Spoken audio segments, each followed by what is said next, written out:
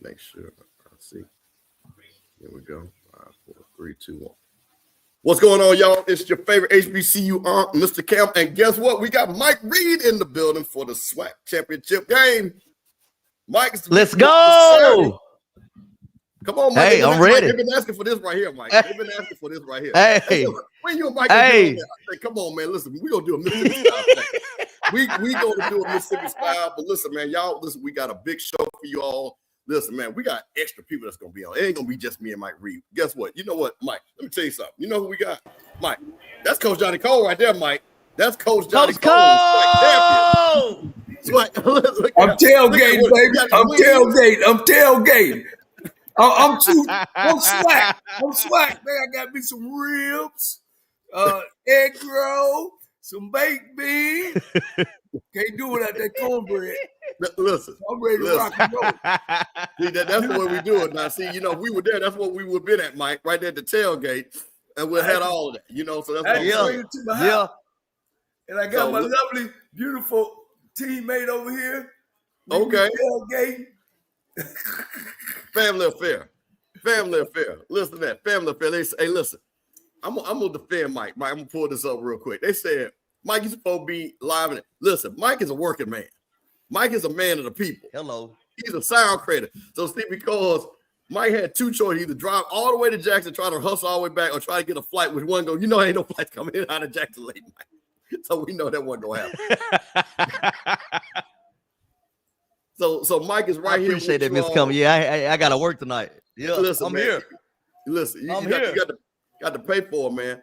Got to pay for it. So you know that's what it is. Hey guys, let you know. Hey man, listen, we got a fun-filled show. You know, we got Coach over here gonna be breaking everything down. Of course, the game is on ESPN too. But guys, I tell you what, we're gonna have some other coaches that's gonna come on a little bit later on during halftime and in the middle of the game and breaking analysis. So man, we got everybody here, man. Listen, put your scores in the chat. You know, the Prairie View folks is all out there making meat. Mike, they already talking about how bad Jackson is, country this and country that. Jackson folks saying Prairie View ain't never won nothing. So, man, listen, all we want is a good game. We want to have a lot of fun, man. I think we got two great coaches, two great teams, and Coach Cole got his real. So, man, I think we're ready to rock and roll, man. So, Mike, tell me what you know, Mike. We did deep breakdown. If y'all did not see deep breakdown, one of the greatest deep breakdowns of all time. Mike, just real quick, giving you a quick recap of what you think is going to happen today. Basically, in a nutshell, Mr. Campbell, the Prairie View Cinderella story stops today. All that purple and gold Kool-Aid everybody been drinking stops today. 28-20 Jackson State Tigers. All right. Wait. We got another guy that joined us. He straight off of Suntown out of the cruise ship. That's Rocky Miller, y'all. That's Rocky Miller right there. That is Rocky Miller, boy. We got a big cast there tonight. Now, Coach, listen. You actually coached this young man. He worked on your staff. Tell us, what do you think, Coach? Well, you know, we talked about this on HBCU Coach's Corner with a great round table. Coach, tell us what you think about who's going to win this game and why. Well, about time somebody make a good prediction. 28-20. You know, what I've been hearing is how Jackson State is going to pull up Prairie View, and like Prairie View is the Prairie View of old, that they're going to come in there and get beat 45-6, can't get the ball past the 50-yard line like Southern came in a year ago and they just dominate the game when Dion was coach. Man, that day is over. All right, that day is over. We're going to watch a real football game with two extraordinary head football coaches that they're going to have to coach today. They're going to have to coach today. And, you know, 28-20, that could go either way, my man. It could go Prairie View's way or Jackson State's way. You know, and the thing about it is, Prairie View know they're going to have to slow Rimber down in the big plays. Jackson State know they're going to have to put pressure on Cam, you know, to try to force him to make turnovers. Man, it's going to be a great game, and I'm looking forward to it. And we got the all-time contrarian, Mr. Rocky Miller. Rocky, boy, you done pushed on both sides of the house. You got the Jackson State folks upset with you. Got the Prairie View folks upset. You're fresh off of your cruise. Oh, man, are you still on the boat? Wait a minute. No. We at a hotel right outside the airport waiting to catch our flight this evening. So that's where we at. I can't. Prediction, Rocky, tell us what your prediction is for the game. Who do you think are going to be the players to watch? Man, I think this is a great opportunity for Prairie View to shock the world, so to speak. This is your Sonny Liston, Muhammad Ali matchup, right? You have the established champion, which in this case is Sonny Liston, and the upstart, which is Muhammad Ali, the coach that we all know that is destined for greatness. But is it his time right now? Is what you have to is to be determined. Is now the time that Trey Jackson takes over the SWAC, or is it just 1 year too early? Well, and so we all know how the first Sonny Liston Ali fight ended. It ended in an utter knockout, and I'm not predicting a knockout, but I'm definitely predicting a Prairie View victory, and I'm going to say a victory around a score of 30-20. Woo! Woo! Boy, Mike, they caused a lot of trouble here today, Mike. They caused a lot of trouble. You saw my face when he said that, Mr. Campbell. Now, Mike, you know where I'm from. You know where I'm from. Right down the street from the vet. 100 family members with the Jackson State. Granddaddy graduated from Jackson State in 1930. That's why ain't nobody tell me about my Jackson State car. Mike, I'd have been in that vet. I know what that vet looked like. And I'm going to tell you this. And listen, Tremaine Jackson, a friend of mine, donated money to the program. Love what Prairie View is doing. But I'm just sorry. I'm like Rocky. You're a year early and a day late, man. I'm sorry. Them Jackson State Tigers coming out there betting. They going to Atlanta. I'm sorry. Just letting y'all know. Just letting you know. But, that's what we got Mike, we got a nice balance. You know what I'm saying? We got Coach Cole, who coached in the SWAC. We got Rocky Kane with the Prime Mints. Mike, you a SWAC guy born and raised. And then I'm born and raised. So we got a nice balance. The game starts at 1 p.m. Central. So at the top of that, matter of fact, the game should be starting. So what I was looking at, so guys, just to let you know there, of course, as usual. And this happened, Mike, I don't know, this happened to the game at the Alabama State game. They had a game bleed into this game. So here we go again. We got a basketball game on, guys. It's on ESPN2. I'm trying to see. Let me see here. Let me say this too. Man, Campbell, no disrespect, but we don't care about no Dayton and Virginia. No, we don't. Yeah. Man, they had man, look. We've been doing some great things with SWAC Channel and this ESPN, man, they hadn't promoted the SWAC game at all. I've been looking all through. They ain't promoted it at all, man. Look, we'd have done better just on the SWAC Channel, man. Yeah, that's true. Yeah, I mean, this is crazy. Oh no, hey 12 man, we don't end those streams. We here, man. We doing post games now. We are here, so you ain't got to worry about that. No matter rain, sleet, or snow, whoever wins, we ain't going. We gonna be right here. Now, here's the thing. I'm going to disagree with this because remember he did play in the Division II National Championship last year. That is a national championship game. So I don't know about that.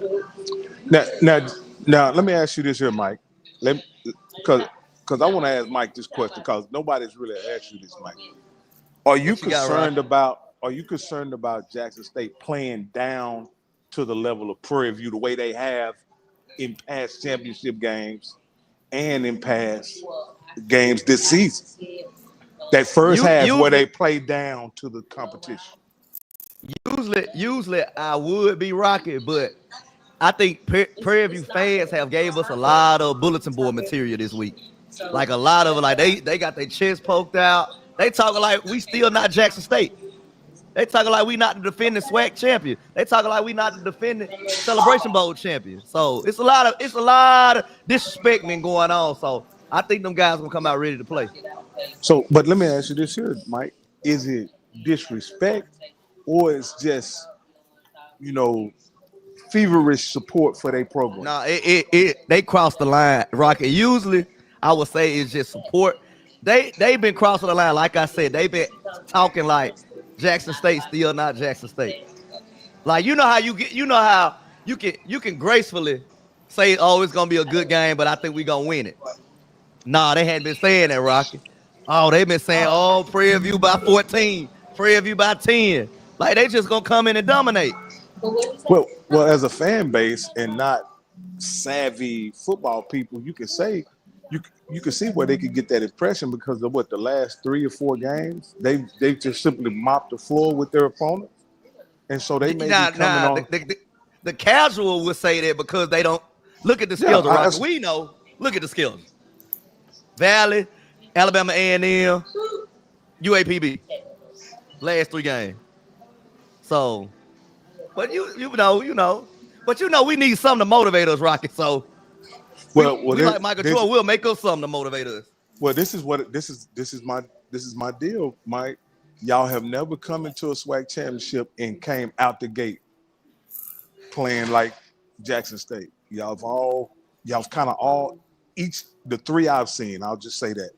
Y'all kind of eased into the game and just dominated at the end, right? Can y'all do that? Is that good enough against this Prairie View? Rocky, it's gonna be like that the boom gonna have the vet on fire coming out. Like it's gonna be Rocky. Have you ever been to a Jack State home game? No, I haven't. Rocky, you got well, I'm speaking for Rocky. I have and spanked that butt every time I went in there. Let's get that straight. And that's why the Jermaine Jackson that I know that's raised behind me, he already don't talk to his team about that. Yeah, I talked to him, coach. One quick update. Just an update from ESPN. The game will start at 2:10, so we will not. Looks like we won't miss any of the start of the game. The game starts at 2:10 Eastern. Of course, that's 1:10 Central. So we're still going to talk about that. So, Coach, go right ahead. So, Coach, you said Jermaine Jackson come here with a lot of confidence because he is coached under you, and he understands what it takes to go on the road and win a game like that. Not necessarily coached under me. The man played in a national championship game just last year. The man, the year before that, he had a great year. When he was at Colorado Mesa, he had a great year. He's coached on the Division I-A level. So, he knows how to come in and prepare his team not to get caught up in the hype of the game. So, to me, that's just fanfare. We'll see when they put the gloves on. And like Mike Tyson say, you don't know how hard a man can hit till he gets 6 inches towards the face. That's true. That's true, Coach. Yeah. But that go both ways, though. That go both ways. Mike, can you give me an instance? Because I can't remember a time since I've been watching the SWAC for 5 years but maybe you guys can tell, where the environment of the vet has overtaken a team. Like, I can't remember a time where that's happened. I know it has the largest fan base in the HBCU football. I know it has a history of leading the FCS in attendance, but give me a game or a time where like the environment has completely befuddled the team or thrown them off their game. I can't recall since I've been watching. Go ahead, Mike. I think Campbell, when we played Campbell at home for homecoming. What was that? That would have been Deion's 2 years ago. year. That's Deion's second year. I think that's a good example of it. Because I think the crowd helped us win that game because Campbell was a good team. And everybody had Campbell beating us. A lot of people had Campbell beating us that year on homecoming. Well, let me ask you this. I guess I can understand why Campbell would be kind of shook coming into an environment like that. That makes sense. Those people in that stadium being outnumbered to that degree, they probably had never seen anything like that before.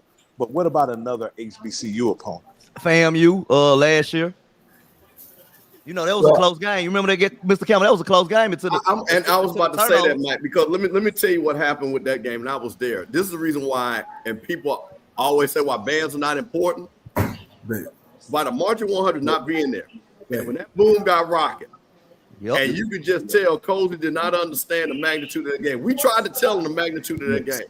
So, Rocky, what I will tell you is I have been in the vet, damn near, Coach Cole knows this. I've been in the vet for probably every big game since 1982.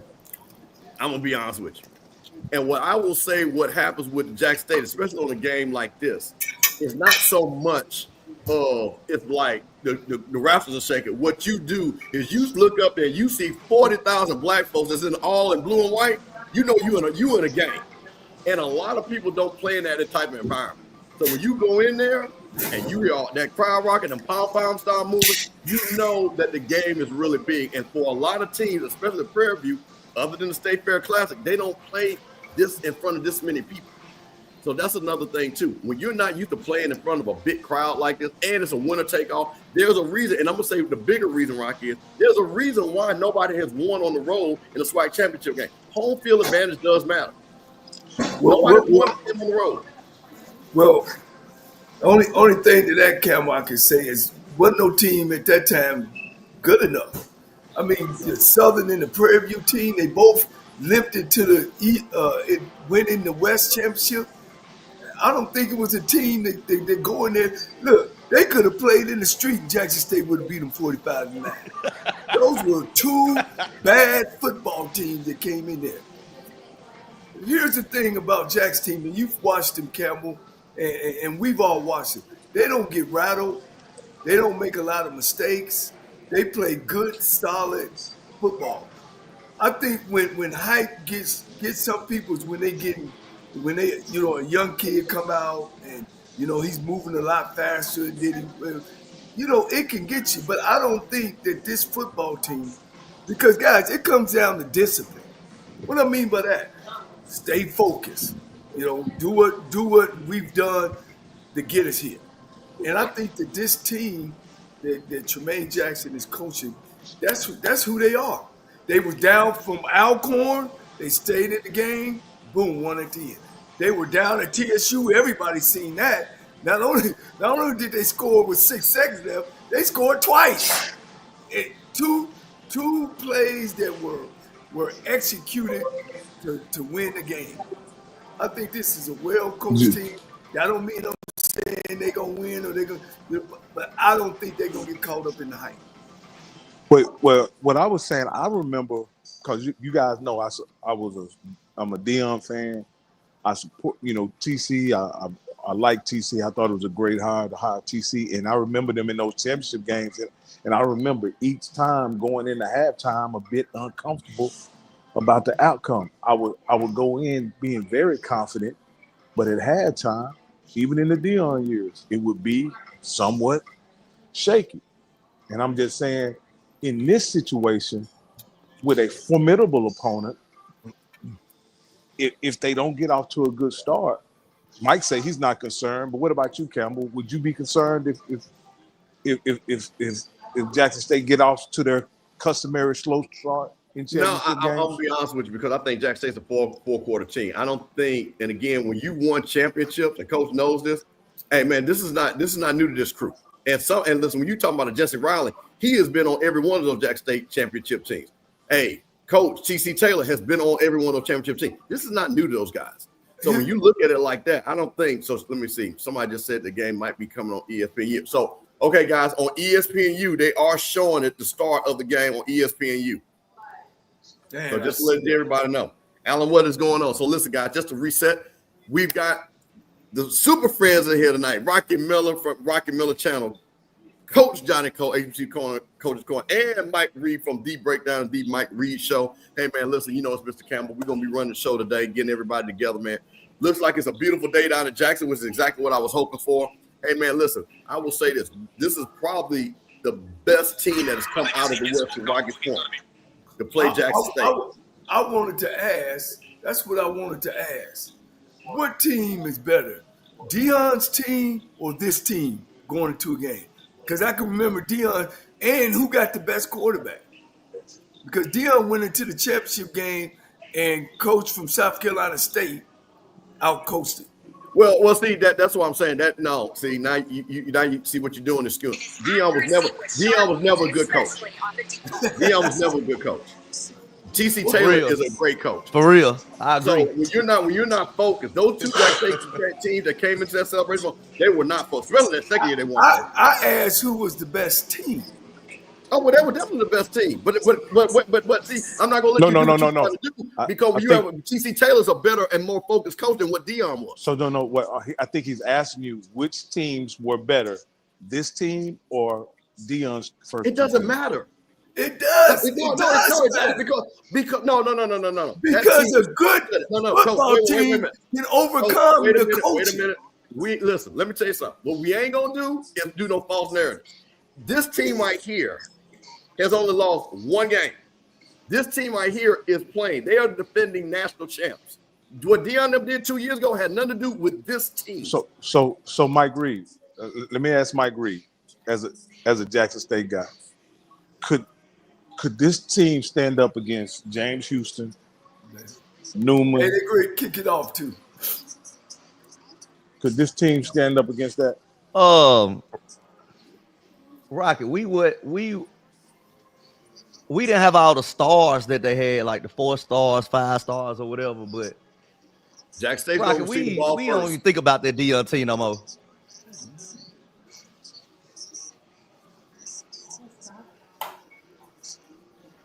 I think Coach Cole was going to a point that those teams were much better teams and got off the slow start.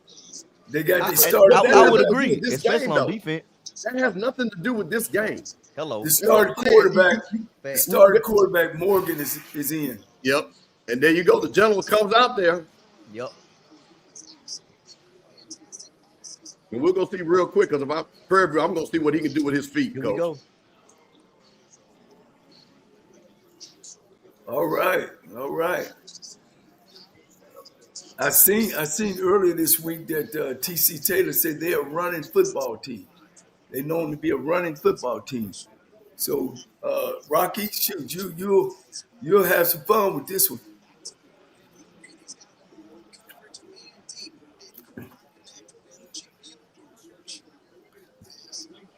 It's always hey. Now you see, if you're not good on first down, Prairie View is going to set up their defense where it's going to be hard for you to throw the football. Now it's 3rd and long. They're going to be 3 down linemen. This is when I think they needed Jacoby and Morgan right here in these situations right here. Yeah. Little flea flicker trick play there, Coach. Look like they pulled something out of your bag right there. Try to get the man downfield. He came out early, but I think I'd have did it the first down. Okay. Oh. All right, punt.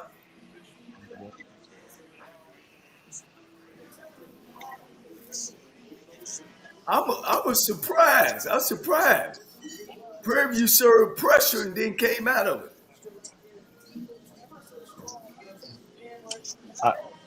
Gonna have a immediate 3 and out there, Mike. What do you think? It's already 3 and out. Jackson. So I just said. What do you think, Mike Reed? You know how in boxing matches, the first round you just fill them out, Mr. Campbell. Yes, sir. Because I feel like our coaches still do an excellent job of making See, now adjustments. that's Jackson State's Achilles heel. Remember this now. They're not a good punt team, so they can't change the field with their punt.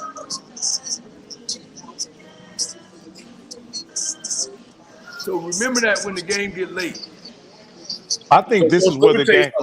Coach, we got Cam Peters coming out. What do you think Cam Peters is going to do, Coach? What do you think? What kind of game you want to see Cam Peters have? Well, I had the pleasure of talking to him, and one of the things I emphasized to him was don't try to win the game by yourself. And if you get in trouble and beat them with your legs. Don't throw it and try to make somebody make a play.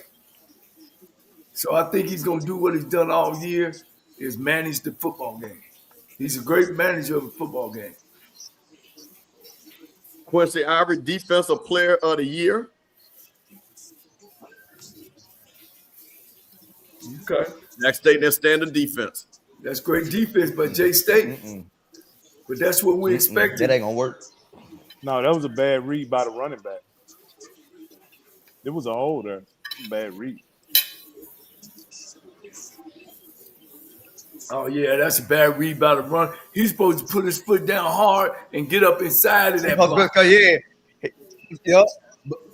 In between 72 and 66. Yep. Right there. Yeah. That's nice. But Bingham is a good tailback. He'll find it.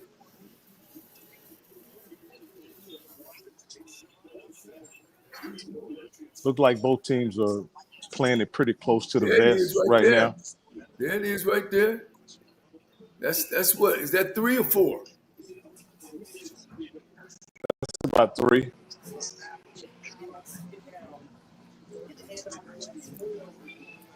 I think this is the matchup that will determine who wins and loses this game right here. Well, who can run the ball the best? Now, how Prairie View does against the Jackson State defense. Against that front. Yep. They're in a double eagle here. They cover the nose and both guards. Big 3rd-and-7 right here for Cam Peters. That's what they say. Prairie View offense. They was out of position. They had no defensive end over there. That was a good play call. No. So Jackson State on obvious passing downs, they run a lot of games. Yeah. They rarely run base. Oh man, that was crazy. They actually spread it to the field. Prairie View with the first down of the game. I don't think they can just play games with Prairie View that they play with other teams. Right. They're gonna have to play some base. Right. Great move. And they're doing a little move. They're doing a little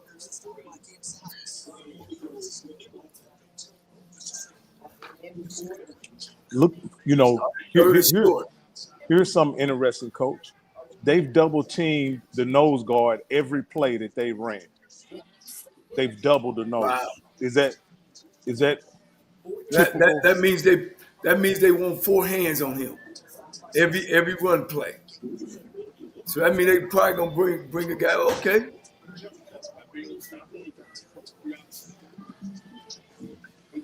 You see it? Prairie View in a 3rd and short, Coach. 3rd and 3.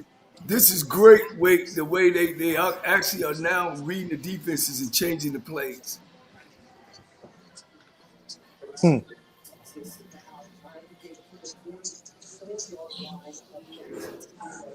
Boom!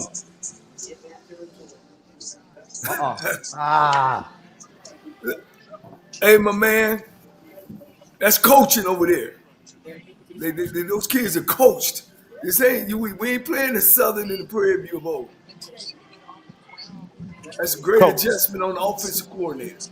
Coach, be thinking about this, Coach. I'm going to ask you what this running the quarterback has done, because this is not something that Prairie View has done in recent games. They haven't ran the quarterback like this in recent games. Well, you said it. They know that they got to get 4 hands on 0. When you got the back, that's an extra blocker to get on the linebacker. You know how you double to the backer? They're going to double and stay on and bring the back up the middle and get the Mike backer, which you could create double teams because you got 5 blocking 3.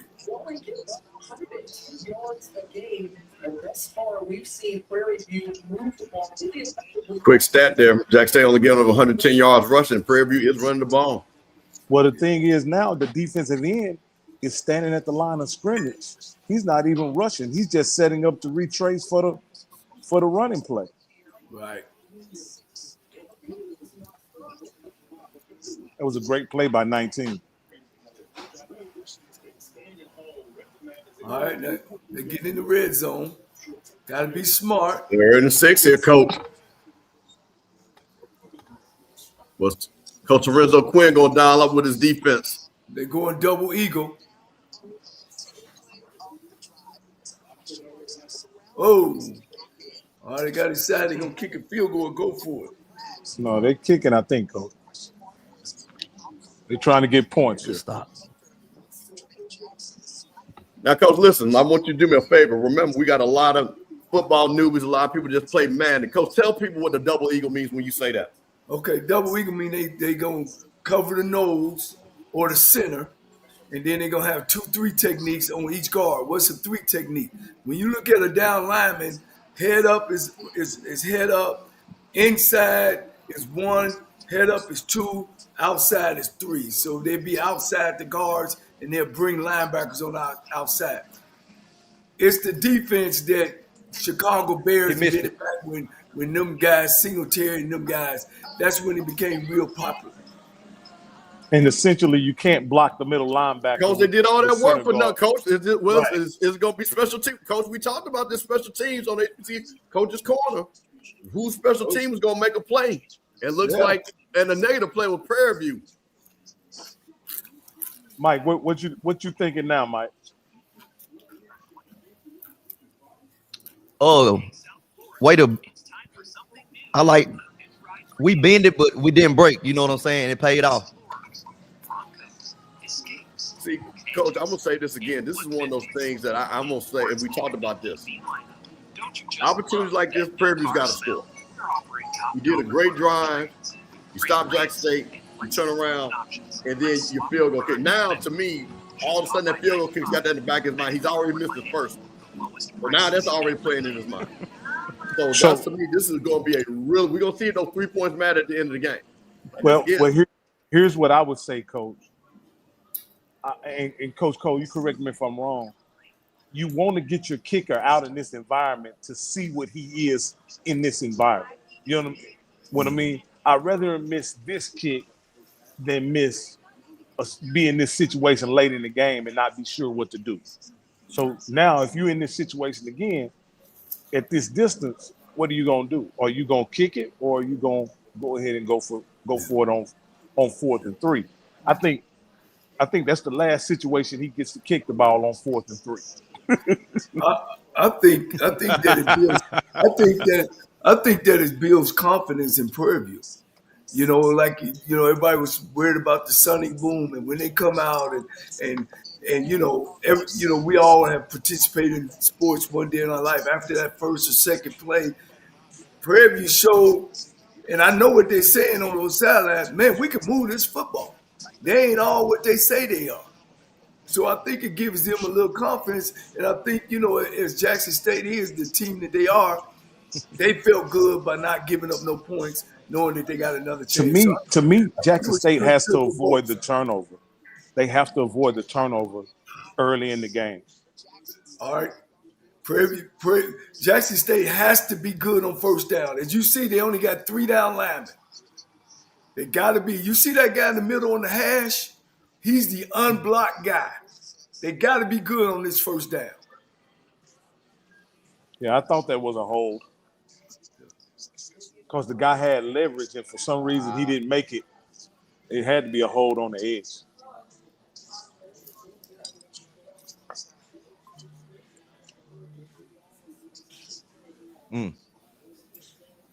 Yeah, they didn't. Matter of fact, Prairie View defended that play. That's a real hold. I'm gonna play behind. That was a real hold. Shit, that was a hug.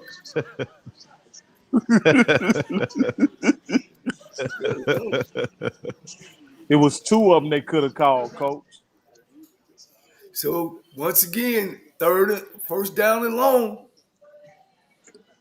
What makes it so? How do they get in the backfield like that, Coach, with 3 down linemen? Because see that slot guy, that's the outside backer. When he see run, he force it like a son of a gun.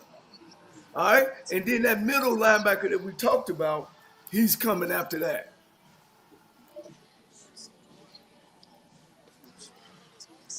Man, they still got it on ESPNU. Yep. All right, get busy. Boy, tell you, boy, they dog us out all the time. They got us. Hey, Coach, Prairie View got it right there. Prairie View defense coming in with some thunder, Coach. Yeah, how in the hell you change a championship game to a whole nother champion?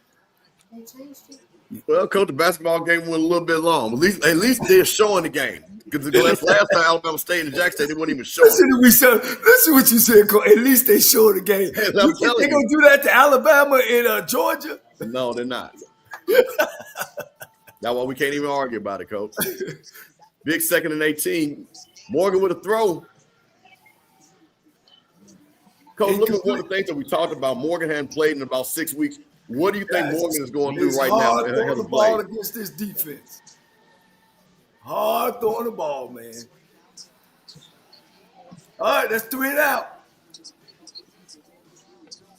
Now I'm like you, Coach Cole. I don't like playing behind the 6. Like that 1st and long, it's tough.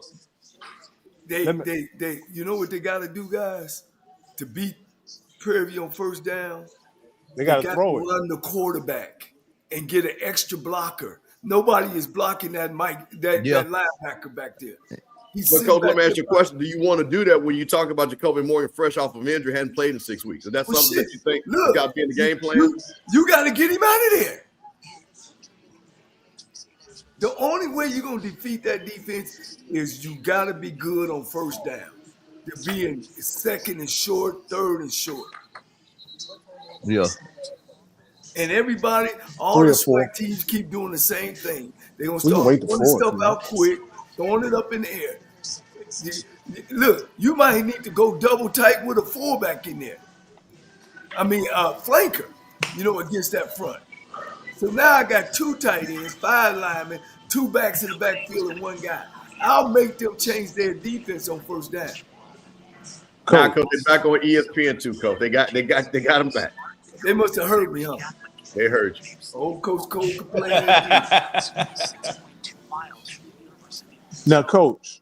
Yes. When you done planned for 2 weeks to go against this defense, and you've been stifled 2 drives in a row, is it execution at this point, or is it plays, or your game plan isn't working?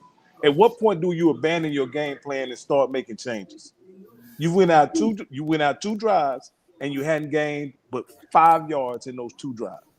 Well, see, what I usually do is I'll come out with 13 different formations. So I want to see how they play every formation. All right. And then within those 6 plays that they don't ran, there's one formation that maybe hurt them a little bit. And hopefully upstairs and I can see it on the sideline. I think it's still too early to jump your game plan. I still think it's too early. And you don't have to because, again, we're not down. But I've been in situations where I actually ran, started off with my formations. And I remember, and this ain't because we watched Jackson State. We were playing Jackson State down in Mobile. And I remember we lined up in no back. And they kept on leaving people wide open. And we just went no back. Just hike, boom, boom, boom. You know what I mean? So, you come in with your top 20 plays, and we want to run each play before we actually get to it. But sometimes, if it ain't working like it ain't working there, sometimes you change those plays where they are to see where they go. Well, I want to address what my man said. He said it's still too early. I asked Coach Cole the question because he's the man that has called the plays with the 40,000 people in the stands with championships on the line. That's why I asked him. I didn't suggest that either team should have been. My deal is you planned for 2 weeks to go against this very same defense that you're going against, and you've attempted to run 6 plays and hadn't gotten much yardage at all. So at this point, I'm thinking, is your plan wrong? Do you have the wrong plan? What's going on? Oh, look at this here. Look what the wind them blew in.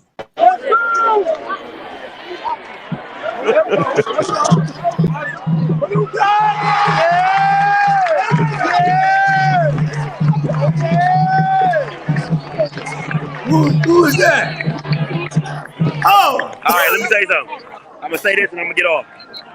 I told y'all, Jackson State is not a crowd. They are as quiet as a kid on punishment right now. I'm telling you, they haven't said a word.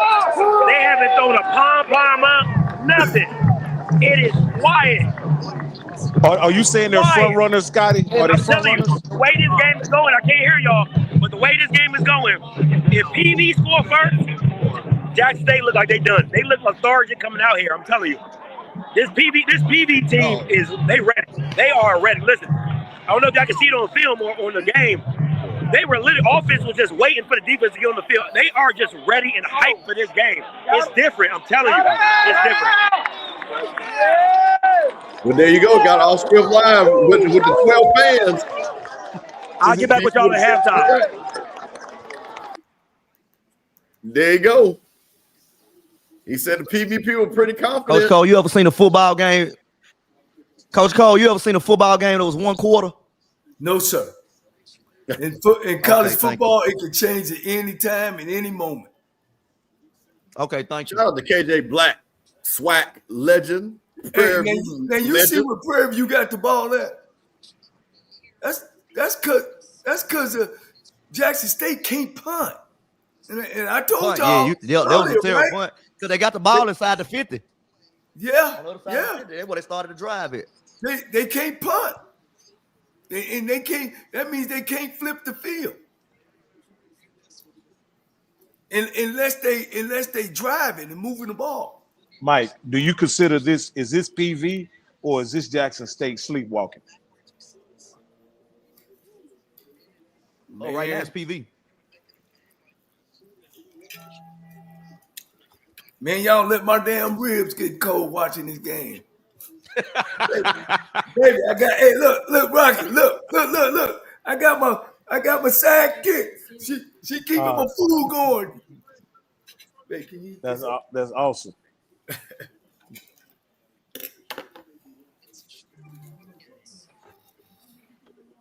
That's crazy. That is insane. That is insane. They didn't kick him out of the game, did they? Now they're gonna look at the targeting first. Hey, that's a pretty hard hit, man. I'd be surprised if old boy wasn't dealing with a head injury. That's pretty tough. Oh yeah. That's targeting, man. That's targeting bad. They did hit him in the head. He might be out the game. That's tough. Yeah. That might could have knocked him out. The only thing I didn't see, he didn't launch. So because he didn't launch, he may be good. Okay. Yeah, because Rocket is a defender. What do you do? Right there.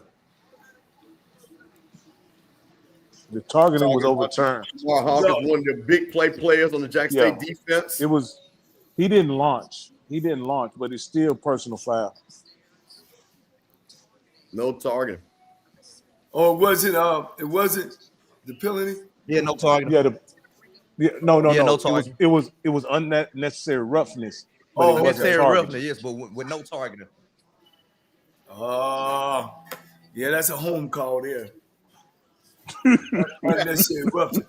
They should have threw that flag. What, he hit him after he was down? Is that what they're saying? I'm with Rocket because he didn't lunge. Like, what you supposed to do in that situation? No. He led with his head. You don't have to lunge. If you lead with your head, that's no. You got to have for targeting. You got to have all three elements, coach. You got to launch because he's not a defenseless player. You got to remember the running back is not a defensive. Yeah. 86%. Third in the SWAC. Red zone. Pass. Damn, it look like Jackson State been playing on his heels this first quarter, huh? They have, coach. And like I said, you talked about this. You said one thing about Jermaine Jackson going to have his team prepared, and they were not going to be intimidated coming into this game. Oh! That was a good play call.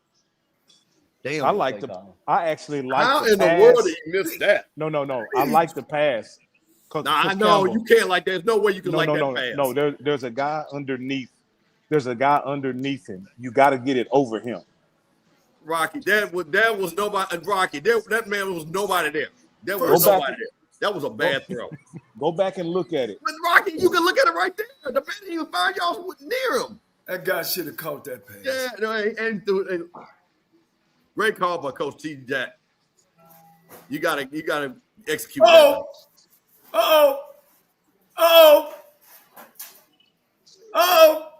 This quarterback running game is a problem. I'm gonna be quiet, man. I'm gonna be quiet. I don't know no football. I'm gonna be quiet. Boy, let me tell you something. I said this, and I keep saying it again. I said for them to win, Cam Peters gonna have an all-SWAC game. He's right on target there, coach. But let's not get a bit overzealous on this. Jackson State has done this in a championship game before. They were down 7-0 against Eric Dooley. Ain't that correct, Mike? Wasn't they down 7-0? And now you cussing. Rick, Rock, I thought I used to like you. Now you damn comparing a Dooley team to a God dang. I'm comparing the Jackson State situation to what it was against Dooley.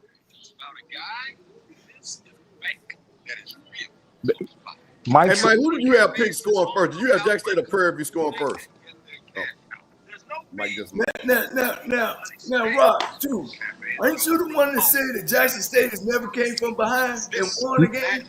no, they haven't. Now that's this year. I was talking about this year. Yeah. But again, I think when you and I'm gonna say this, Mike, and I don't mean this in no other way, but I think a lot of people, when they look at Jackson State, it's hard for them not to see the 3 SWAC championships. It's hard for them not to see the recent domination of the SWAC. I don't think this team is that. What do you say to that?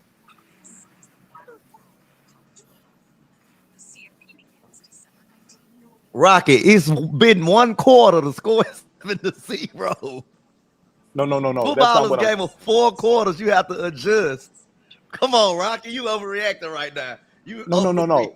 Right now, Rocky. No, Mike, I'm not overacting.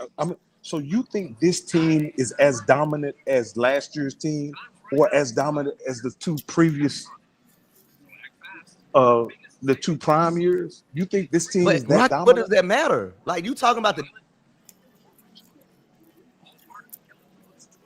what does the DN team matter? Like, what does that matter? What I'm saying each year is a new team. I agree with you, Mike, but I think a lot of Jackson State fans are looking at this team as being equal to those teams. That's what I'm saying, Mike. Well, let me ask you a question, Rocky. If you got a team that's leading FCS and running, if you got a team that is number 2 in SWAC and defense, if you got a team that's number 2 in scoring offense, would you not consider that a dominant team in the SWAC this year? Yes. Okay. But I also wait, stop right there. So you just said yes. So that is what they're looking at. If I have a team that but is I also saw those other teams, though. I also saw those other teams with my own eyes. I'm gonna ask you a question again for the second time. If you got the number 1 rushing offense, the number 2 defense, the number 2 scoring offense, is that not a dominant team in the SWAC? Yes, but Okay. that's not what. Well, Steve, you keep switching, but we're playing this year. That's what I'm saying. We're playing. So if I'm looking at this team, what you just said is a dominant team for this year. Does that not matter for this year? I said equal to those teams. Go ahead, Coach. Then is Prairie View a dominant team? Yes. Well, I think Prairie View's a good team. I think that this is the best team that's come out the West. Absolutely. This is the best team that's come out the West in this prime era. I will totally 100% give you that. Okay. See how that works? So both things can be true. That's why people are looking at this game and excited about this game, because this is a more balanced championship game than we've had in the Dion era. Here's let me say about this game what's happening. Jackson State don't even need to score, but they do need to drive. Do you understand they ain't been past the 50-yard line? This is real important that they get a drive going here, because if not, it's going to be 14-0. It's just the first half, Coach. It's just the first quarter. It don't matter. But Coach, here's the thing. Prairie View hasn't driven either to that point because of the bad punting, to your point, that Jackson State has done to give almost a short. You saying exactly what I'm saying. Look where they with the ball. If they go 1, 2, 3 out and do a 20-yard punt, they still in the red zone. Yeah. And again, they're not good on first down. They're gonna end up throwing an interception this drive. Coach, they done ran 7 plays, got 7 yards total offense.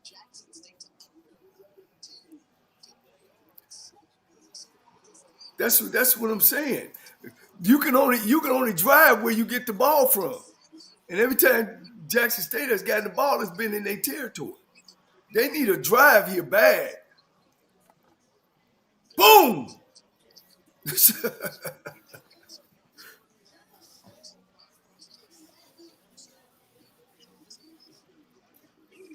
I'm gonna say something.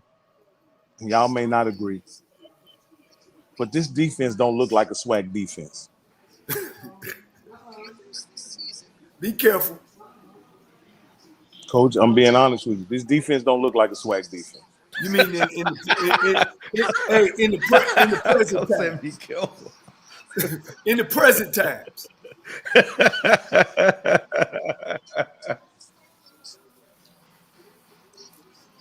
the block up. There you go. No, he didn't fumble that, did he? Did he fumble that? Was that a fumble? Ooh. What? Ooh, that's gonna be close. That may not have been a catch. Yeah, I don't think that's a catch. I don't think that was a catch either. I don't think that was a catch. Oh, that yeah, was, it is. If he had turned his head, they might have called that a catch. That's a catch. Did he catch it? Oh. That's a catch. Oh. No, I think he caught that on his hip. Oh, yeah, that's a catch. I don't think that's a catch. I don't think that's a catch. That's a catch. Oh, woo.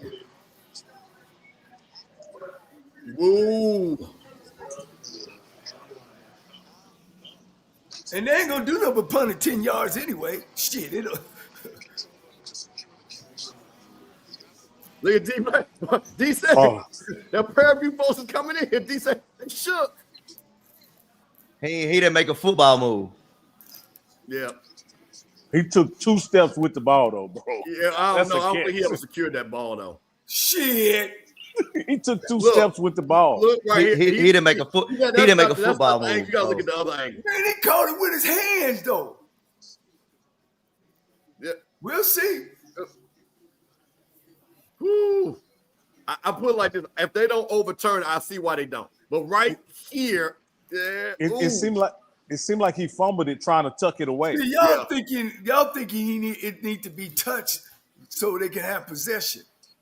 No, he caught that with his hands and turned.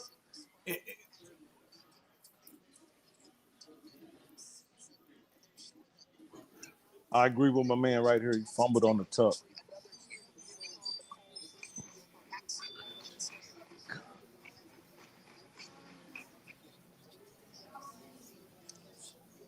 Whew. It really don't matter anyway. what down was that? Third. Oh yeah. Now, I'm gonna be honest with you. If that's a homer call right there, that is. They said it was no catch. Oh yeah. Rocky, get out your feelings, Rocky. Listen. No. Hey. I'm Mike. I'm looking at it objectively, football. Mike. He took 2 steps with the football, 2 full strides with the football. Hey, Rocky, we got zone number 2. He didn't make a football move. He didn't cut up field. You don't have to cut up field. All you got to do is have possession. Well, coach, it doesn't matter because the bigger thing is, to your point, there's another 3 and out, 4th and 6, but Jackson State punting again, and Prairie View's going to get really good field All right, position. the ball's on the 16. Let's see where he put this one to. They're going to go for a return here, too. Mike, let me ask you a question. If that occurred in the end zone, would you want the touchdown? Okay. Oh, terrible punt. Oh. Mike, if that occurred What in you the mean, end Rocky? zone, would you, if he had made that same play that he made in the end zone, would you want the touchdown or would you want the incompletion? Man, don't be listening to trick. Man, listen, Mike. I've been around this jungle. I love that boy right here. Like a Mike, you gotta watch him, man. He tricking with it, Mike. He tricking. He tricking with it. He set up the trick questions. Listen, he giving out. No, what I'm saying is, Rocky, I don't care about no ifs right now. We not doing ifs. KJ, we're gonna have to see you. But Rocky, I'm gonna say this: even if there was Prairie View that fumbled it, I put it in. I still would have said. Come on at halftime. I still would have said it wasn't a catch. Okay, that's all I'm saying, Mike. That's all I ask. Oh yeah. Nah, I'm gonna keep it real now. If he would have fumbled, I would say, yeah, that's a fumble. Because he has a history of fumbling. So Prairie View just got to go 48 yards for a touchdown.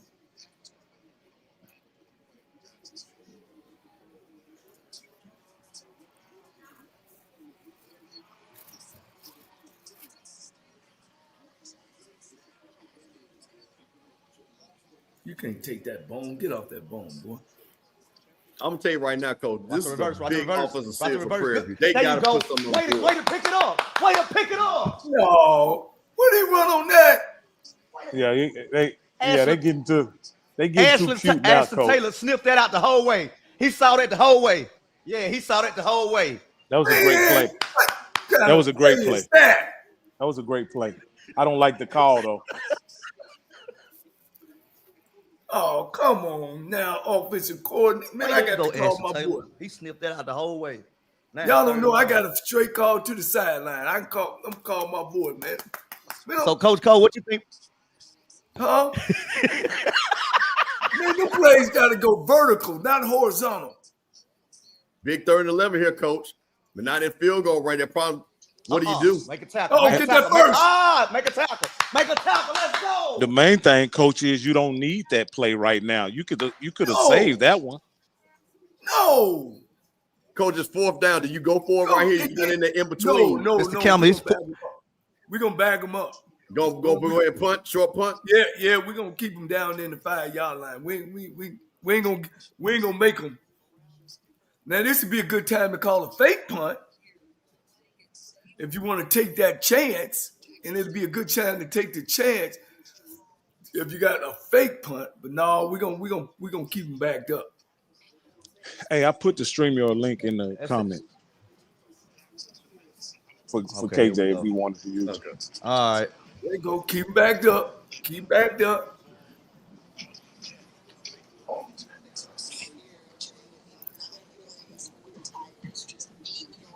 Hey, Coach, this game's been played on Jackson State side of the field the whole game, Coach. We're going through the first quarter. Jackson State has not got across the 50-yard line.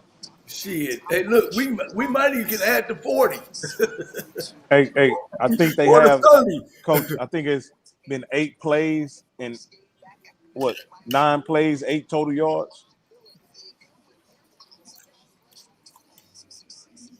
Yeah. Kobe Morgan 2 for 5, 4 yards passing, the rushing attack, 5 carries, only 12 yards for Jackson State. Oh, he going to bring the young boy in there. There we now. go. There we go. Is the young boy in there now? There we go. No, I don't. I think that's still Morgan, isn't it? Yeah. Yeah, that's still Morgan. Yeah, I couldn't see Coach TC doing that. That would look like a panic move to me. Yeah, Morgan ain't did. What has he done wrong? It's only 7-0. Yeah, I think. Well, sometimes you need a spark, and maybe he want to get to some quarterback runs. That's what I thought. Mike, you feeling a little better now? Hey, now we playing Jack State Tiger football, Rocky. Now we playing Jack State Tiger football. End of the first quarter. Now we playing Jack State Tiger football, bro. Mike, I don't know what it is about y'all in these championship games getting off to a slow start, man. I don't know what it is. Maybe they like the crowd at the vet, show up late. Hey, now we playing Jack State Tiger football, Rocky. Hey, man, just to reset, it's your Uncle, Mr. Campbell. We got Rocky Miller. We got my man, Mike Reed. And we got the SWAC Championship coach, Johnny Cole. SWAC Championship watch party, man. We got all people, all different schools watching, man. We got Coach Cole breaking down the X and O's. We got Rocky being the contrarian as you. And got Mike Reed telling them 60,000, all in one unison. Unison, man, one accord. Trying to make sure everybody stays on course, man. Appreciate you, man. Hey, listen, man, we got a great first quarter. Hey, I tell you what, this is what I want people in the chat to do. Is Jackson State going to score in the second quarter? Put your halftime score in the chat. We want to see how close you think this game is going to be. I did not want to see this right here. This is what I did not want to see right there. Coach, well, your coach can report to work earlier. If that happens,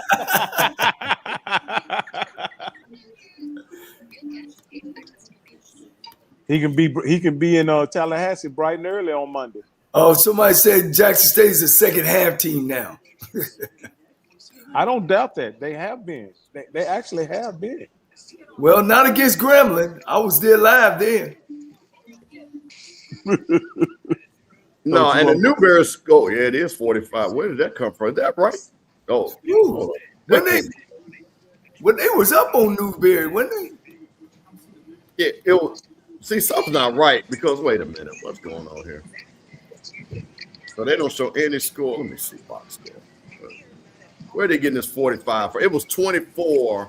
It's 24-21. There's no way. Yeah, I don't think. Yeah, the halftime ain't even started.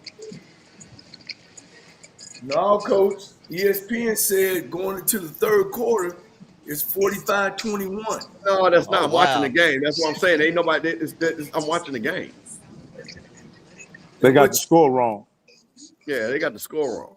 It's not 45. No, I don't think that's right. Shit. ESPN. Oh, so they said they scored 21 in the second quarter. What? Yeah. Newsbury, it was 24-21 in the first quarter. Okay. And then Newberry came back and scored 21 in the second quarter. Damn. It's 45-21 at halftime. Damn, ain't nobody playing no defense. No, that really hurts. We got to take more advantage of that situation, but ultimately, we got to win the fight in the middle. Jackson State leads the conference. Start of the second quarter. Got Tremaine Jackson. Hey, we got a gentleman who has been in this spot before. Let's see what he has to say about what's going on. There he is. Hey, man, that's Bruce Eugene right there. SWAC legend. What's going on, man? What's going on? Now, Coach and player Eugene, you've seen the first quarter. Tell us what you've seen so far from the offensive standpoint from Prairie View. Filling out process.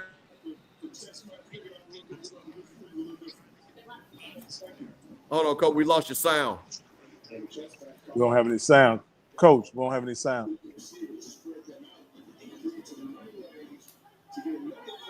Look like we might have another holding. Try it again, Coach. No, we can't hear you. They said, I heard face mask.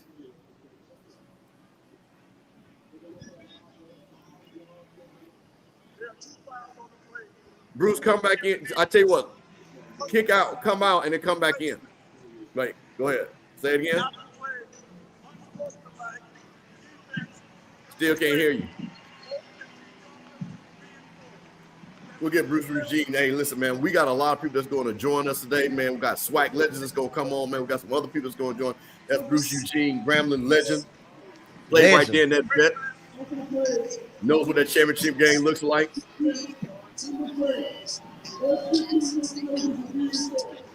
Dang, they got past the 50 on penalties. Now, hey, TC is known for taking a shot right here. Known for taking a shot.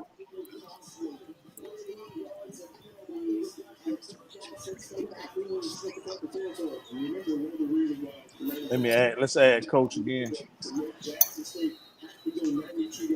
Try it again, Coach. Hey, can you hear me now? Yeah, we can hear you now. Go ahead, Coach. What were you saying? I was saying that I was kind of upset that Tremaine punted on that 4th and 6 inside his own 30. I thought he was going to be a little bit more aggressive and go after it. You know what I'm saying? Them big guys laying on you a little bit. Jackson State can score at any time. You know, they've been known to put up points this year, so you can't get in this game and get scared to, you know, ride your horses and everything else. I felt like he should have went for it and went after it. On Jackson State, and I think TC's, you know, they're gonna run the ball. That's what they want to do. They're gonna run it and run it and run it until they can't run it no more. So he gonna continue to do that, but they're gonna have to open it up a little bit more because Prairie View not trying to let them run the rock. They're gonna have to stop them. They're gonna have to bring 4 down on defense. Absolutely, but you gotta open it up and let Morgan throw the ball a little bit. You know, I don't know if they're afraid to let him run it, but when you get 3 or 4 yards a clip, Morgan he won't have to throw it at all. Yeah, see what I'm saying? What they did there, they went 4 eyes. They took their tackles and lined it up inside of their tackles. Yep. That's a terrible spot.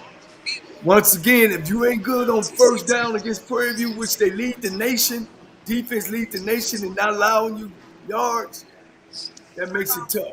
Damn, they brought in Santa Claus, didn't they? The nose tackle.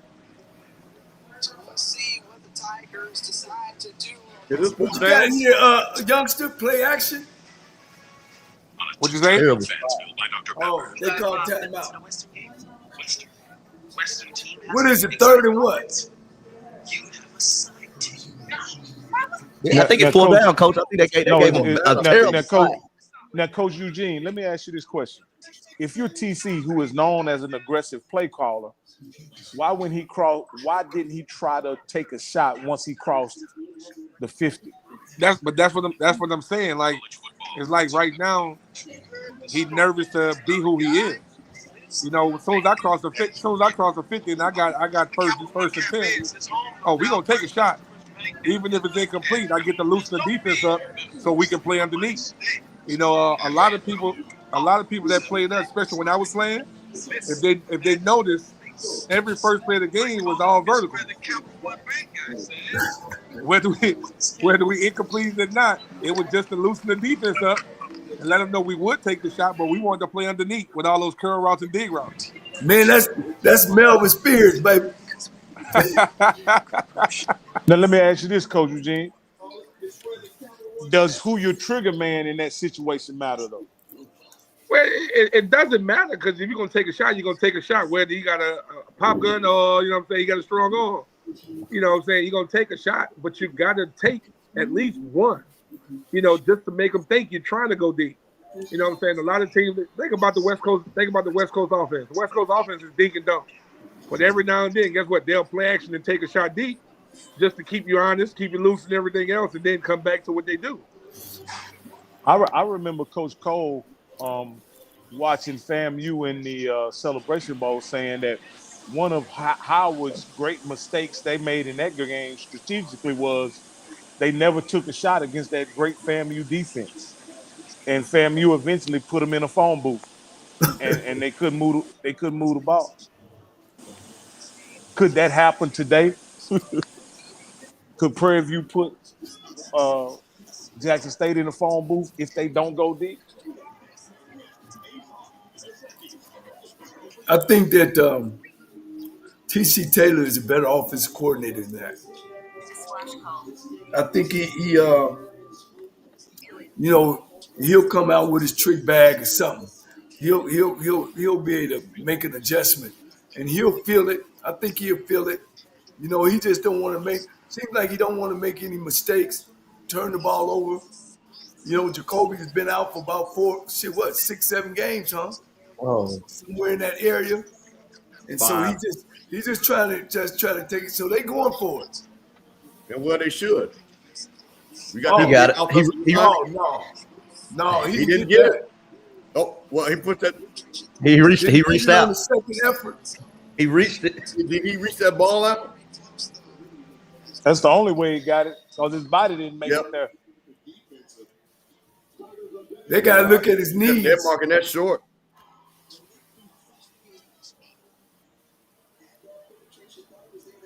They stopped that? No, they gave it to him. Yeah, he reached that ball out, like Mike said. So Mike, how is Jacoby and Morgan's movement looking like to you right now? Hey. Rock, he looking. Yeah, he looking like. I see right there, Mike. He ain't looking good right there. Yeah, that's why I paused. I was like, Woo. Mike, that looked like a limp right there, boy. You look like a old lady with old man. It's tough when you can't be positive on first down, man. Ooh, Mike, that did not look good right there, Mike. That look right here. You did not see. Oh no, they're showing the. Oh yeah, he stuck. Oh good, yeah, great. No man, you got to go where his knees was at.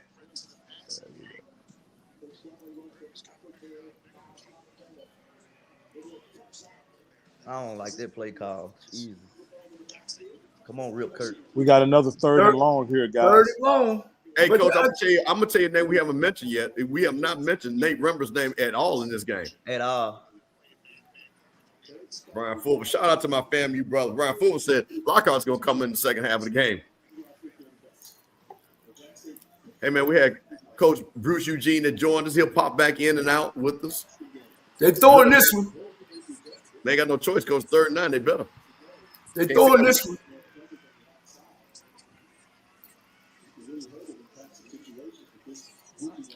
They throwing it early too. Hey, answer your question, Mr. Campbell. That answered your question. That answered your question. Oh!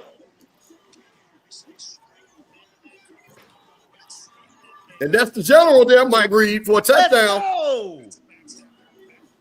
He limped into the end zone, but he still got it there, Mike. Hey. Like he didn't. That wasn't explosive, but he did it. And see, this is what I try to tell you guys. And Mike, we talked about this on HBCU Coaches Corner. When your field general is out there playing hard. He limping though for sure. Yo, he's 100% limping, but he's out there, and that's what I'm saying about when you see your leader out there giving it his all. He is not 100%. That is it's a flag. Wait. Damn, he was holding back way back there, that receiver. He might be done, guys.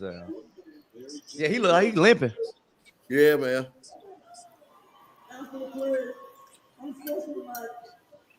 Whew. Yeah, he down. He down.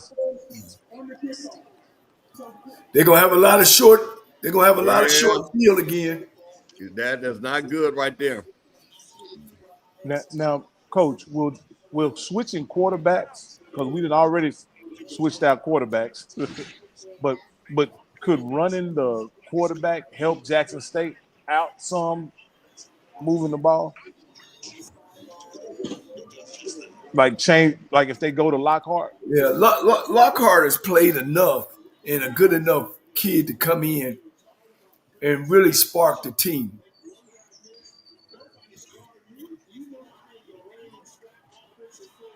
You know what I mean? So it might be some positive. Because I don't know how much Morgan is into the play call. Meaning, does he have the authority to switch and change plays at the line of scrimmage or not?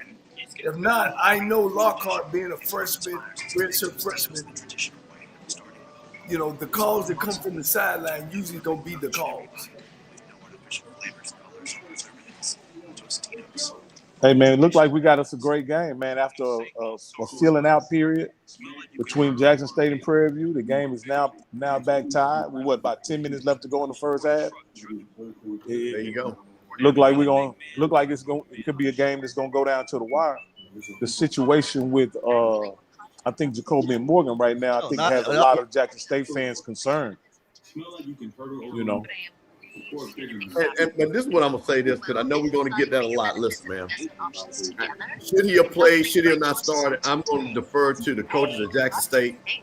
Jacoby Morgan probably said he could go, score the touchdown. We'll see what happens. But like I said, the young man said he can go, and the coaches and the medical staff tell you, I mean, you're gonna play your best player. I agree, Mr. Campbell. Now, the only thing that I question in that, Mr. Campbell, is if you build a game plan around the skill set of Jacoby and Morgan, how much does that change when you enter Lockhart into the game, if that's what you end up doing? Well, here's the thing. This is why I think it's important that Lockhart has played the last 5 weeks. They go right back to what Lockhart can do really well, and they run the plays that Lockhart can run. So you bring Jacoby Morgan in. We'll see if he comes back on the next offensive possession. Yeah, let me tell you something. That goddamn reverse play by Prairie View coach, that was a bad fucking call, man. You in the red zone. And see, here's what the spread do to you guys. When you spread people out like that, it's tough to run trick plays. You know what I'm saying? Because everybody is spread it out. So everybody gets a good look. This way, I can reverse field and cut you off. It stinks, man. And they were supposed to drive down and at least get a field goal. Well, Coach, here's the thing. Now I'm gonna ask you a question. And again, you know, I'm not doing this to mess with you. It's just because what you're saying is, hey, this environment, he's doing a little bit of things out of his character because of the championship game. Maybe he's overcoached. That's a bad call. Now, Coach, talk about this unsportsmanlike conduct penalty and what that means. Well, it's a Hey, plus breaking for news, Prairie View guys. because it was on Jacoby Morgan's done. Jackson State. Now Yeah, we Prairie saw it on the sideline. It looks like Lockhart gonna come in. Yeah, Morgan's out. Lockhart's going to finish the rest of this game. that hurt them. That's gonna hurt them if Prairie View get a good return and get that ball past the 50. I'm going to tell you one thing. If it wasn't for those penalties, this game is a very much different game. Because Prairie View, I won't say Prairie View's out of it. They're not. I feel like they're even when it's tied, I feel like they have the edge, but this drive is real important for them. 100%. Man, that reverse Prairie View one was bad. It was horrible. It was horrible. If you're going to take a shot, take a shot in the air. Don't do a reverse. Thank you. Don't do a reverse. And you in the red zone. You're in the red zone. You don't need that. Yeah, that's dumb. That's absolutely dumb. Yeah, they need to take a shot with number 11. He's been killing the DB off the line, but they haven't found him. Prairie View need to take a shot two downfield to loosen up that defense. All right, they got to go 64. It looks like Jackson State's defense is kind of settled down some, and they're more into a more conventional look. You are not going to just run this ball at Jackson State think you're going to win this game. And I'm going to keep saying this. The way that game is going to win, Cam Peters is going to have to win this game. I've been trying to tell people this. Cam Peters is going to have to make throws. Mr. Campbell, you see the man that's behind me? Teresa Quinn, my guy. Talk to him. You see this man that's behind me? That's holding. Bring it back.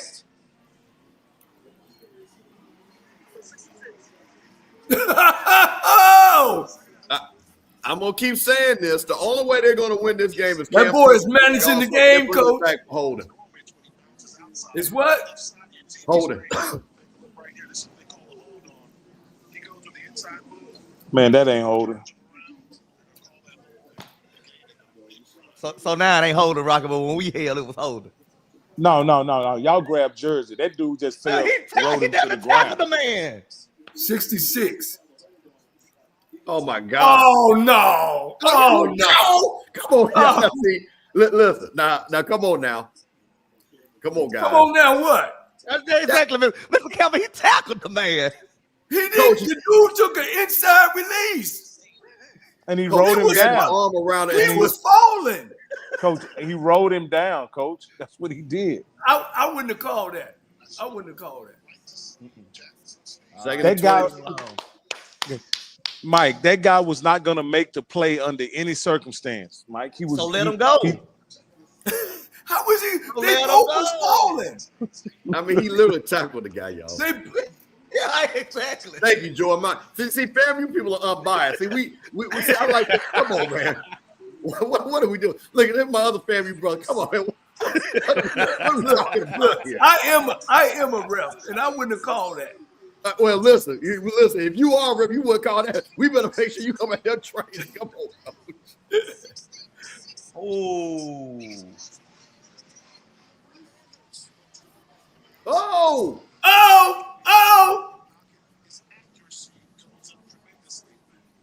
I just said they need to take a shot downfield. That was OPI too, wasn't it?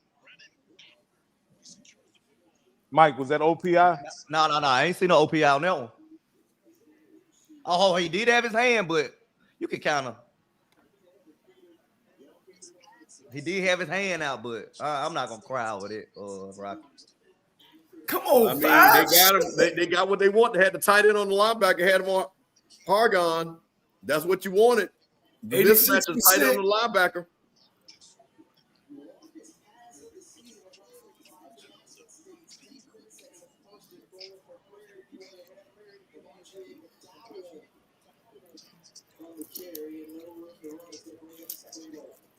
Yeah, JT, you're right. Like I said, I'm gonna keep saying this. See, y'all say that.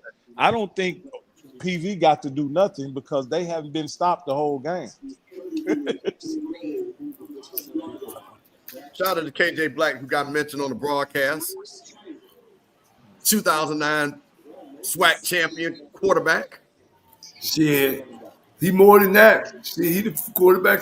First time they won a championship, what, damn near 40 years? Fumble. Ah. Oh, you wishing now. It was a fumble. And they lucky they recovered it. I know. No Yeah, bad snap, really. That was a bad snap, wasn't it? No, well, with no bad snap. The motion man needs to get out the way. Yeah, the motion man got in the way. Yeah. Yeah. Yeah, that's just poor execution right there, Rocky. Boy, they're lucky right there. That third down there, coach. Come on. Third down. I'm gonna say this again. Prairie View's got to score a touchdown. I don't think so, Coach. They got a freshman quarterback coming in the game. If they get points here and take the lead, I think that's good as a touchdown in this situation. Again, Jackson State is going to a new quarterback in a situation. About a new quarterback. The kid has played the last 5 games. No. I'm talking about this game. A new quarterback in this game. That's all I'm saying. Yeah, but you're acting like he hadn't. But I would get that. But you know they prepare Lockhart to play in this game. There's no way they didn't have him ready to go. Good coaches do that. Hey, coach. Good coaches do that, huh, coach? They better. When you know the situation with your starting quarterback, he's susceptible to not play the whole game. I'm pretty sure they shared terms in practice one versus one. Mike, I remember this. You said KJ's this. in the stands. Oh, well, that makes a lot of sense, KJ. We appreciate that you just hanging with us, through the stream, man. We appreciate you, man. Hopefully, you can come on after the game and give us some of your analysis. And I want to shoot a shout out to him, man. Man, you should have came with me, man. I'd have won national title. Did you know I talked to KJ, I'm ready. Y'all know how I KJ, I'm ready. I got a jersey. I had just got into Texas Southern, and we went after KJ Black, right? And I didn't know. Well, I ain't gonna say I know his system. We were trying to get a plane ticket so he could come, and our administration couldn't get the shit straight, right? And he had visited President Prairie View, and his dad talked to me. He said, "Cole, man, how I'm gonna come to y'all school, man? Y'all can't even get the ticket right, man. We just gonna go on to Prairie View." That's how I lost KJ Black. Wow. And then he came and beat me 2 years later, a year later.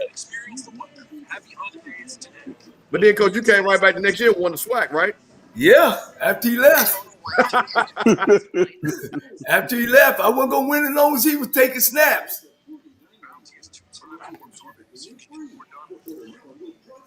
Shout out to my man Greenwood, always checking in with. Appreciate you being here, supporting in the chat. Hey, man, let's ball. I want to thank everybody here on a Saturday hanging out with us, man. We really appreciate it, man.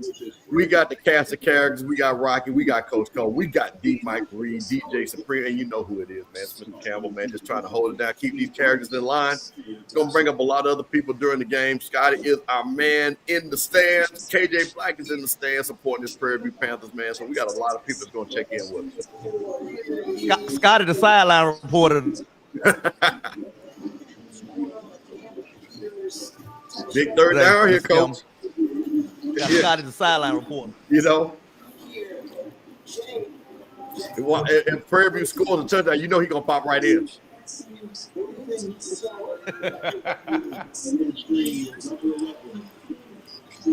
All right, here to go.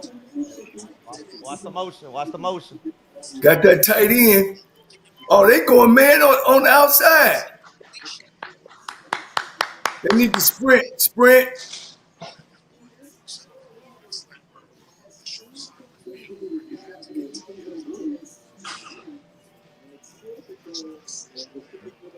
Man, I didn't like that play. They reached a 7-7 4th and goal, second quarter, 7:24. We will keep the scores in the. Hey, shout out to Reese, always my boy, always in the chat. Reese, we'll get you together. Reese, dog. I did not like that play. Looked like he threw it into coverage. They were sitting on that route. He could have went something like we used to call a smash route, start in like that and then come back outside. Yeah. Prairie View back on top. I'm going to say this again. Y'all remember those 3 points at the end of this game. See if they really count. Coach, at that distance, I like switch routes.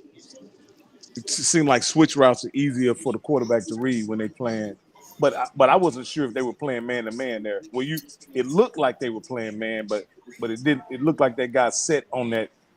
Yeah, That they had a safety sitting in there on that end cut. yeah, they were playing man.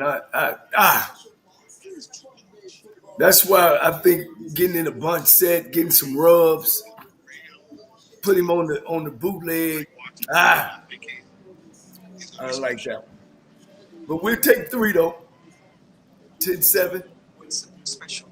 Yeah, I think, Coach. I guess I don't know if he's talking about. I think switch releases on the goal line are really good, easy reads for the quarterback. What about you, Coach?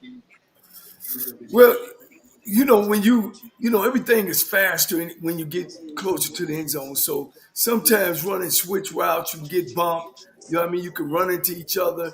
Oh, okay. Unless you put a sprint to it. You know what I mean? Get a guy's time to get up out they switches and then go.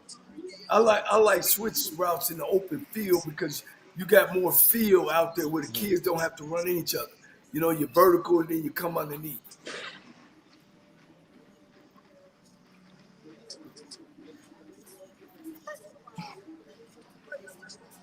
That look like a face mask. Flag. That's got to be a face mask. Yeah. That'll be another 15. And here we got the true freshman that'll probably walk out with the offense, Mike Reed. Yeah. Yeah, he grabbed that face, man. Now getting out of the tent, he's limping off with 2. Damn. Any pressure on that injured left foot that he injured. Damn, that's 2. That's a 15-yarder there. Coach, what do you tell Lockhart coming into the game off the bench in a big game? Like, what do you think T.T. Taylor's telling him right now? Man, look, it's more of how you control the game, meaning the play calling. And I think that's going to be more on T.C. Taylor than the kid. We just got to try to execute. Man, that running game from Jackson State is to me one of the keys to victory. If they can run the ball effectively, they can control this game and not put the game on the back of Lockhart. But they can't go down 10 or 14 points. They got to stay within contact. Yeah, this is Morgan's last year eligibility, so this is it for him. So unfortunately, he might have played his last football game. All right, they got 4. I take 4 on first down. Second and medium. There it is. Here go the penalties. Here we go. That's got to be holding. Yeah. Whoop, they put the young boy back. That's 15.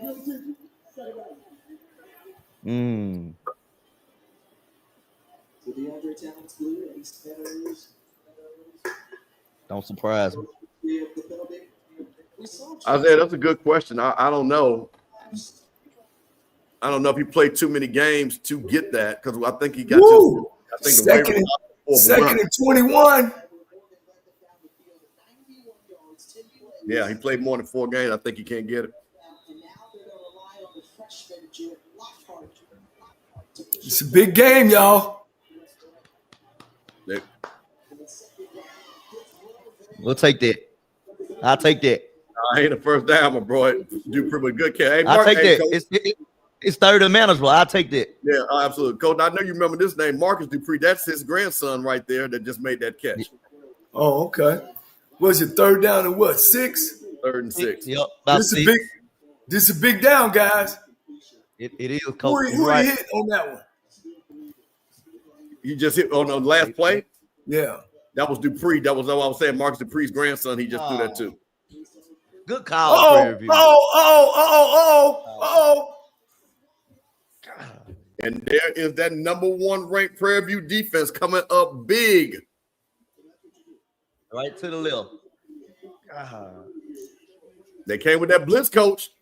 Yep.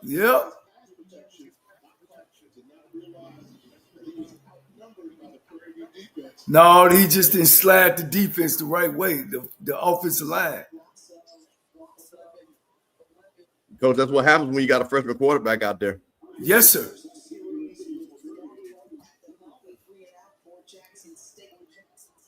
Coach, that was another 3 and out for Jackson State. Now, where's the ball at? On the 35? Let's see how. Oh! We'll take that. Oh, damn.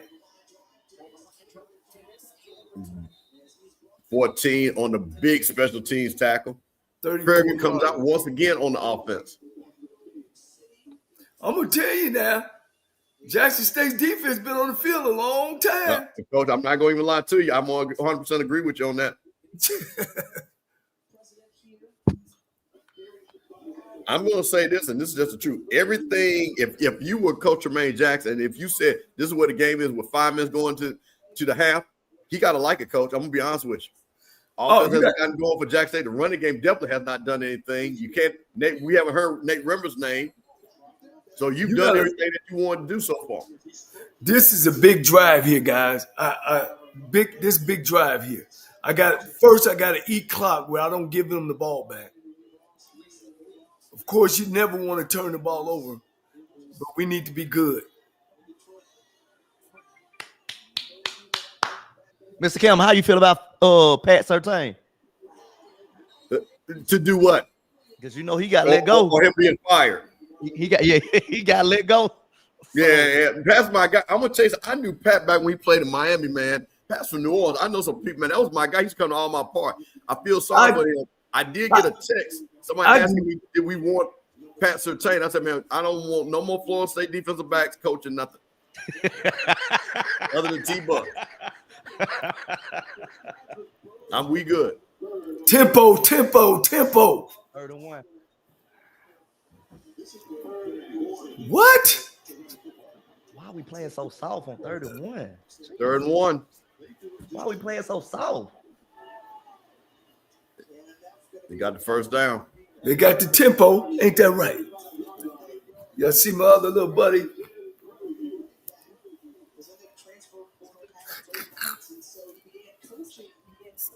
Say hi. All right, get on over there. Leave me alone watching the game. I ain't gonna lie, Prairie View doing a good job of protecting their quarterback. A damn good job. Yeah. Now, Mike, listen, these names, we haven't heard Quincy Irish' name in this game. We haven't heard Jeremiah Williams' name in this game. Fact. We haven't heard Cam Salas' name in this game. I mean, these are the players we have not heard from Jackson State.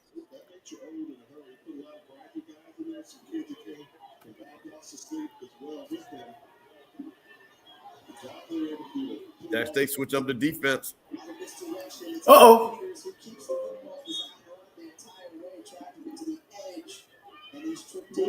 Third down and what, 5?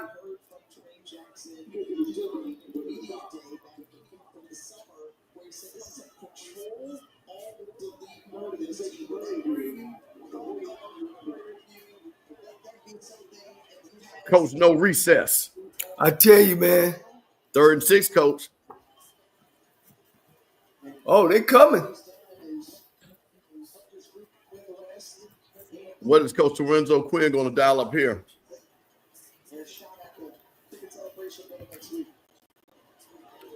Got 4.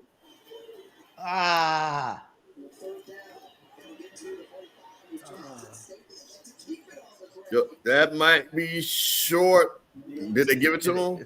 They gave it to him. Gave it to him. Oh. That's a big one. That was. I'm telling y'all this now. Jackson State's defense been on that field, man.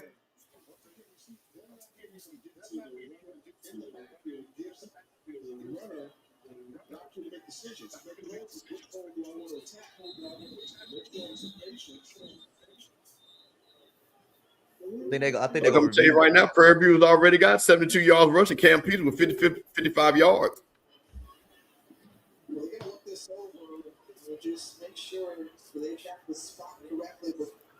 Man, I ain't seen every family in here. Appreciate you guys watching, checking us out. Mr. Campbell, if I'm Lorenzo Quinn, he gonna have to beat us with his arm. Cam Peters. He gonna have to beat us with his arm. 30-20. Newberry just scored over Albany State. Of course, you know a lot of people are watching that game for a whole lot of reasons. Man, if this the case, I can't believe that they're doing this.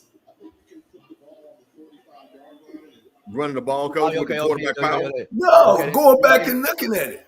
Yeah, they're going back and looking at it because his knee was down. They should have did this the last time when Jackson State had the ball. There. I think he's short. Yeah, he's short if they do that.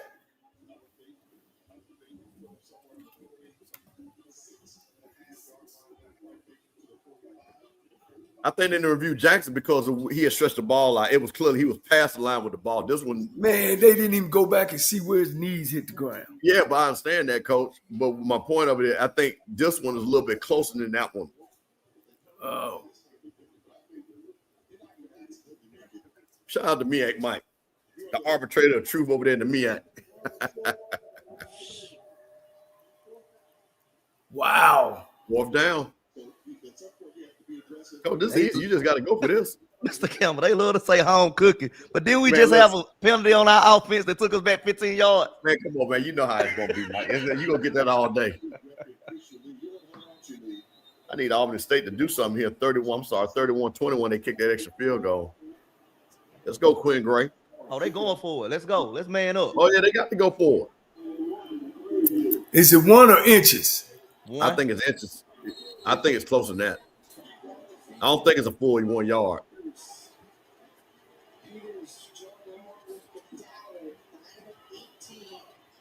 No, I don't know. Where they marked it, yeah, it is a 4 yard because they got to get right to the third 45. Oh, come on, Real. Come on, Real. Oh, he there. Yeah, he got it. He got it. He got it. He got it. He got it. Yeah, he got it. He got it. Yeah, that extra push.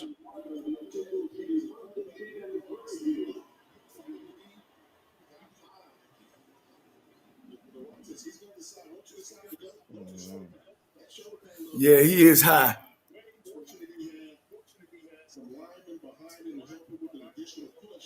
All right, defense, let's lock down. Man, well, I was nervous on that one. At first, it looked like we got the stop, but then he was too high. Yep. Look, my boy Colbert, Steve. On his, Coach Cole, I was gonna ask you about that earlier. Like on third and short, fourth and short. I'm not a fan of shotgun at all, Coach Cole, because that's an extra 5 yards you got to get, Coach. So how you feel about that? Man, I'm with you 100. I'm with you 100. I bet if they took a stat on that, it wouldn't be a real good stat of getting the ball snapped from deep. You know what I'm saying? To run. That's just like Alabama State when y'all beat Alabama State. They snapped that ball in a shotgun to run a speed option. A speed option is when you get it from the center, you take 1-2 steps back, and then you go downhill to a defensive end, right? Mm-hmm. Yeah. But if I'm at the line of scrimmage, all I got to do is go inside, right? But when you had a gun, you got to snap the ball down, and then now you got to go down 5 yards. And in that play that you guys beat Alabama State, they did not execute that play right. You know what I mean? They both went to the outside shoulder of the defensive end, causing that guy to really play both of them. And that was the game, man. It was just, I'm not a big component of that. Yeah, I'm not. I'm gonna get up underneath that center every time. Hey, look, we going for it. Yeah. And see, I got a play that I used to call pop belly, where we would go and fake it to the fullback going right, and then the quarterback would fake and then pitch the ball back to the tailback going left. So that defense end on the backside, I he want to knife down in there. Crash down. Because he so gonna crash down. Right, I pitch it back outside. That was always a great play for us. But no, I'm like you, man. But hey, different Yeah, strokes. yeah. See, I never been a coordinator to pick up somebody else's offense. I kind of took the offense I ran in high school and then started developing it, which it came from the Steelers doing those 4 Super Bowl runs. That was the base of it, the system of it, and then you pick up stuff as you go. But this spread and wing tee, and I hear the go now and all that. I'm always gonna be a multi-set guy. Now, do I do some shotgun? Yes, I do. Yeah. First down Prairie View. Let's see what they're gonna do. 2 minutes. 2 minute drill. This is good. 2 minutes. You got to go what? 45 yards at least. Get a field goal. No, coach. They're about another 15. They need about 15. Man, they're gonna have to do something on the outside, man. Because they facing a lot of man coverage. They got to run a post, a post corner, a dig route, some type of man route after the play action fake. Some behind those linebackers. Watch the jet sweep. See, them safeties are sitting real short. Shit, they sitting at 12 yards. Kamar Rogers, you gotta get your head around, bro. God dang. Woo! Big 3rd and 8, coach. You really want to get something right here if you Prairie View. Must have been a back shoulder.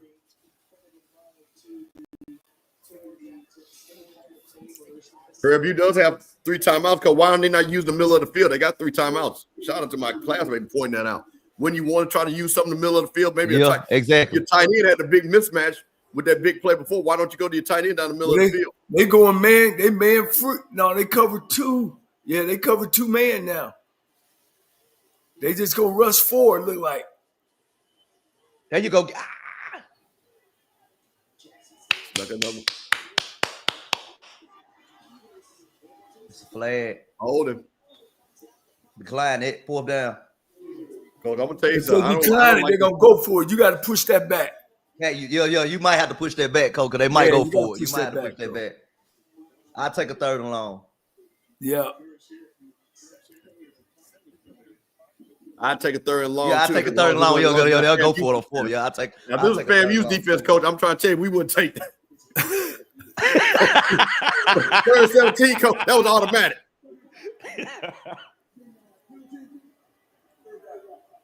Now you just got to keep everything in front of you. In my life.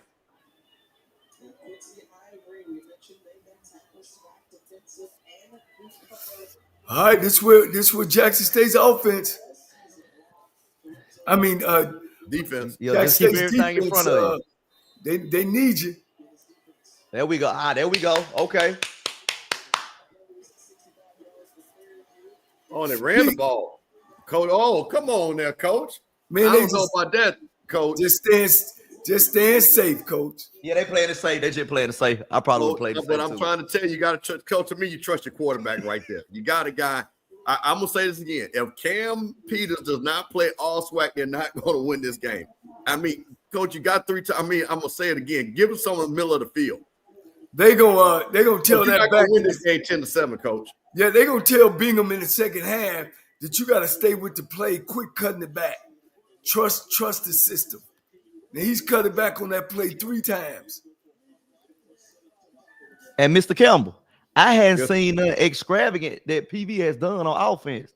They keep running that fake jet quarterback counter, and they got the long ball, the long go ball. Outside of that, Mr. Campbell, what have they done? Well, see, this is what I kept trying to tell people. You're not just going to think you're going to go 3 yards and cloud just on Jack State. It's not going to happen. You got to get some explosive plays.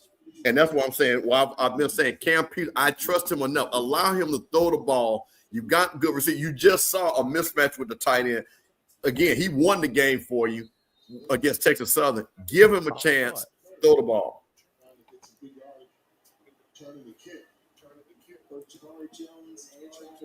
Ooh, we got to go 88 yards. Because one of the things, Mike, and we all know this, Lockhart's a freshman, but I'm gonna tell you something, Nate Rembert is not. And like I say again, I think what you're gonna see is you're gonna see them trying to get Nate Rembert more in this game. Yeah. With Lockhart, you're gonna try to get your playmakers the ball. So I think they go in and run the ball. You know what I mean? Go into the half 10-7. Don't make any mistakes. Lockhart, make sure you say grip the ball.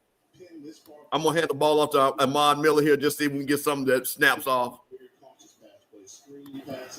No, they better be safe, man. Hand that ball off and go down. I'm with you, Coach. I don't know about that. I think they should just hand off, give it to Ahmad Miller and see if he can make something shake. Yeah.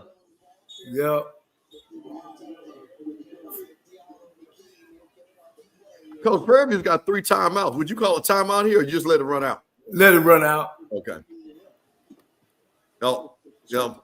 Jay Walker asked the same thing. Well, we got a coach here, a SWAC championship coach, Jay. That's why he didn't call the timeout. Here's a pass play. What did we just say, Mr. Campbell? What did we just say? What did we just say? What? Play it safe. And Mike, I think he tried to force that to run, Mike. That's on TC Taylor, man.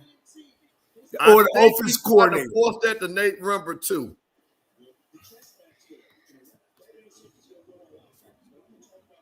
Bro, what did we just say? That's Mike. That's exactly what happened. If you're gonna get him going, throw him a bubble screen down here. Yeah, exactly. Exactly. God.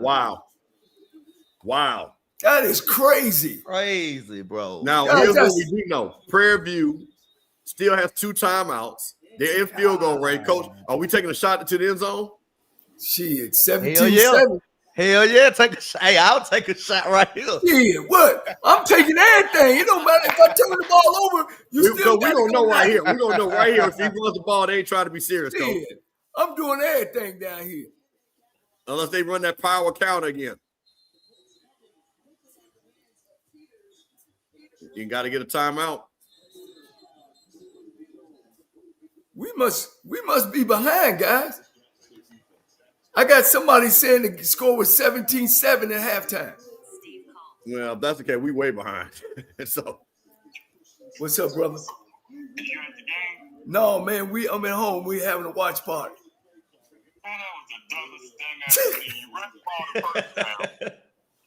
You run the ball the first down. Listen, exactly. That's my brother. He coached linebackers at Clark. They hear you on the show. Nah, you good, coach. He played for Eastern Washington, All-American at Eastern Washington. Oh, hey, I got another coach calling me. Hold on. Smitty, what they doing, baby? Man, what we doing, coach? What we do, Mike? See, Mike, we break a little bit different, Mike. We got coaches calling in. Hey. Even the coaches said what they doing, Mike. TC got every coach in America going crazy. What happened? Me and Jackson State throwing an interception, man, with 36 seconds left. Oh! Yep. That was the play I was looking for. He didn't execute it. Who? Mark Kane. Oh, man. You remember him? Uh-uh. You remember Mark Kane? Oh, my goodness. Before we got there, but then AFC, Athletes for Christ. Oh, no. Big guy, dressed nice, looked. I'm gonna take a picture of his. You would know who he is if you saw him, Mark Kane. Oh, yeah, man. I'm on my podcast, man. We watching Prairie View and Jackson State. You watching it, checking it out. It's the ground there. Oh no, it was a receive over there. I'm gonna tell you another name we have not heard, Mike, from Prairie View. You have not heard Rockwell's name. Yep, you're right, Mr. Campbell. And he close to 1,000 yards, Mr. Campbell. He got like 940. Okay, all right. So you go to your guy. Why are you not going to Rockwell, your playmaker? It looks like they might get out here with just 3, Mike. Good play, Jeremiah. Good play. Man, that's a bad call, guys. That's bad call. I don't like that call either, Coach Cole. That's bad call, man. You in the red zone, guys. Whenever you're in the red zone, is short, right? So you got to be able to have things where you're getting the ball off. If you're gonna run some type of play action, you got to max protect, because I'm running max protection because of what? They might be bringing an extra guy. Mm-hmm. That right there, man. That's a tough call, man. Well, I'm gonna tell you one thing. Jack State I does guess a big that's why look I'm there, at Mike home Reed. and I'm watching them play. I still don't like it, Mr. Campbell. You just gave them three. Yeah, that's what I'm saying. But that's even I don't like and that three is gonna mean something. Yeah. And they get the ball back. Prairie View get the ball back. And you heard that, Coach. 2 times inside, they just got, and Jay Walker just said it. They got to get touchdowns. Hey, man, we got the halftime coming up, man. We got a lot of special guests that's going to be coming on at halftime. Coach Cole's going to break down what he saw in the first half. Coach Cole got people call all across the nation talking about that play. Mike Reed's going to give his analysis. Hey, man, we just here having a good time, man. It's a SWAC championship game. Prairie View 13, Jackson State 7. HBCU Coaches Corner, Mike Reed Show, Off Script Channel, man. We all coming together as super friends, making a great Saturday. Hope you guys are having a great holiday season, as they say. Got your Christmas trees up, going to Christmas parties and things like that. I don't know about that, Uncle Willie. 45-13, that's a hell of a score right there. I don't know about that. I think we're going to have a barn burner that we all predicted.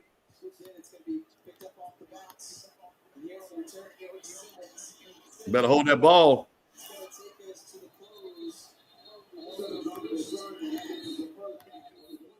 Well, hey, Mike, you got a lot of these Jag fans, boy. Mike, what y'all call them the coalition? You know, family and part of that coalition. Mike, hold on, Mike, let me just clear up one thing. you know we're not part of no coalition. Hey, wait a minute, hold on, wait a minute, Mike. That's Coach Fred there, Mike. Coach Fred, what's going on? What's happening? Hey, you tell Scotty, I ain't for no Prairie View, man. I'm a Texas Southern grad. I'm for Jermaine Jackson. I can't be for no Prairie View, man. I'm still Texas Southern. Don't you see it in the back? Peter said it. Now, Peter, listen. Now, hold on, Coach Fred, before we bring you in. Me and Mike got to get this joke out. Now, Mike, I hear you all talking about JSU versus Cola. I want to first of all say, FAMU ain't in nobody coalition. So let's be clear on that, okay? So it's 10 schools. Okay. So it's 10 schools instead of 11 schools. Hey, listen, it's FAMU. We don't play that. We don't like nobody like that. You know what I'm saying? Oh, wait a minute. Hold on. Wait a minute now. Hold on now. That's Bruce Eugene right there, Coach. See, listen, man. I told you we do something different, man. We got. Hey, now wait, Coach Eugene. I'm gonna ask you a question. You played the SWAC championship games, right? With that? Oh yeah, I got 4 of them. I got 4. Okay, I just want to say, Coach, how many you got? I got 4. So we got a guy that knows what it's like. So listen, this is what we're gonna do. We got everybody to have. We got Coach Fred, because we had Coach Eugene. Coach Fred, tell me what you saw in the first half. How do you think the game is going, and what did you think about them bringing Morgan out and now Lockhart? Hey, Mr. Campbell and distinguished panel, before I start, can I do something I've been waiting all my life to do? Absolutely. Where's Bruce Eugene? Where's Bruce Eugene? Where he at? That's our leader. Where's Bruce Eugene? You're the Tiger, man. Huge fan. Nice to meet you, dog. Appreciate it, man. Appreciate it. Hey, man, just, from what I saw, PV, don't back up, man. Keep attacking. You know what I mean? I thought they could have really put it out of reach had they went for that early 4th and 6. Mm-hmm. You're the underdog. You have nothing to lose, so to speak. You know what I mean? If you have kicking woes and you're talking about 45 plus, man, your quarterback is making plays. Put him on it. Jackson's linebacker, number 7, is keeping them in the game. They've got to find a way to get the ball to number 3. And, I think we talked about it on the last show. What would happen if 15 wasn't 100%? You got to feel good about bringing Lockhart in. And the only thing I would say, and I know the kid is in there listening to us right now on his headphones at halftime. Only thing I would tell the kid, man, just cut the ball loose. It looked like that one, he was trying to point it. He was trying to guide it. He didn't really throw the ball. He didn't try to get it over the top. He was just guiding it. And then I tell Coach TC, man, because of that interception, don't pull Levin back, man. He's the newcomer of the year, however you want to put it. Let him do his thing. He's been there for 4 games. He's thrown for over 1,000 yards. Let him do his thing. Now, Coach Eugene, you've come in and played as a freshman. You are, like I say, SWAC champion. Coach, what did you see for that first half, and what did you see about starting Morgan and now Lockhart playing? First of all, I saw both coordinators afraid to really call the game. You know what I'm saying? Everybody was calling scared instead of being who you are. You know what I'm saying? Being true to yourself. We know Jackson want to run the ball. Everybody knows Jackson wants to run the ball. You know, the thing with Lockhart was on that play when he threw the interception, he was late. You know what I'm saying? He looked left, came back right. By that time, that guy's underneath it. So now you're trying to throw it through him instead of over the top of him. If he came out reading that side from the beginning, he either saw that receiver stop between the linebacker and the DB. So if he rip it, he could have did some things with it. Also, I feel like Jackson not capitalizing on what Prairie View defense is doing. Sometimes Prairie View got four in the box. And you know what I'm saying? And you allowing 4 people to stop your run, that's a problem. Jackson running back keep trying to cut back. You don't got to cut it back. Stay play side. If he stays play side, he'll gash him a lot of times. He keep trying to cut it backside, and you're running into a defensive end that they're leaving. You know, so he got to do better with that. Just understanding where your leverage is. You know what I'm saying? Where your gaps are, and stay to it. Prairie View though, like if I'm Jackson right now, I'm nervous, and I'm nervous for the simple reason we up 13-7 instead of 21-7. That's what I'm nervous for. You got down there twice. You took 2 field goals when you should have scored twice. The kid dropped on the RPO. The kid dropped the touchdown on the RPO. And you know when you get in a situation like that, that's just sometimes this moment is too big for certain people. So you got to ride the people that's been in that moment before. Ride the people that you've been counting on all year. What you saying, Coach? I thought you said PV should be scared of Jackson. No, PV. I'm talking about Coach Jackson for PV. Yeah. Coach Jackson for PV should be nervous right now because you had a chance to really put this game away early, and instead of doing that and putting your foot on the gas, you guys decided to hit the brakes and just play safe. Yeah. You ain't gonna beat. You're not going to beat Jackson with field goals. That's not going to happen. You're not going to beat him with field goals, especially in a game that you're the underdog. Nah, no way, no how. Lockhart's going to get it going because again. Lockhart didn't start the game. So when you don't start the game, you get a chance to look and see. It's a feeling out process that he missed out in the first quarter. You know what I'm saying? So now once they go in and make their adjustments, I think he's going to come back out. He's going to play more freely. You know, and then it's too much green grass out there that they're not capitalizing with. I put it in the chat. There's too much green grass. Like I'm playing in space. I'm playing basketball on grass. You know what I'm saying? Everybody want to line up tight, and PV is just so obvious. Fake the jet sweep, quarterback counter. Jet sweep, you know what I'm saying? Like they're very predictable. So it's nothing they're doing that Jackson is worried about. You know what I'm saying? You're not even you threw the pass on the one big play and then you go away from it. Come on, man, take advantage of it. You got to take shots. You got to give your playmakers opportunities. Coach Cole, what do you see going? What did you see in the first half? Well, I see a defense that's been on the football field twice or maybe even 3 times more than their offense. Prairie View has to come back. They'll get the ball. And if they can go down and drive and make this a 2-possession game instead of a 1-possession game, I think they got a real good shot. Because defensively, not only are they stopping them, they also burning clock as well. You know, because both teams are running the ball. And when you get both teams running the ball, it becomes a short game. So actually, Jackson is playing in Prairie View's hand. And for Jackson to be successful, they, especially with this young quarterback, they got to be good on first downs. And as we know that Prairie View is number 1 in defense in the nation on first downs. And if you can't and become predictable and you can't be successful on first downs, now you're staying in long yardage situations all the time. And that's going to make you one-dimensional, and then they're going to be able to load up. See, the defense that Prairie View plays, they take that linebacker, sit him in the middle of cover 2, almost like a 2-captain. And what he does, he runs free. He runs to the ball. You know, on the snap of the ball, he runs to. So he's always coming unblocked. So that means that it's important that you do put some quarterback runs in, or you bring some receivers in motion and have somebody to be able to block him. So then those holes can open up because he's an unblocked guy. So I look forward to be again, This is where coaches become great at halftime, making halftime adjustments. But coach, the thing about it is like Prairie View's playing. Sometimes they're playing the eye front. Sometimes they're playing more of a 3-4. But then sometimes they'll go with a 30 with just one back in there. So honestly, you know what I'm saying, those guards now got to communicate on those two backers in there, or that center has a 0 on them. So now those guards got to keep their eyes on that one backer that's just looping, running free. And then every now and then they'll go to that 4-1 with an even front. Still, the center now got to keep his eyes on that guy. There's no way he should be running free. You know what I'm saying? When it's a 5-man box. Yeah, no way that's running free. That means they're not communicating up front.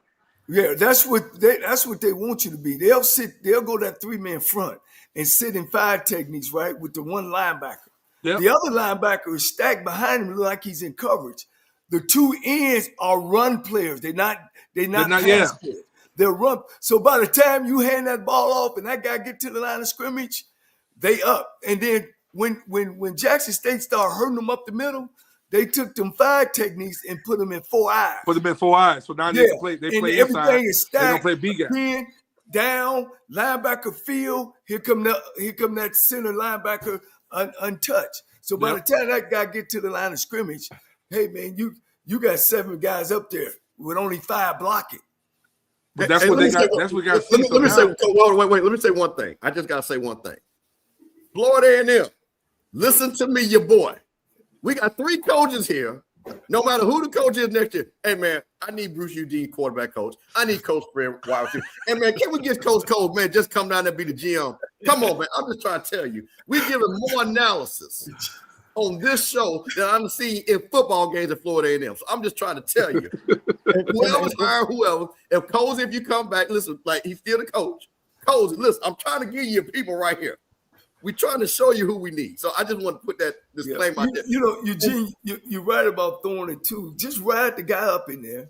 I got to dig by 1, and I got to post over. So when that linebacker come up in there like that, I got to dig in front of him, or I'm going to throw the post behind him.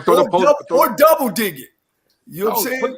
Put the curl around the middle of the field. Make that middle linebacker play defense. Put the curl around. You know at Grambling, we used to live with curl routes in the middle of the field because now your Mike Backer put the curl around the middle of the field, bring a drag underneath. So now he got to make a decision. Am I going to jump the drag or am I going to play the curl? There's too much green grass in there that they're not taking advantage of. They're not even throwing dig routes in the middle of the field. That's too like simple. Everybody dude. just want to throw go routes. Yeah, that's too simple. That's too simple. Take advantage of all of that. Yeah, that's too simple. And that's the thing. Right now, and Coach just hit it. If it's 7 up front, how many you got in coverage? You know what I mean? So everything doesn't have to be an outside ball to the outside. There's areas open in the middle. And, you know, to me, and I'll give this, and y'all tell me, PV's got to cut it loose. They can't play it safe no more. And TC's got to let, you know, number 11 play ball and use your pass game to open up the run game. The run game, yep. Yeah. And stop kicking the ball to 0 now, PV. I'm just going to tell you.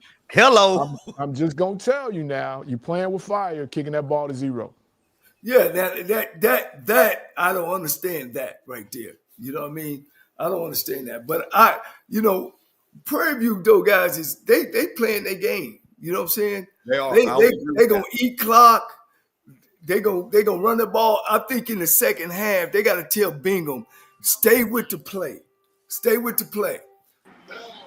You know what I'm saying? He keeps cutting it back. He's got to stay with the play and let it open up. Hey, look here. I got Melvin Spears on the line. Coach, what's up, Coach? Not a whole lot, man. I'm just looking at some things. I got Bruce Eugene. I'm gonna put you on and let them hear what's your halftime. What you think at halftime? Well, it's a number of different things that has to occur. I think Prairie View has done a really good job. It's got a few turnovers, doing the things that they need to do, but the defending national champion got to make some adjustments, do the little things that they need to do, particularly go to a little bit more up tempo, stay in the full wide type situation, and then I don't know if anybody in the world has any tight ends. 3, 4. You got to put some tight ends in the ball game. Stop running the ball lateral and run the ball up and down the field. And certainly, I think they can beat successful. The other thing that really kind of surprised me is the fact that they're not putting any pressure on the Prairie View quarterback, who really has not shown yet that he's an outstanding passer. All right, Coach. Hey, Coach, I tell you what, I'm gonna send you the stream, man. Come on for the second half. Okay, perfect. I tell you, Hey, look here. I got your glory mode. We got Eugene on Eugene, Bruce Eugene on the channel. You just said the same thing I said. Coach, if I'm Jackson, if I'm Jackson, I'm coming out in 5 wide receiver with Lockhart. Hello. I'm coming out in 5 wides, and guess what? I'm gonna allow the young guy to use his feet to get comfortable and everything else, and then we'll go from there. But I'm coming out in 5 wide, make it easy on him, throw some hitches, some easy throws, some bubble screens. And that's the thing. You got the numbers on when you're in trips, you got the numbers, but nobody throw bubble screens. You know what I'm saying? Like, man, look, throw the bubble till the cows come on. Throw the spot route. Because now, guess what? Once I go bubble, now I'm going to come with the spot concept where not a spot route wide open because you're going to chase the bubble and the spot route going to be wide open. Now, guess what? It's trouble on that safety because now you got the option with the corner route. So now he goes to post of the corner. So now he's in no man's land. They don't take advantage of the easier things. Like, everybody want to call plays. Everybody just want to call plays because they got 100 plays on their play call sheet. No, man, stick with – man, this is too easy. Don't worry about it. Look, I can get the Jackson in the heartbeat, man. Tell me I'll come call the second half. Like, come on, man. Hey, we're going to real quick just go over these stats and see what you guys think about this. Want to talk about this real quick. So you got first downs, Prairie View 8, Jack State 5. Third down officially, Prairie View 4 for 10, Jack State 1 for 6. Got a total of 188 yards for Prairie View, 77 for Jack State. Prairie View 111 yards, but only 19 yards passing. But the thing that to me is glaring, you talking about that Jack State running attack, they want to get up to 200, 250, 220. Prairie View 77 yards rushing, but Jackson State only 58 yards rushing. Time of possession real quick, 17 minutes and 53 seconds for Prairie View, Jack State 12 minutes. What do you guys see from those stats right there in the first half? Coach Fred, we'll start with you. We talked about it on the other show. Who can control the tempo? And right now, that's what Prairie View is doing, controlling the tempo. And, you know, I'll end it with this, Mr. Campbell. If you think back to old school football, Nebraska days, when they're up, they milk it, they run it out. Now, if Jackson gets up, what do they do now as a change of pace? Because that's been your deal. You've been running the ball. So Prairie View's got to stay up and control the tempo because if they fall behind, I just don't know if they have enough other than the deep ball to my guy that just went over 1,000 yards to catch up and be good versus a Quinn defense when they got the lead. Coach Bruce Eugene, what do you see when we're looking at that stat line? Like you said, the defense is pretty much controlling the game. You know, offensively, they're not doing enough. Where they're not putting the pressure on the defense to even have a chance to do enough. You know, hopefully Jackson load the box and make Prairie View throw the ball. You know, and then vice versa. Prairie View gonna continue to load the blocks and stop the run. Jackson got to open it up. You know, whoever come with something different and new in the second half, whoever make the most adjustments, gonna win the game. Coach Cole, what do you see looking at those stat lines? What sticks out to you? Well, I see Prairie View dominating the game, but did not take advantage of the 2 scores. I thought the reverse was bad. Of course, down in the end zone, they just dropped the ball. You know, right now, that score could easily be 21-7. I think they should be feeling a little good. I think when they get the ball in the second half, it's very important that they do two things more than just scoring, that they drive down and they don't turn the ball over. If they continue to make Jackson State have to drive 80 yards because Jackson State special teams are so bad and they can't punt the ball deep where they can flip the field, I think Prairie View will be okay. But it's very important that, and I take Fred what he said. Now Jackson State gonna score again. Now you go. They got too many athletes over there that you just gonna hold them to 7 points. So I think, you know, again, this drive is very important that they get a drive, and if they don't score, at least they punt it and try to make that young quarterback at Jackson State go 80 or 90. But when you see the stats, man, Prairie View dominated the first half. Unfortunately, they up just 13-7. They only have one score. They've missed, which is only up one score. So this is where greatness has come. You know, the Melvin Spears, the Doug Williams, you know, the Pete Richards. It's at halftime when they make the adjustments. Now, I can tell you right now, if this was us at halftime, Coach Spears would have probably grabbed me in there. Hey, what the hell are we doing? What the hell going on? Are we going to come back out in the second half? And it'll be over before it started. Hey, Coach, speaking of which, hey, man, this is a SWAC Championship, National Championship coach right here. We got Coach Melvin Spears on the line. Coach, how you doing? Hey, Coach, I'm doing well. How are you? Coach, turn your phone sideways. Turn it sideways. Your phone. You trying to make your widescreen a little bit there, Coach. Go ahead. Don't worry about that, Coach. Okay. Hold on. You know, I might be a little dinosaur too. In Coach, a sense. I tell you what, your knowledge is not dinosaur, Coach. Bruce, your player, your extraordinary player talked about. Coach, what would you be telling both teams coming out to half, and what have you seen in the first half? Well, first of all, that I'll look at the things that we've already done.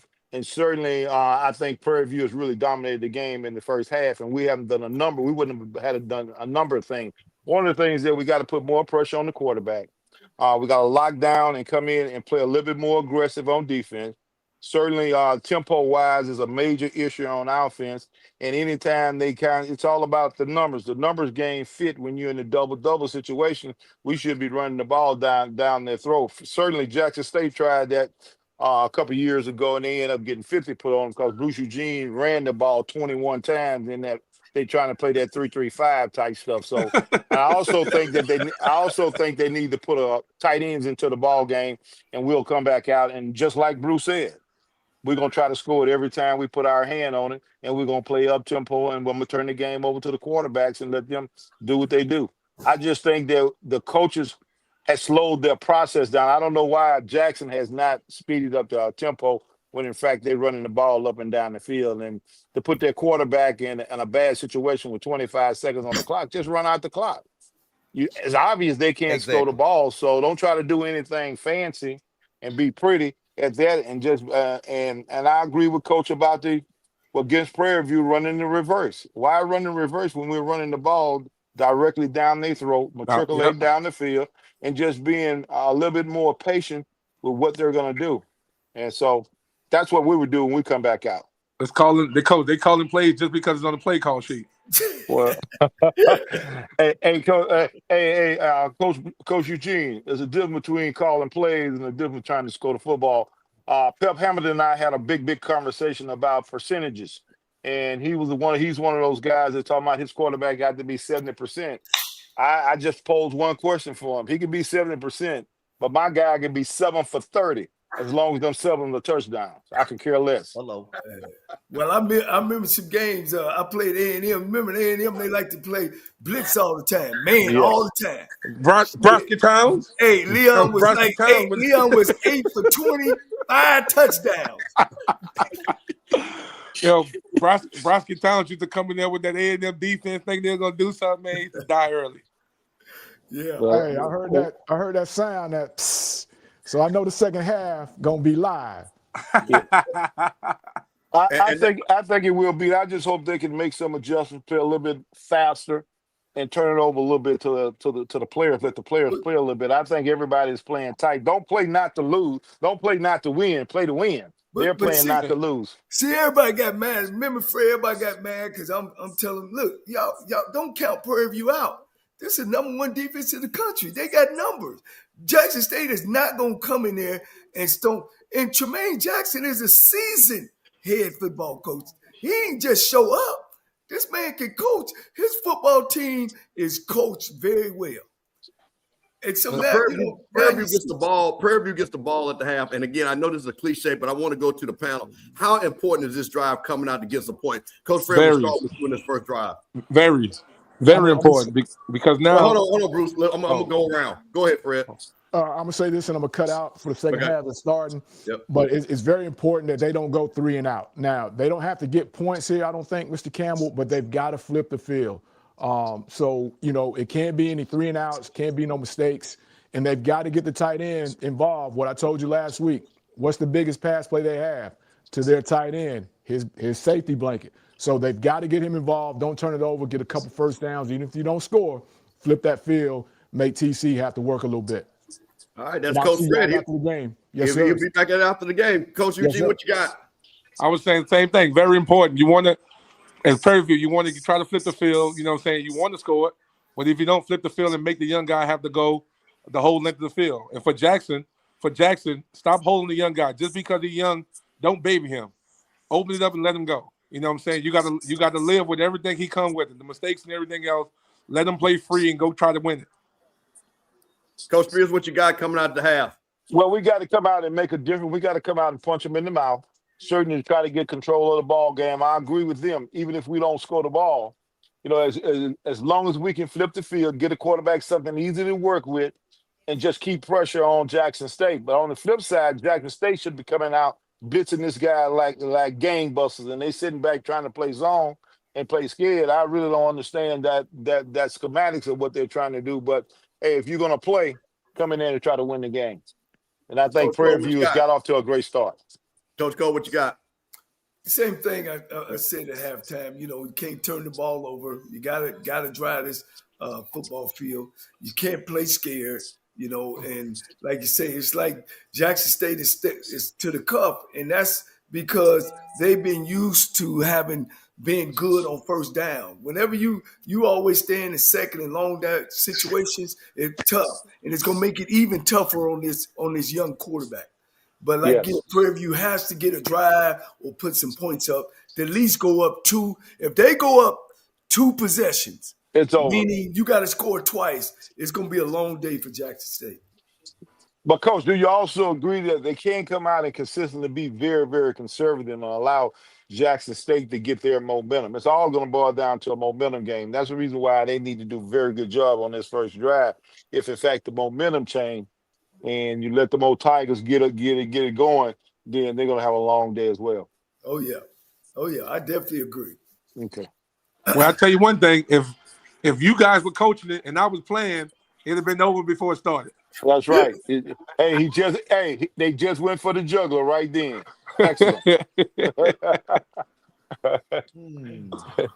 No Here doubt. we go. Hey, I appreciate you guys. Hey, Coach. Hey, Eugene, they just threw a deep one. And that's why we've been asking for why their number one wide receiver. We were wondering when he was going to get in the game. That's absolutely correct. Hold on. Hey, Coach Spears, before you go, Mr. Campbell came to see my quarterback. Coach, Mr. Campbell, can my quarterback get it done?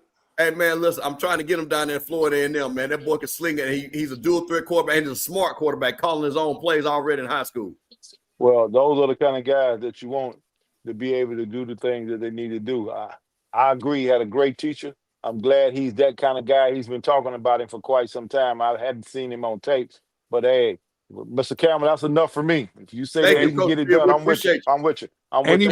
And he wants to go to HBCU. That's the thing about this. His family wanted him at HBCU. Well, let's roll the dice. We can talk about that money now openly. Let's get it done. We working on it, Coach. We working on it. Coach, we appreciate you.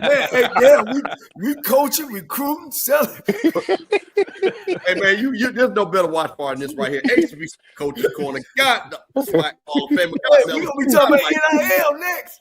That's right. All right, y'all. Appreciate it. Right, appreciate you, John. All right, thank y'all. Thank you, Mel. Hey, man, that was a big pass play for Prairie. That's what I'm talking about. And I'm going to say this again, Coach Eugene. I said Cam Peters got to be all SWAC for them to win this game. You got to let him throw this ball. I tell you what, he really was upset. He really thought he should have been second team all conference.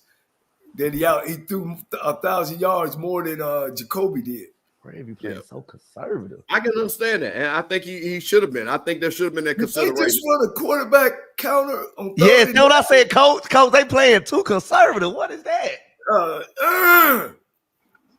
I don't understand. I'm really disappointed in the play call from Prairie View because I think in this game right here, you're the underdog. You got a top wide receiver. Let that kid cook. Let me see. I think that's on his first catch of the game that I just saw.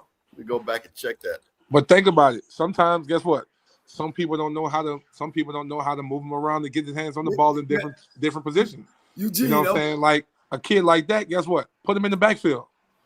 Put him in the backfield. That was good right there. That's a big. He got that. That's a big one. But coach, I'm gonna say this again. If he had the other three, they'd be up 19-7. That would have been what you were talking about. Yeah. And Mr. Campbell, the other way around. If we would have ran the damn ball before half, giving up that three, it'd only be 13-7. We talked about that. What happened to old shuffle pass with these defensive ends screaming up, and you ain't got nothing underneath to shuffle that thing? But coach, nobody has They don't. Nobody runs shuffle pass. I haven't seen this shuffle in a while. They don't know, coach. The people that's calling the play, they don't know. They don't have no type of excitement to their play calling. They just call it. Like I said, they're not calling things to set this up and set this up.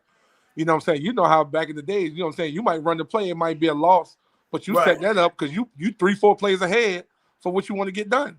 That's right. Because see what happens when you in that shotgun, they getting them defense in screaming so much that you got to run something underneath them. Just to slow him down, just to let him know you can't scream off the edge every time. They're playing the wide 8s, wide 9s. Oh, yeah, I'm underneath that. Yes. They're not even running. Look, you line up a 2x2. You bring one of the guys in motion, right? Quarterback get it, fake the toss to him, run it, and then pitch it to the back, single back underneath. Underneath, absolutely. See, right now, like when they, especially when they got the H-back on the hip, you can pitch it to the H-back inside. Yes. Yeah, I was just gonna say that. Instead of bringing the wide out on a behind motion, what I would call, you can bring him in motion to the tackle, go back, what I would say a zo motion, and then fake it to the back, and then come out and pitch it underneath. Pitch it underneath to the H-back. Now he underneath because now that end gonna get upfield because he think the quarterback trying to run outside. Yes, sir. Oh, look like we got an on-site reporter. What we got on site reporter? I'm surprised Mike's still on the screen. Scotty, come back when they score a touchdown. You said what? Well, he won't be on. Come back when they score a touchdown. Yeah, he won't be on today. This is my thing with this game, and I was just talking about it before the half. People in the stands were mad that he didn't throw the ball on that 3rd and 20. I said it's smart football. Make the freshman beat you, and you see the interception. The score out of half was huge because Jackson State is known for stopping that drive, getting good field position, and making points. This is the type of game Tremaine Jackson is okay with playing. You're not going to beat me with a freshman, and you're not going to run the ball down my throat. So you got to pick one. And if that freshman go out and plays a hell of a game, then they deserve to win this game. But all Tremaine Jackson and PV are doing, they're going to continue to put pressure on this freshman that he's going to have to make throws. Because you running the ball down our throat is not going to happen. Do not kick the ball to number 0. Please stop kicking the ball to him. All right, there you go. See, that's an adjustment by the coach. Do not kick that ball to 0.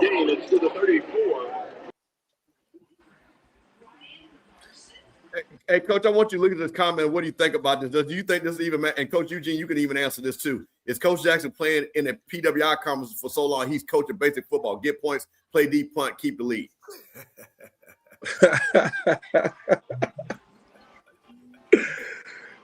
That's the way a lot of them PWIs play. That's the way a lot of coaches when they feel like when they got a good defense and a subpar offense, that's how they play. But our game in the HBCU game is about the excitement of making plays offensively and defensively. But he better be lucky he coached against TC Taylor now, because if he's coaching against Coach Cole or Coach Spears or one of them, Prairie View will be dead. They'll be dead, especially playing a 4-man box with five O linemen, a quarterback, and a running back. I got the numbers. I got 7 on 4 in the box. I go quarterback ISO. You gonna have to change up a lot of stuff. Like he told you, I ran for almost 200 yards when they were playing that 3-3 stack and that crazy front and everything else. Man, you better change it. Man, a big loss in a 3rd and 10. You got the freshman backed up, Coach. it ain't got nothing to do with no PWI or PW. Coach Jackson's a good coach, and he's got a disciplined team. Play calling is play calling. You know what I mean? You got to have a creative mind on offense. And usually in HBCUs, we do. Our offenses are way more productive than the other because we're not afraid to try things out, and we adjust to how the defense plays and what they give you and who's good and who's not, and we try to find matchups. That's how good offensive coordinators, whether you white or black, do. That's what they do. There's white coordinators that's real basic, and sound and can't get to what's going on. So I think why he's good and why it ain't about their playing per se. It's about that they are a disciplined football team. That's what they are, a disciplined football team. KJ Black, hey man, one of on that greatness like Bruce Eugene, he said the kid isn't seeing it right now. Got to simplify the plan for him in the passing game. Talking about Lockhart. Put them in 5 wides. Put them in 5 wides and play numbers. About your quarterback. I guess we need to ask that question. Or if you don't want to put them in 5 wide, put them in trips. Stay in trips and play with numbers. If you got 1-on-1 backside, play to the backside. If you got the number to the trips, throw the bubble screen. You know what I'm saying? Like, simplify it for them. And guys, this takes nothing away from TC Taylor. Please, this takes nothing from him. But the same thing Bruce is saying, hey, what we doing ain't working. We got to get you. We got to show them an unusual look. We got to get in some other looks and get some confidence going. Some bubble screens, some 5-yard hitches. You know what I mean? Hey. We got to get out of being so vanilla ourselves, because right now we're not moving the ball and we are not flipping fields. We are putting ourselves in bad situations. And I know I got a young quarterback. Think about it. Most of the time you in trips, people gonna play cover 3. Look where they got the ball. Look where they got the ball at right now. All they got to do is gain about 15 yards. They're going to punt that ball down, and they're going to have to go 80. The only thing scares you is that we only up 1 possession. All right, Prairie View's only up 1 possession. And so that scares you. When they get 2 possessions, that field position going to be it's going to be the game breaker. Yeah. So Albany State down to almost their last play. It's going to be 4th and 3 with 15 seconds. They look like they're on the 26-yard line, down 31-24. Okay. Coach Quinn and his crew down at Albany State pulled us out. So I'm trying to figure out, dang, they had that score all wrong. Oh yeah, that's what I told you. Yeah, there was no way. I told you I was watching that game. Yeah. 4th and 3. I tell you what, man. TC is thinking on that sideline. Oh, can he run for it? He did. First down, 7 seconds left. This might be the last play of the game. Got to go into the end zone for Albany State. The one thing I got to say about that, man, Quentin Gray did a great job with that team. He did, Coach. He did a great job with that team. Shoot, hey, look here. Prairie View don't win no back. Oh, I am. What is that? My Prairie View. Oh, timeout. Oh, okay. I was going to say, damn. Yeah. Here comes the blitz. TC's got to open up. It's killing him, Coach. I've been in them situations. Oh, one more play left. He trying to find the answer. He trying to find the answer, boy.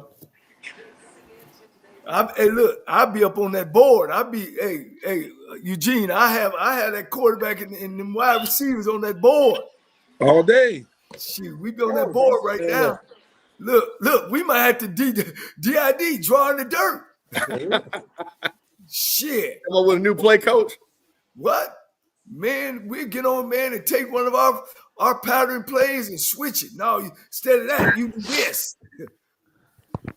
Let me bring Mike. Mike, let me ask you a question, Mike. You're a fan. Now, Mike, what do you think about, man? Look, Mike, we got a SWAC legend on us with us. We got Coach Cole, SWAC champ. Now, Mike, what you think about that, Mike? Now, come on, Mike. What you think about that? Mr. Cal, I'm in football heaven because growing up, my daddy took me to all SWAC games, and one of my favorite quarterbacks of all time was the Bruce Eugene. I kid you not. One of my favorite quarterbacks of all time is Bruce Eugene. So I'm in football heaven right now, Mr. Campbell. That's why I'm just sitting back smiling. He was one of mine too. Besides when they played us. I hated it. And I'm gonna say this. I'm gonna be. Y'all don't know that I'm Bruce Eugene's second age. He got another power age that's good, but I'm in second age. For you SWAC people, it is utterly ridiculous that this man that can recruit, knows offense, knows how to deal with people, can go fundraise, that he is not on a SWAC coaching staff. It is utterly ridiculous. It makes no sense. And I'm going to say it again. I will challenge any quarterback coach that you got on your team, and you're not going to tell me you got a better quarterback coach than this man right here. And I don't care what nobody says. I'm going to put it out there, coach. I'm just going to tell you. Because my thing is, coach, when we got people that's talented as Bruce Eugene sitting on silent, it doesn't make our conference good.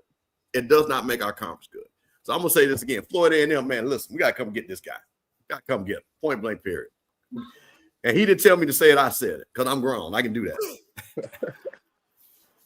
that. There's no whoever give me an opportunity, man. It'll be an honor. It's coming, blood. It's coming, young blood. Because that's all. Hey, all I can do is wait, man. They say good things come to those who wait. Oh, and that's it for Albany State. And their season is over, and they lose to Newberry. Oh, they showing TC Taylor against us, coach. Is that against Alabama State? I seen the silver helmets.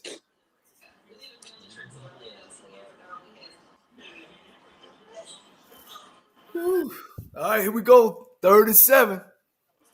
They bring the blitz. Man, I hate that for Coach Quinn.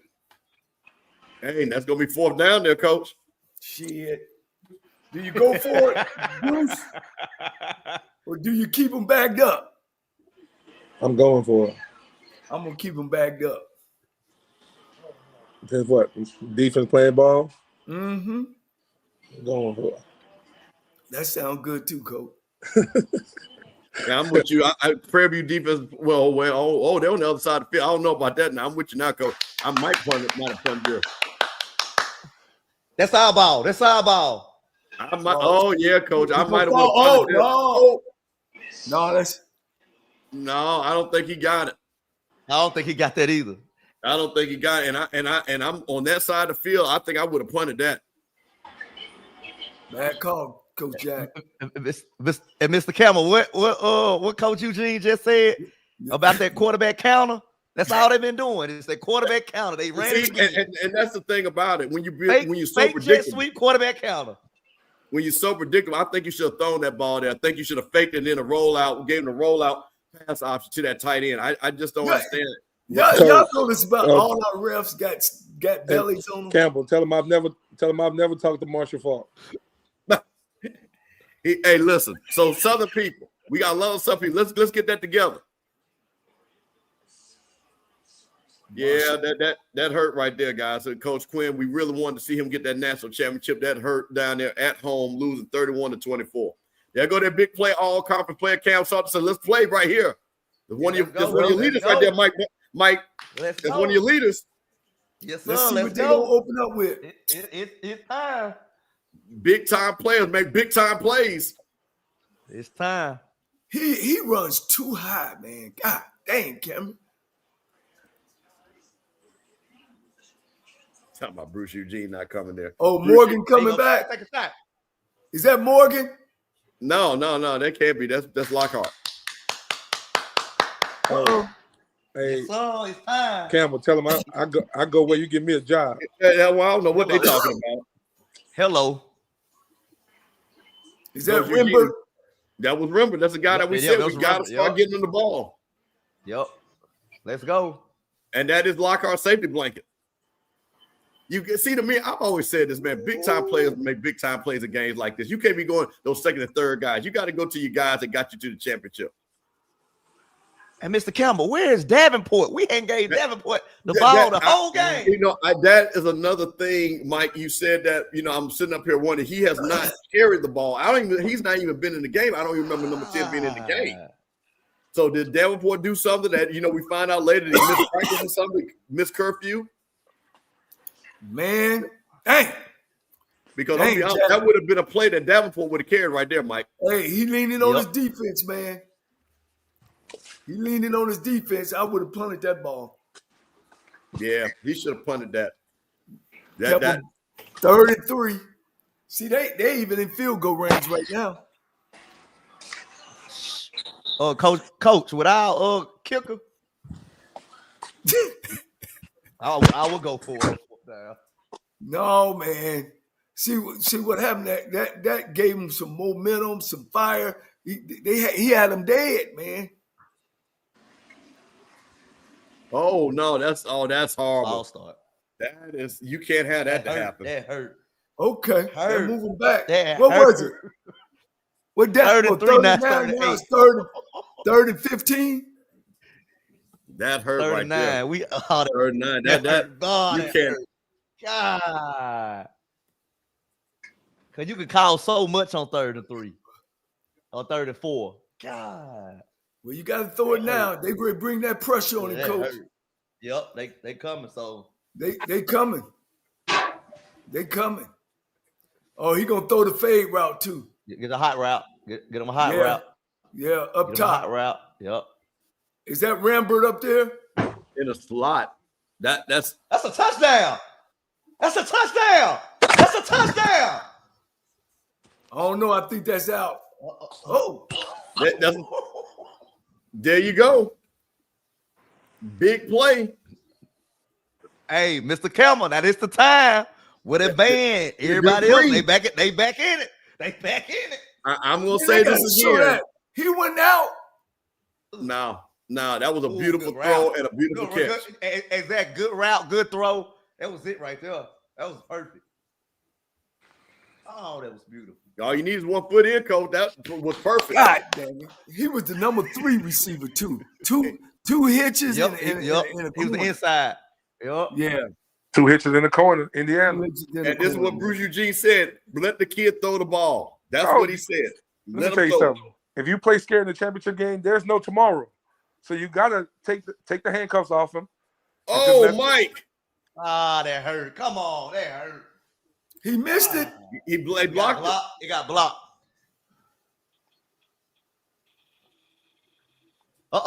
We get a re-kick. We can get the re-kick. Coach Fred chiming in and say he should have punted. Yeah, they should have punted that ball. What?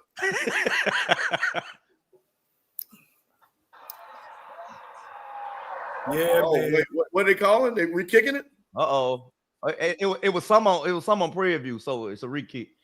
Oh, wow. See that right there, man.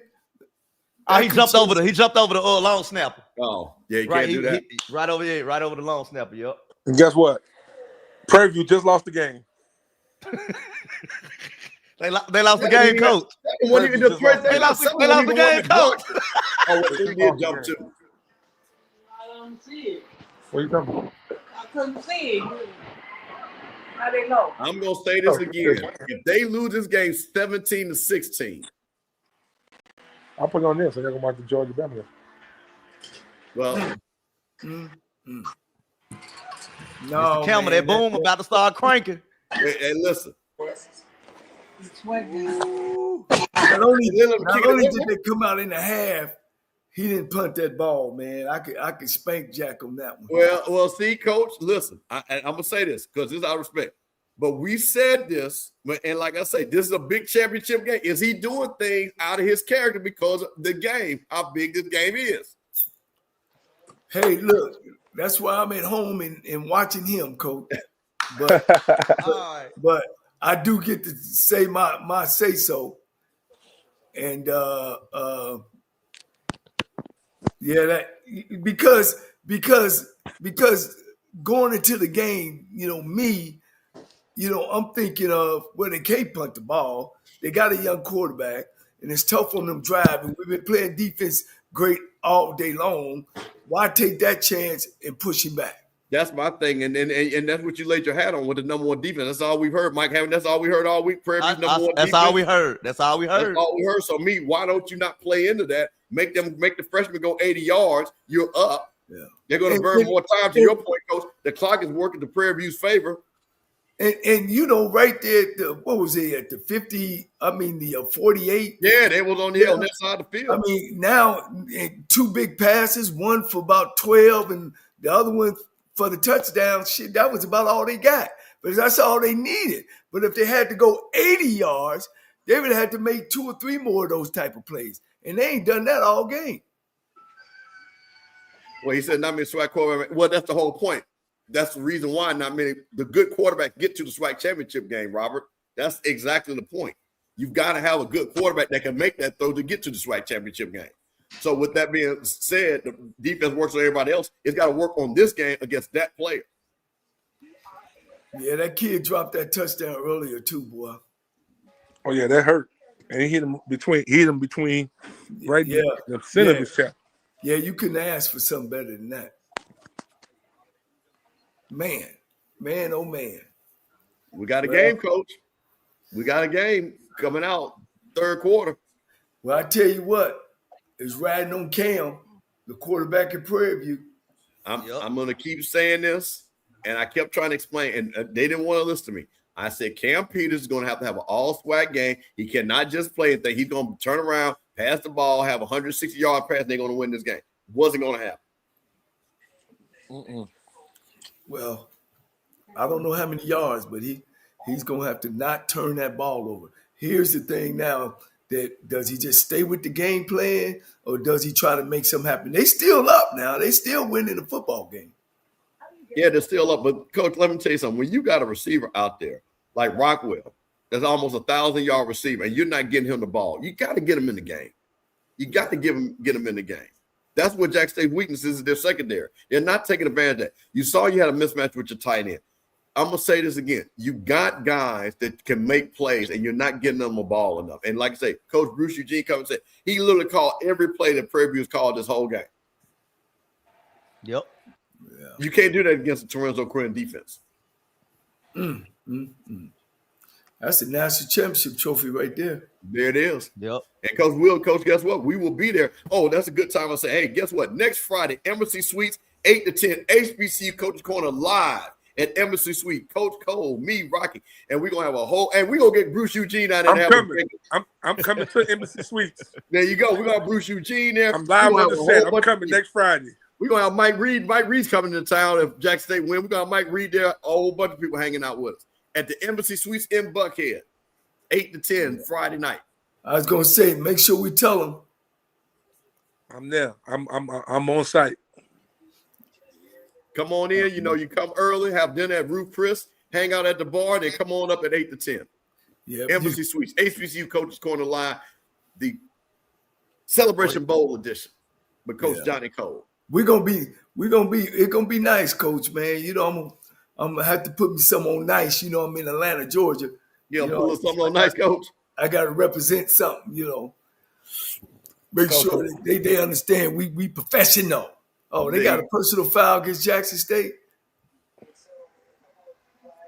Foul y'all penalty re-kick. Jamal said, Mr. Campbell, tell Jamal I go every year. Oh, Mike gonna be there. I go nowhere else, I go to celebration. I picked Mike up for the airport. You know I stay in Mr. Campbell the oven. Let me tell you something. This will be my first celebration bowl. I never go to the game. Oh man, you go. Well, see, this is. Are you gonna have a time? You're gonna have a time. You're gonna have a time, Coach. You know what's crazy? I'm gonna say something real quick while we got this. I saw, the SEC championship game, and they have like a big reception, and they had Cam Newton walking around the people. Bruce Eugene is our Cam Newton. Do people not understand this times 4? And this is just crazy for this man to say he has not been to the Celebration Bowl. It's just utterly ridiculous. It is. Yeah, we have our SWAC legends on the Friday before the game. We should be having a reception with all our SWAC legends. Again, this is how we recruit. This is how we get money for our schools. We got to bring our superstars back. Oh, they make it fun to kick again. Mr. Campbell, but guess what? You know they do the SWAC Hall of Fame on a Friday night, but they never promote it. Exactly. They don't promote it. Now, Bruce, I'm gonna ask him. Now, Bruce, you're in the SWAC Hall of Fame, right? I got some memorabilia in there, but I'm not in the SWAC Hall of Fame yet. Okay. Okay. I remember you. This. Okay. I got some. Hey, look. Hey, that's his fault going to Grambling. Shit, there's so many superstars. Hey, Bruce, nothing against you, but y'all got so many damn. We got a long list, huh? Hey, look, you should have came to Texas Southern. You might have been in there by now.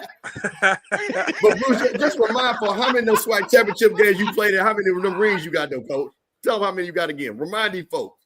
I got 4. Tell them how many rings you got. 2000. That's why you need to be in there, Coach. 2000, 2001, 2002. That's holding, yeah. I missed 03, 04, and then I won in 05. In 05, we rewrote the record books in 05 because I had 3,000-yard receivers. I threw 56 touchdowns. I think we had the record for like most yards or something in the season. Like we rewrote the record books. That's when I threw for like 600 on 600 plus on Prairie View. Unbelievable. You had 56 touchdowns in one season? Yeah. Jesus. Yeah. Man, Prairie View don't open up and went no back, man. I tell you, this offensive coordinator. He don't know what he's doing. He just called the play, coach. I'm telling you. He looking at the play call sheet like, look, we put this in, so let's work on this. And look, fake it, quarterback keeper. That's like. Oh, okay, it's an offset. Oh man, see, now that's where the defense comes. That's you can't. Offset. Oh, they offset. Yeah, they call. I was about to go crazy, Mr. Campbell. I was about to go crazy. That they're lucky. But he been like that all season, Mr. Campbell. I'll be like, man, sometimes we gotta calm down. Cam Sanders, like he be too rowdy. Every game he rowdy like that, but you gotta love him for it. You just gotta calm him down. I mean, sometimes. that's one of your all-conference players, one of your leaders. But like you say, Mike, in a game like this, where you know the game they kind of start out, you can't give them an opportunity to get free first downs. Yeah. 2nd and 10. Damn. We starting to bring more pressure too. I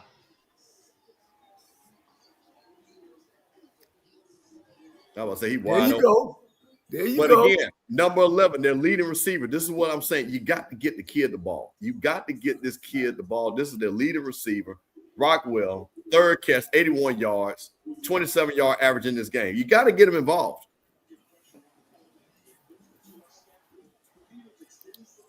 Peters just got to stay calm, get them first downs. Oh, you got to make that tackle. Oh, that's a bad hit there.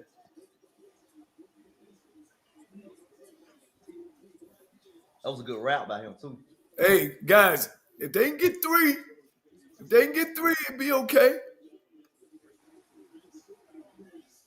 Yeah, but 3 don't get. But three doesn't give them that 7-point lead. I'd call that hit out of bounds right there.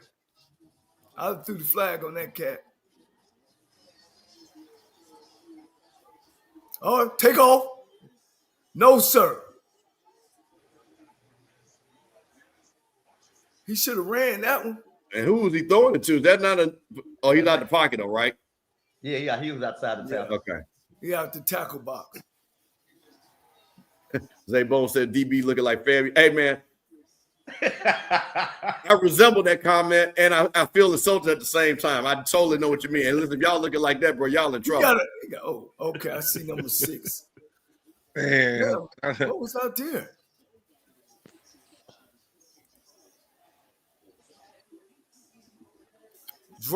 Run the draw. What the? Yeah, 3 don't. Let me say 3 ain't gonna get it done right here. They definitely need 7. Oh, what the? Bro, what kind of coverage was that? Wow. Jesus. If they hit the field goal, guys, the Panthers is going to the championship. I called it. Wow. If they hit this field goal, the Panthers going to the championship. Now, Bruce, what was that play that you just saw there? Were you able to see? Tell me break down what that offensive lineman, what that play was? They ran out. Oh, go ahead, Coach. Look at Chisholm. You talking about the play action with the zone off the zone read? Yeah. The play action. You see, they play too high. They played too high. He just hit. He just threw a rope into the hole. The receiver attacked the ball. The safety kept going high. He didn't attack it. Exactly. Look, y'all. Bro. Come on. Look at the angle the safety take. Terrible. That must have been an interception. Yeah. Terrible. Safety took a bad angle. Safety took a high angle instead of. If safety takes the angle going to the man, he either knock him out or exactly. That's a great throw, but Cam. What did I tell you, D? What did I say? Wait, but where's the safety going though? That's exactly because he ran the wheel route from number 3 on the inside. The linebacker sunk underneath. There's nothing else. There's nothing else going deep with him. Where's he going? But you know the safety looks at number 2. Number 2 runs it out. He didn't know he was going to wheel it. So when outside, now my eyes go to 1 and run kind of held him, for a second. Yeah, but I'm saying, like, your eyes got to move like he's the only thing going deep. So once you see him go shallow like that, I got 2 linebackers and everything underneath. Then now my eyes got to go to what's going deep. If one person went deep, and you went to, oh, my. Woo.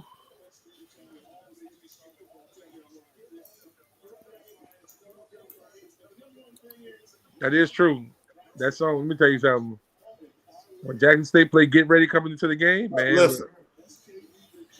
Listen, let me tell you something. Nobody has a better. When that band comes in there, you hear that Get Ready. And I mean, listen, Bruce, I can hear it miles away when they were pumping that thing. Look, I've never heard South Carolina State Q-Hop, but that ball and parlay, I'm not going to even lie to you. That's hard. I go on YouTube just to listen to them, just to listen to the ball and parlay just from their football games. Oh, yeah, that ball and parlay go hard. They go hard. They go hard. And I think those guys with South Carolina State, that the band, I think the song called Peas and Carrots or something like that. My South Carolina State people, they play that song. Them Qs go down and go nuts on that thing. Yeah, they call it the Q-Hop. All right, here we go, guys. Let's see what Jackson State gonna do. There it is. The thing is more of what I think the thing is. Pass the P. When they play that pass the P, them Qs go out there, they go nuts. See, the thing of it is they need to go back to their defense. See, they back at their defense.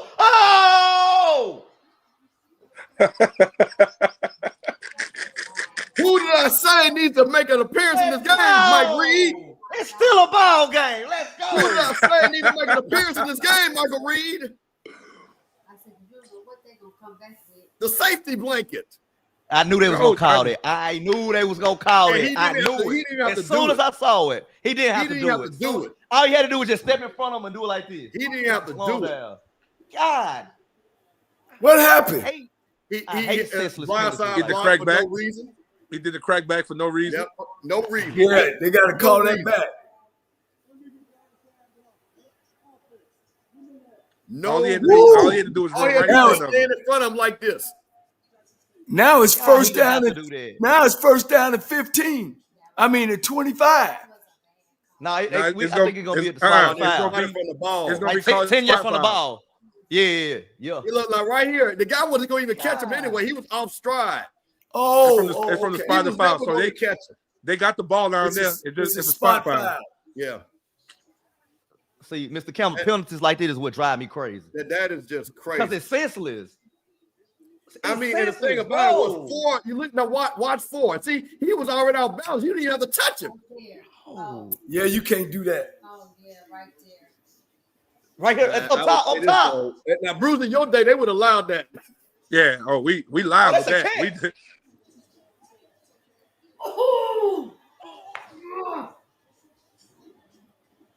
Is that the Prairie View Trevor, Jamar Savage? We've been waiting to hear his name all game.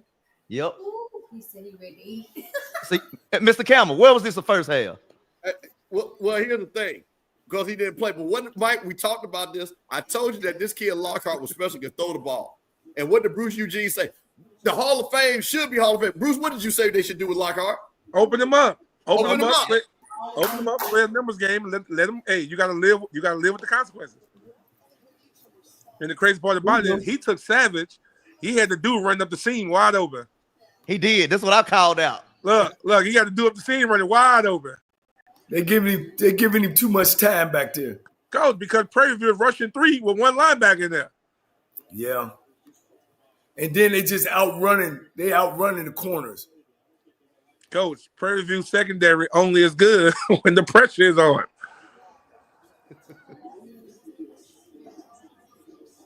I seen 3 receivers open on that play. I'm telling you, the one up the seam, he walked in. Yeah. One thing about it, he putting it on the money, Coach.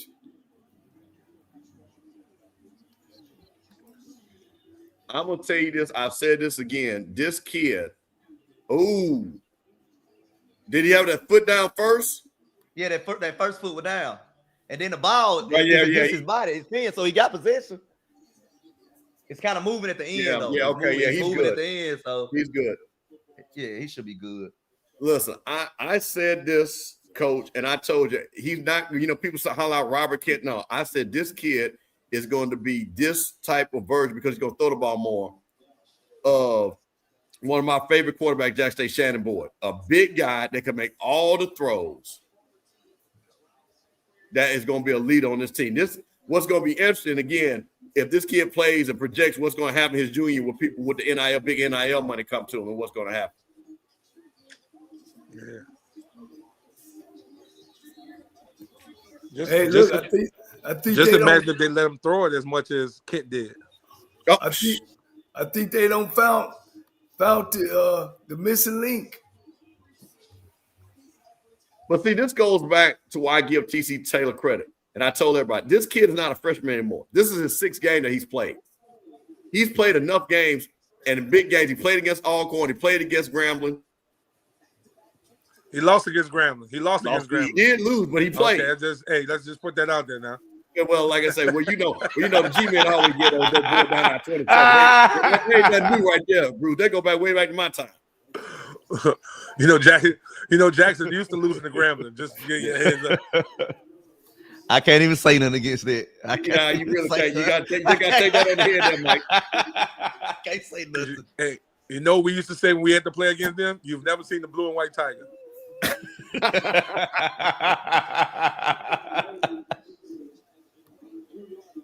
Hey, but I'm gonna tell you this though, Jack State ain't scored a touchdown yet, Mike. This ain't guaranteed. Where's Davenport? Where's Davenport? Davenport lane. He must have gotten in trouble, Mike. I'm gonna ask Zoe. I gotta take Zoe about that one. Touchdown. Think about it.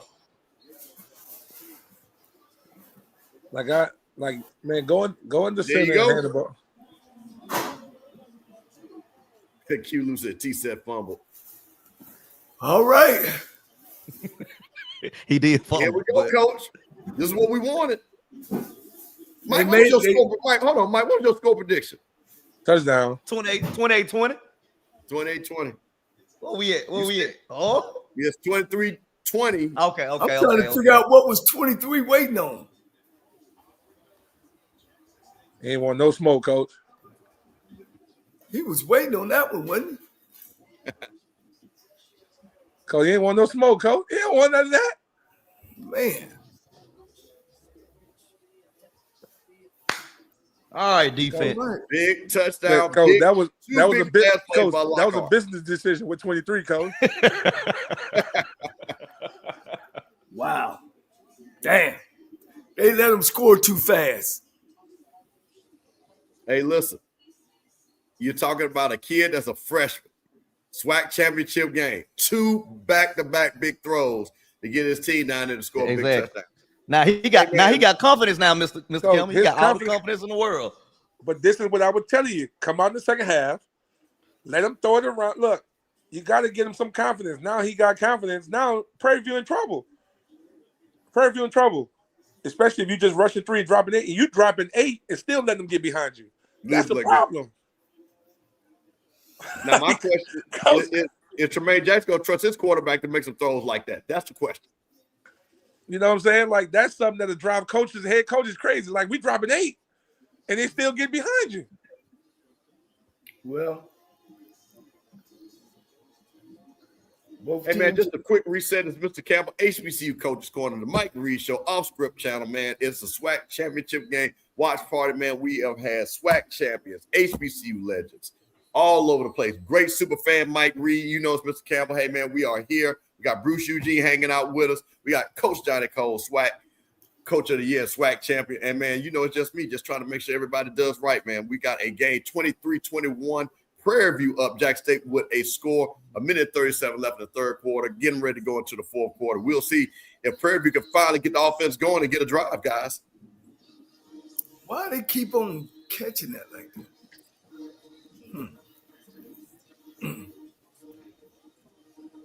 Who was that, Mike, that talk about all they heard with that show playing all day? What was that your show? All I heard, they said they played that show 9 different times. I hear that, Mike. Yeah. I think that was on HBCU Coach's Corner. Said all they heard was that show playing back to back for 9 straight minutes.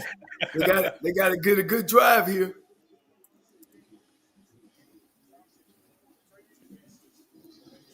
They got to try to keep this ball into the fourth quarter, starting of the fourth quarter. They need 1 or 2 good first downs. See, now you got the Jackson State people. Oh, good defense. You got the Jackson State people waving them pom-poms and getting loud. Yep. Yep. You already know, Coach. Yeah, you know what I'm saying? Now you got. See, you can't come out and open up and throw the ball. It is. Like that. We expecting that right now, Coach Cole. We expecting it. Yeah, you can't come out and do that. You still winning the football game. I'd have ran a draw. But Coach, I think you got to take a shot. I think you got to lose these guys. No. They want you to come out and take a shot. I'm with Coach. I'd have ran the draw. Some type of quarterback draw or something. You know what I'm saying? Like they playing cover 2. Run the football. Come with your counter with your back. See, look. Now you run it now. Now you get him hit. Now you third down. You third and 7. 3rd and 7. If you don't get this third down, now you got to punt the ball before even the fourth quarter hits. Oh! My TV a little bit ahead of y'all, but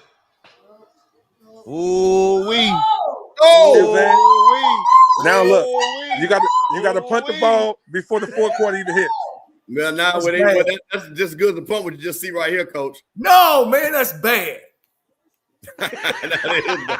It's an intercept turnover, and it's a momentum change. 100%. I'll be funny. But again, Coach, now you get to a point when I was talking about with the offense coordinator. No creativity, and all you're doing now is coming out and forcing the ball to 11. You're forcing the ball to 11. Put 11 in the backfield, motion him out, run him some dodge routes, run him some jerk routes, run him some shallow routes. Find ways to give him the ball instead of just running him deep, and you trying to force the ball to him. That's what I'm saying. They ain't got no dig routes, no crosses, no. All right, here we go. Look. Here we go.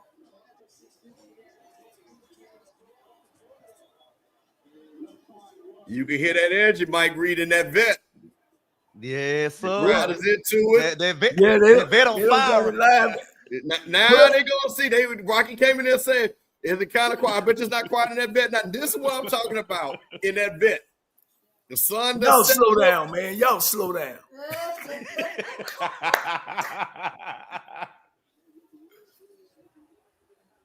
That was a good tackle. Ooh, that was a good tackle.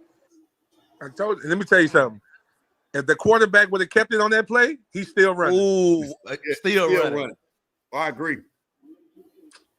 Look at the defense. It's 5-on-5 in the box. Don't even bring him in. Don't motion him in. Leave him. You bring an extra guy in the damn box. Don't do that. Leave him outside the box. You got 7-on-5 in the box. You got the 5 lineman, the quarterback, and the running back. You got the numbers. How much is that him being a freshman not knowing that? Hey, what y'all don't? They switched quarters? They're about to switch quarters now. Yeah. Okay, we all on the same page. But I'm saying that it ain't even about him knowing it. That's the coordinator. Coordinator like, yo, you see, you got the numbers. You got 7-on-5 in the box. Don't motion nobody in. Think about it. You didn't throw the ball this time. You didn't throw the ball last 2 plays. So now what they thinking? Oh, we got to stop the pass. Now go. Guess what? Quarterback draw. Quarterback ISO. You know what I'm saying? Like now, go ahead and take advantage. Right. Don't let them lean in on your plays. No. You didn't gash them twice on pass plays. So now guess what? They playing coverage. They gonna keep everybody deep because they're like, okay, we can't run with them. Now guess what? Take advantage of the box. Hey man, listen, that's hey for all you youngsters, that's Bruce Eugene right there. Grambling legend, SWAC legend. Hello. 4-time SWAC champion, HBCU national champion. Hey man, you're gonna get it right here on this watch party, man. All them other people just watching and talking in the chat, man. We got the real folks over here, Mike Reed. Mr. Campbell. Hey, what? Real quick to our fans, next week we're gonna be where at Campbell? Embassy Suites, Buckhead, right on Peachtree Road, 8 to 10. Celebration Bowl. Celebration Bowl. HBCU Which one of these teams we gonna be rooting for? And the Celebration Bowl went on Saturday? Saturday. Yep, Saturday. Who you rooting for? JSU. Or who you rooting for? PVAMU.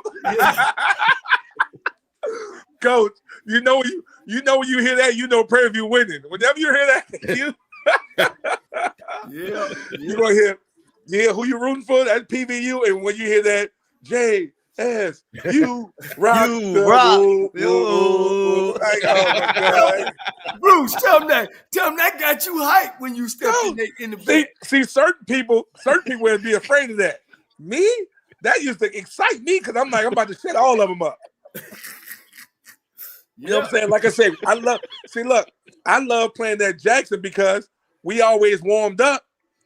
We always warmed up on the side, you know what I'm saying, when you first come in. Right. Where the locker rooms are. Uh-huh. So that's what we always warmed up in. So I got to see the band come in first when they come in playing that. Man, walk in, yep. Uh-huh. When they came in, when they come in walking in right down the side. They get ready. And now we hear that. Whoa, whoa, whoa, whoa, whoa, whoa, whoa, whoa. I hear that. Coach, I used to go to the side. I used to go right there to the sideline and watch them come in. You know what I'm saying? Be dancing with them because I already knew what time it is. You know what I'm saying? I know we about to light you up. I heard my song and everything else. And after I hear that, I got to throw a little to the Ocean of Soul, man. You know what I mean? Oh, yeah. Let me tell you something. The Ocean of Soul was they were quietly a great band. Hey, we should be talking out the side of your neck. That was us. That was us. See, that's we used to hear that. That's that little ocean, baby. That was us. See, we was talking outside your neck too. So once we hear that whoop, everybody go woo, whoop, whoop, whoop. You know what I'm saying? Like that was so I would hear JSU play Get Ready coming in, and then once that come in, and then when we played one year, let me tell you how crazy Grambling our band was. Jackson State was walking in, and our band started playing Get Ready when they walked in. And I was like, oh yeah, it's about to be a fight. Oh yeah, it's about to be a fight. So like I said, man, and let me tell you something. For all you kids out there, if you don't understand, man, look, black college football is, man, look. It's nothing like it, Coach. Ain't nothing like it. It's always been, it always have, and it always will be. Coach, there's nothing like it. Like I tell people, I got much respect for the bands because the bands be up 4 o'clock, 5 o'clock in the morning practicing and going through their drill work and things like that. Like, it's just crazy. I have some friends go to big Division I-A schools, man, and when we get together in the summer, run it, talk and work out, it wasn't nothing like it. Oh man, just throw it to them. They needed that one. They got to punt that 6-7 times. You just threw it to the first time. Are they gonna punt it? See what I'm saying? Look, four-man box, run the ball, take off. Exactly what I said. Take off. Oh my God! They might fool around block this one. They've been setting it up. Yeah, he should have. I mean, but even then, Terrell was wide open. He had just thrown it to him the first time. He a running back. You got to put it in his chest. You know, running backs can't catch. Hell of a punt. Hell of a punt. Hell of a punt. About time. Let's go. So we finally get the time with Jackson State punter has finally flipped the field. Exactly. Well, the field was pretty much flipped when he was kicking from the 50. So shitty. Look, even if you'd have hit it 15, they right. That's like a kickoff. I guess he's feeling good about himself. He still kicked it 20 yards. we was going for it. Especially if you rushing 4. If you only rushing 4, oh yeah, we going for it. All right, Cam. That last interception wasn't too bad. It was like a punt, but it changed momentum, and Jackson State did take advantage of it. So we'll see. That's a good point there, Coach. We'll see. So it's pretty much saved itself. Coach, this is one of those drives right here. A touchdown can almost win the game. You see that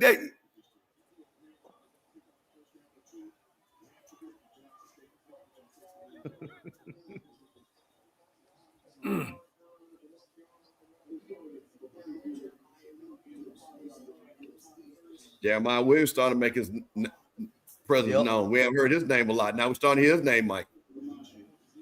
We're starting to hear something to start. But the one time, Mike, this is where Chris Irish got to come big. Defensive player of the year. Oh, yeah, big sack, for sure. Safety. This is when you want your guy to come up here and make a big play. This both ways, offense and defense. If they can keep him pent up down there, then they get a short field. Prairie View playing too conservative again. What is that? They just giving up this series. Exactly, Coach. Shit. I ain't got a bootleg or on a run throw game or something.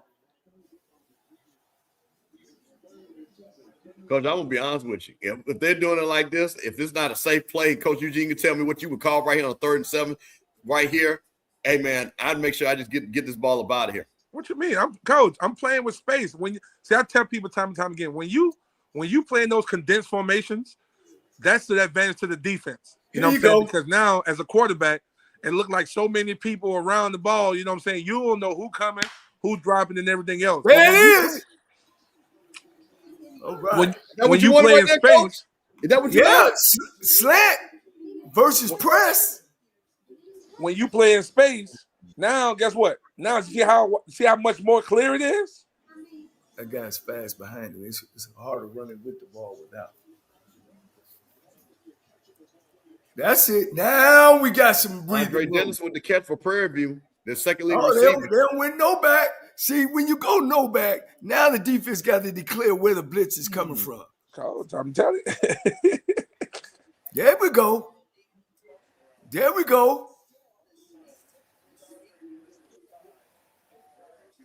Shit. Look, now I got to come with two. And they playing quarters to it. I got to come with 2 of my best run plays. I'll go with, see, they don't line up tight again. You know what I'm saying? They playing quarters to it. Don't give them that first down. Come on, real. Yeah. That's first down there. And they gave it to him. That's crazy. Burn that clock. Now, Bruce, we got to play clock a little bit. Because I still play clock, but I'm doing it for my spread formation. Yeah. I'm doing it for my spread formation because now we just gonna play with numbers. If I got 3 on 2 on one side, I'm gonna throw the bubble screen. You know what I'm saying? Right. Or I'm gonna throw the hits to the uncovered guy. I'm gonna throw the hits to the uncovered guy. Now, guys, remember now, they defense don't play the whole bunch of plays. Get back there.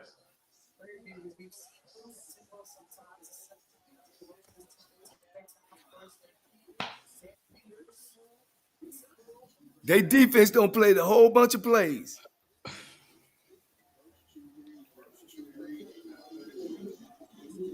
I wonder how many plays. What was that halftime look stats-wise? Did you pull it off? Yeah. What did you want to know, Coach, about the halftime stats? How many offensive plays? All right, I'll tell you right now.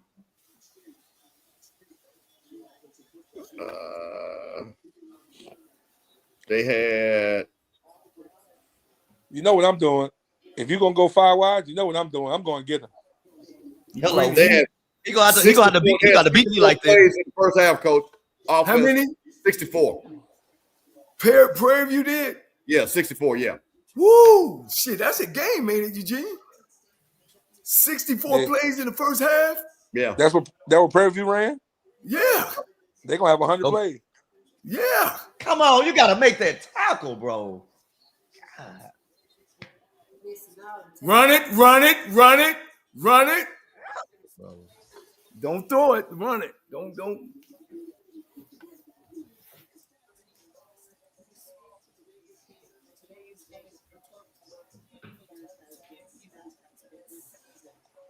Oh, you got to make that tackle.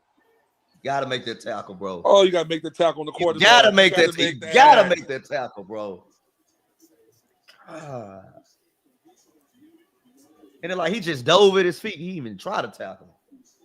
Let me tell you something. Like Coach Spears told you, our D coordinator. Oh, he coming. He not even sitting you allowing you to get relaxed like that. He coming. Where he coming from? I don't know, but he coming. Big 37 right here, Coach. Oh, he's wide open. Hey. Yeah, he was wide open. He threw it late. You got to run. He would have still been running. Man, I'm watching this game on a 100-inch screen TV, Coach. Look at you, big baller. I'm seeing everything, Coach. Throw it right now. Jesus. Hey, well, there goes some of your crossing routes, Eugene. Yep. There you go. KJ Black said, slow them down to catch the ball in the hole. Timeout. Hey, I told you, them damn 64 plays, Coach, wearing on them. Shit, I know they probably up in the 80s by now. Oh, yeah, they definitely in the 80s. Shit, I'm telling you now.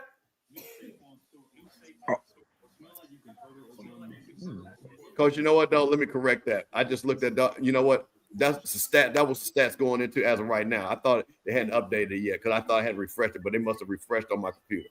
So they might not have been at that. Let me see. Let me refresh to see what they have right now.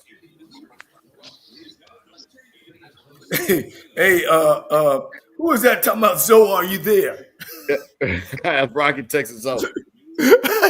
Hey, I can't find Zoe. I need to email Zoe. He need to get Rocky them 100. Zoe had that game, man. Just a quick shout out to the SEC Championship, the Confederates, Georgia 14, Alabama nothing in the Confederate Championship over there at the SEC. Oh, Georgia up, baby, 14. Georgia's up. No, Zoe's not working. Zoe's at the game. Man, Zoe watching his damn phone, his ass shaking out his damn pants. Talked all that shit.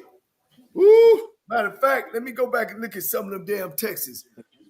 Talking about what they gonna do and how bad they gonna beat Prairie View. Come on, man. Listen. Y'all know that's what it is. I'm gonna wear his ass out. Boy, he better not. Boy, Prairie View better not win, boy. Coach, you know what I'm saying, man? You need to get off the podcast and go back in the stands and just watch games because you don't know what you're talking about. Coach, you already don't know what he's talking about. I told him, man, this wasn't gonna be no easy game, Coach. Coach, let me tell you, Steve, did I not? I'm gonna tell you this, and Jack State people know this. If they let Prairie View beat them in the vet for this fight, they will never hit a level. If you're talking about Valley beating us, this is gonna be a whole nother level of trash talking. This is gonna be a whole nother level. If they go in this vet and get this W. No, Zoe talking all that trash. Hey, man, it is Confederates, man. Like I say, people sit up there talking about Ole Miss and they're this and LSU the same, Alabama's the same, Florida the same. They all did not have black players play until 1970. So to me, that's all. It. Matter of fact, SMU was the first. Yep. Pony Express. So y'all can root for them SEC schools, and then and I'll tell you this too. Alabama just outlawed where the black students could not have their own black magazine because of DEI. But y'all keep rooting for the Alabama Christmas tie. Y'all go right ahead. Come on. Is that the big guy? Oh! Woo! Oh, we got to get that ball, bro.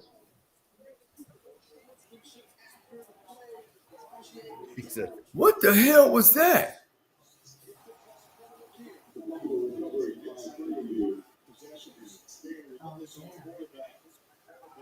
Mike, was that our guy Quincy Ivory out there? Yeah, we got to get that ball, though. Quincy make the play, we got to get that ball. There we go. Quincy Ivory, your defensive player of the year, starting to create havoc. Guys, what yard line we on? 35, 38, 39? Second and 13, Coach. Let's see.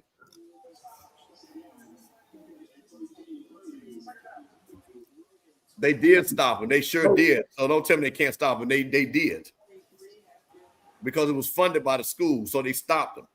So don't you go read it. I will put the link in the map. I'll put the link in the chat. Screen. Shit. Holding. Good call. Good call. Good call. I like that. I like that one. You like that one, Coach? Yes, sir. It's safe. It's safe. We in field goal range. We burning clock.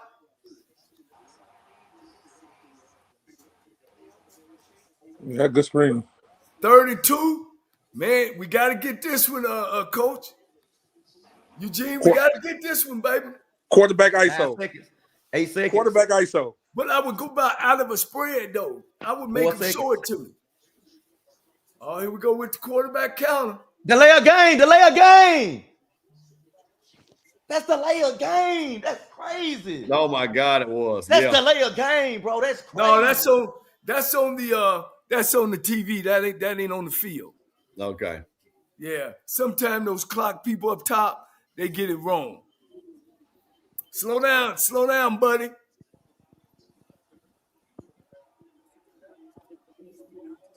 Oh, man.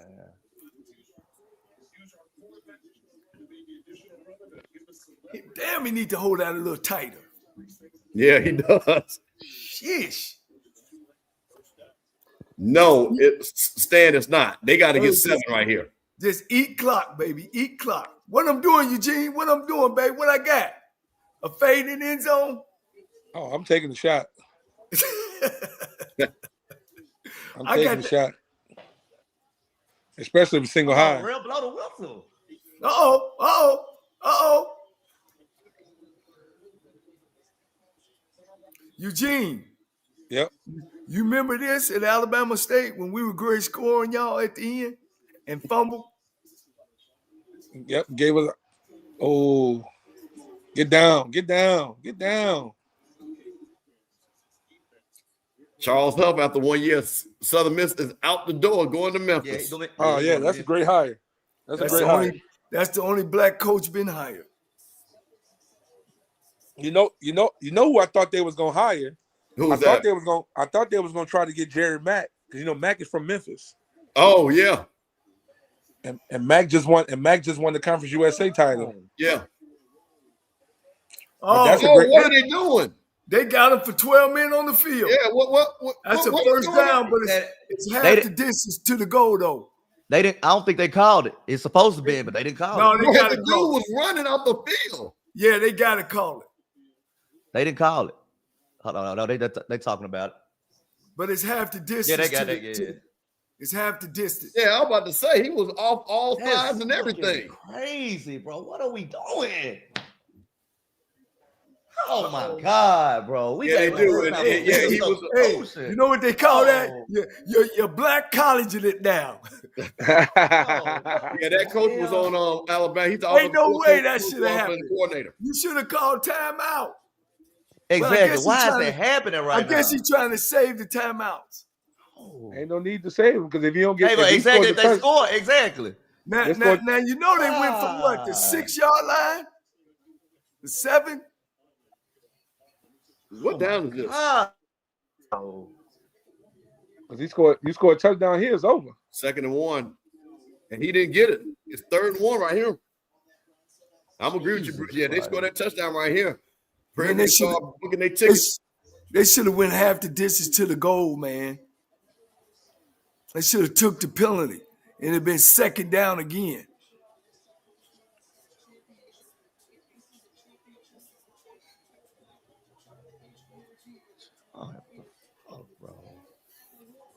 Why they got to safety in the end zone, man? Walk up and look. It's quarterback counter. You knew what was coming. Quarterback counter. Oh, he lose the ball. He fumble. Wow. He didn't fumble that ball. Yes, he did. He stretched that and he stretched that ball out where he didn't need to. He didn't fumble that ball. Yes, he did. Oh, yes, he did. I saw Yes, what he he did, did. 'Cause Coach. He tried to twist. Yes, he did, Coach. Yeah, he did. He know he did. Look at his. Yep. Tell you about his body reaction. Can Jared Lockhart go 99 yards Hold on, and be man. SWAC Yeah, legend? he fumbled on. that This one. is, Yeah, hey, he this fumbled where you that make one. history right here, Coach. This is the way you want to go out. See, he tried to stretch to get the touchdown. Yep. You can't do that right there. No, man. Yep. Coach, this Hold on, is this how is you what want to I go wanna out. see. You want to make Hold history? on. You want Hold to on. win it? This is the way you do it. Yeah, you can't. You can't do that right there. There's no need for that. Ooh, There's God. no need for that. That's tough. Man, that's tough. Jared Lockhart, a true freshman, But yo, but 99 yards. they didn't tell the quarterback, look, no fumbles, no protect the ball. You know what I'm saying? Protect the ball like we control our own destiny from here. And the thing about it is, you want to run more clock. Right. You had the first down. Boy, they bring that heat, boy. Where's Wimbrand at? Right there. Oh, you got to the push screen out. in the slot. Miller gets a couple of yards. Can Jackson State in the vet keep their championship hopes alive with a freshman? They got plenty of time right now. The time is not the thing, Coach. It's the 99 yards that they got to go for. Was it the 2nd and 8? Man, I'm taking the hits to the outside guy. Hello. Coach, you want to put everybody in there? I'm taking the hits to That the ain't outside gonna guy. work. That shit ain't gonna work. Woo! Oh, that ain't gonna 3rd work. and 10. They got to stop them because they got to punt, or you go for it for 4th down.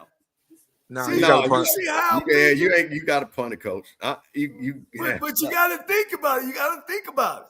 No, Well, I'm gonna say this: if it's 4th and 2, maybe. But if it's like this, This is gonna be a pass. Shit, we bringing pressure. Damn that. But the crazy part about it is you're running that play and your receiver not even blocking the outside guy, because if the receiver blocked the outside guy, he's still running. We bringing pressure. they're not doing it, Coach. Oh my God, bro! What is that? That shit is trash, bro. Man, everybody knew that. Look, Because Mikey's throwing it to one guy. He's throwing it to one guy. That's so trash, bro. He's throwing it to one guy. We could come up with anything better than that. But, yeah, that was trash there, buddy. That was two trash plays. You're throwing it to one guy. I'm like, to me, again, you got to have some route concepts where you exactly mesh concept, something.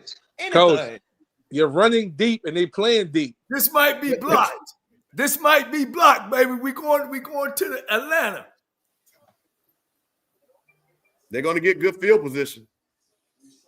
Oh yeah, definitely that. They're gonna get the ball inside the 50. Jesus Christ, man. God. You can't let that bounce. You gotta go get that. Well, shit, it's only to the 55. Shit, I'm still go get it. Shit. Ain't scared of it. What we got here, Bruce? 2 first downs or 1? Now you're gonna need 2 because they got 2 minutes. timeouts. They got 2 timeouts. 2 minutes. Yeah, and a 2 minutes. Don't let the ball bounce. I just said this. You got 3 with the 2-minute warning. Yeah, so 3 timeout. Jesus.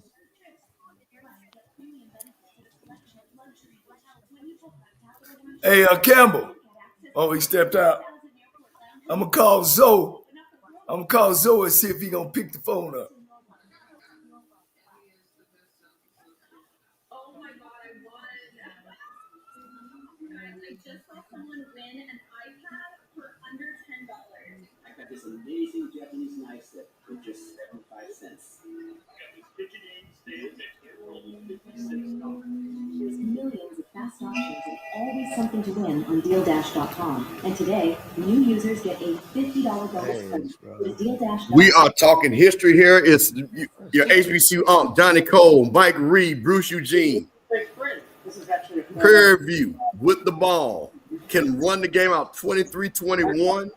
Could be the first team on the road to win a SWAC championship. Have not won the SWAC championship 2009. Their first trip potential to the Celebration Bowl is all on the line. Will the Jackson State machine stop this year? Did not like the play calling with the fresh eyes on that defense. Quincy Ivory, your all-conference All-American, make a play to get the ball back. It's the week at ESPN when we partner with the V Foundation to highlight the urgent need for cancer research. This is game-changing research, folks, that helps save lives. If you're able, give now at v.org/donate. And I'm going to tell you this, Mike Reed. I love TC Taylor, but y'all going to give him hell on Monday. That was so trash. Mr. Campbell, what was that? Y'all going to give TC hell with this coaching. And I'm like, I'm shocked TC coached this game the way he coached the offensive. Here we go. Prairie View with the ball. Jackson State's going to be ripping at it. Oh, they running that now. Shit, it's all runs. Yeah, they're going to run, but they got to rip at the ball, try to get rid of it.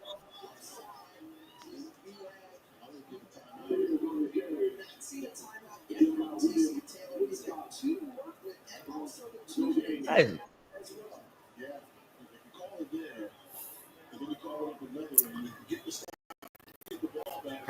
Man, that's trash play, man. I'm not letting no quarterback.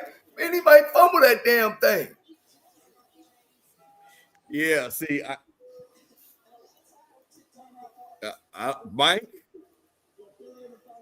like I said, I've got to go with what Jay said. If you're going to call the timeout, you call it immediately. You can't let the clock run.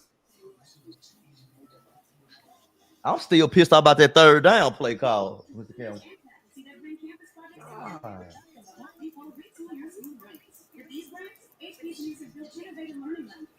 You know, quarterback Cam, he was really upset that he didn't make second team all conference. He didn't take nothing from Jacoby, but he had got hurt. Yeah, yeah. I think it's a valid argument right there for Jacoby Morgan not making second team. You know, he had gotten hurt, only played half of the season. I think you should have given it to Cam Miller. I don't think Jacoby would have been mad with that. I think that was. I agree. Yeah. I agree. Yeah. He was hurt. I agree. Yeah. He felt a little. Yeah, I understand. And he led his team to the SWAC championship, and he was 1,000 yards more than Jacoby.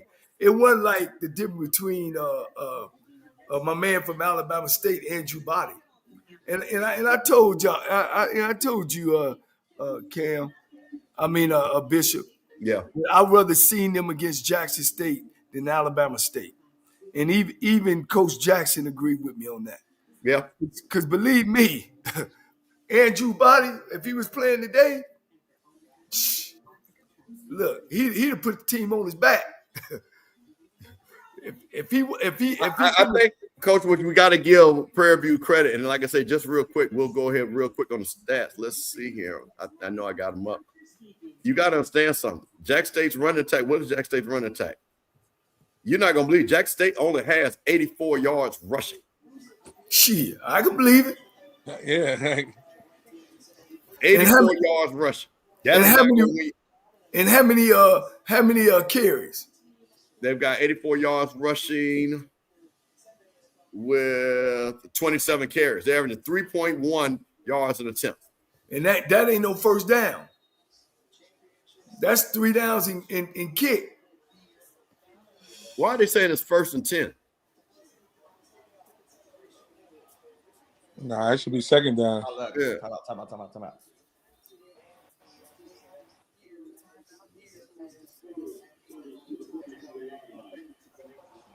See, I don't see TC really played this bad. You got to call it. See, he gave 20 seconds away damn near. Yeah, he did. If you're going to do what he just did, you got to call that timeout immediately.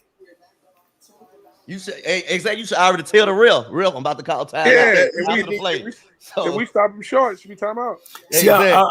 See, Prairie View played it safe. I don't like that, man. I don't like that.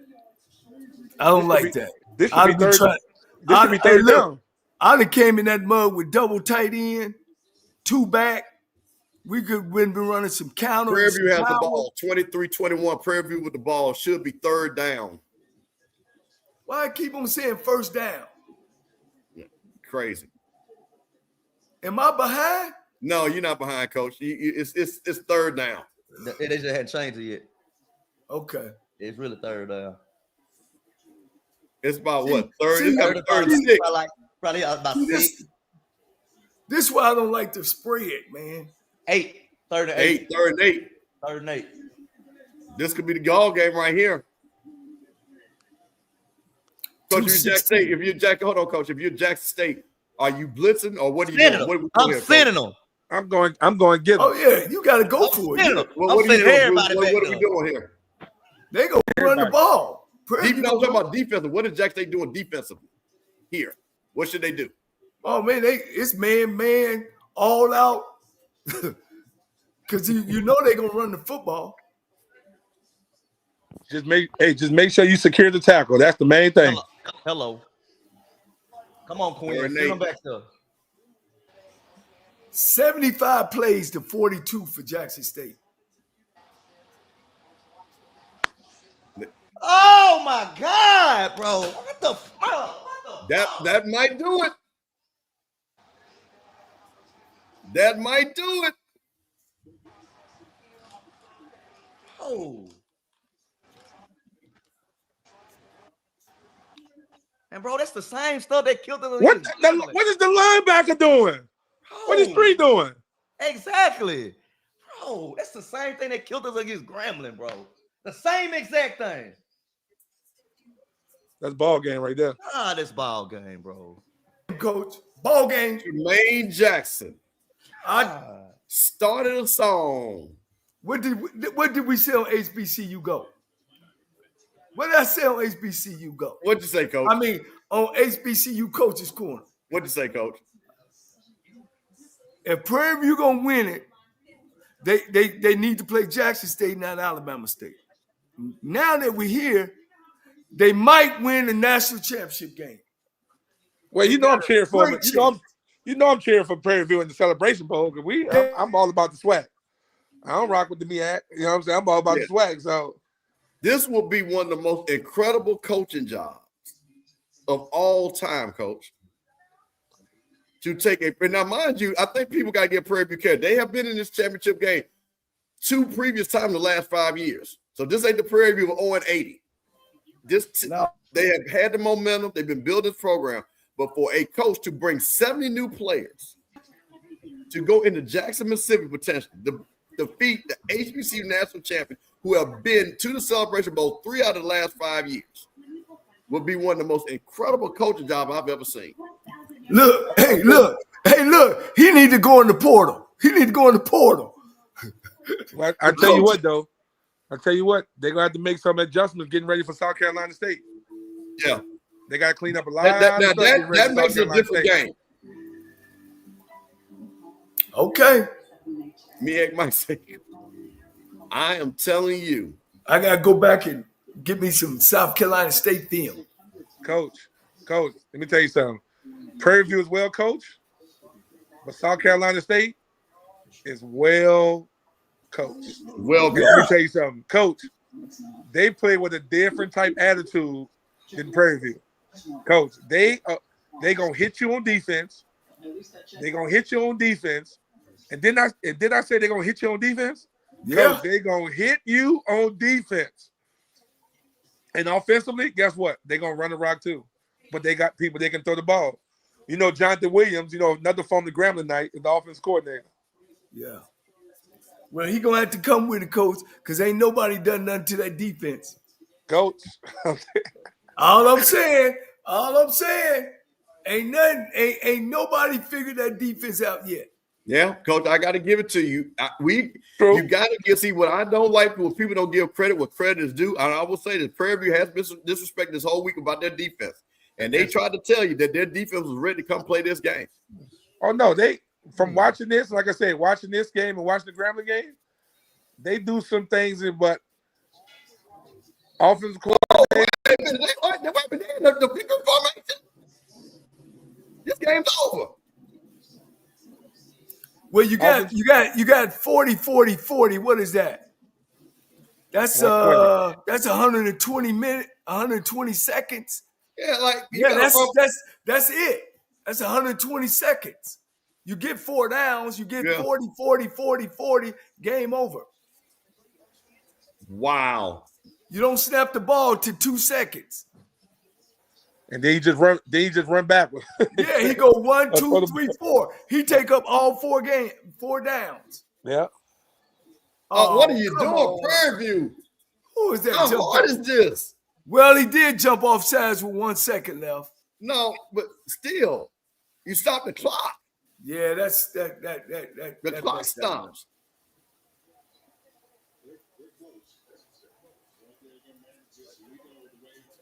So you still got 340s though, Coach.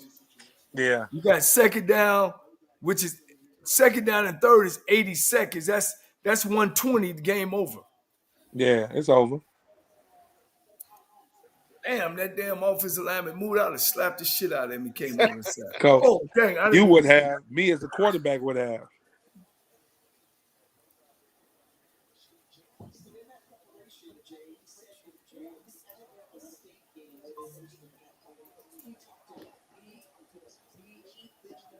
So the SWAC will not get the back-to-back national champion in the Celebration Bowl that they were looking for. Prairie View A&M, new coach Tremaine Jackson, comes into Jackson in victory formation as the underdog, 8.5 last I checked.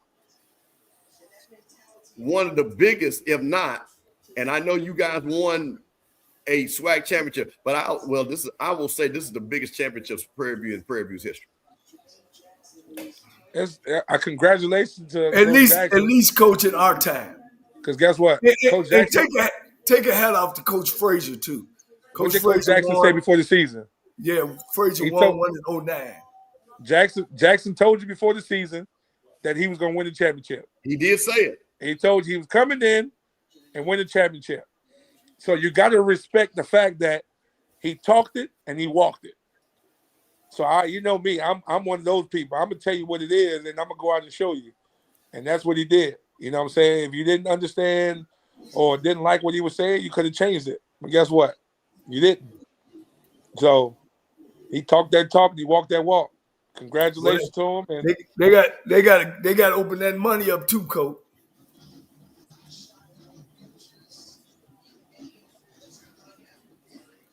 See, that 20 gonna get up underneath 30 is over. AD Golf. That's he made the big hire. Said he was going to change the Prairie View trajectory. Came on HBCU Coach's Corner, said all the things that he needed to do to make this program a championship program. That's it. Coach Jackson will sing Atlanta, Atlanta, Atlanta, Prairie View.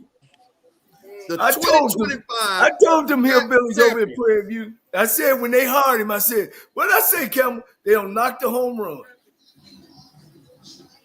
One of the biggest upsets in SWAC championship history.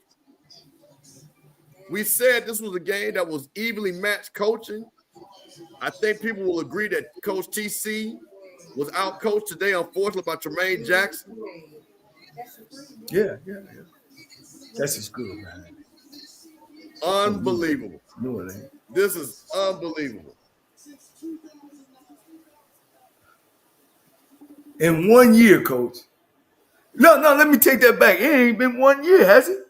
Well, no, this is first year coach. Yes, this is first. I think he was hired after December 6th. Oh, you're talking about calendar year. Oh, no, that I can't say. Yeah, because remember he got hired after he finished his run with Valdosta. Yeah. He got hired after he finished his run with Valdosta. He ain't even done a year yet. This is, I'm going to say, I am just totally shocked. Mike Reed, tell us how the Jackson State family is feeling right now. What do you, Mike, what do you think? Oh, wow, back. Poor game management, Mr. Campbell. Poor game management. This is not on the players at all. Poor game management by the coaching staff, bro. This is terrible. Terrible. That's exactly what we did by coming here. That's exactly what these guys do every single day. I'm turning it up. Y'all hear that? Yeah. I should have. Thanks to our staff, our administration, our players. These guys have worked extremely hard. Your quarterback, Cam Peters, had nearly 400 total yards of offense and 2 touchdowns. Yeah. What can you say about the way he managed this offense today? He's a dog. Made a mistake down there on the goal line. He's a dog. Let's deal with dogs too. They come back and they fight harder. Nobody thought we'd be able to do this in such a short time.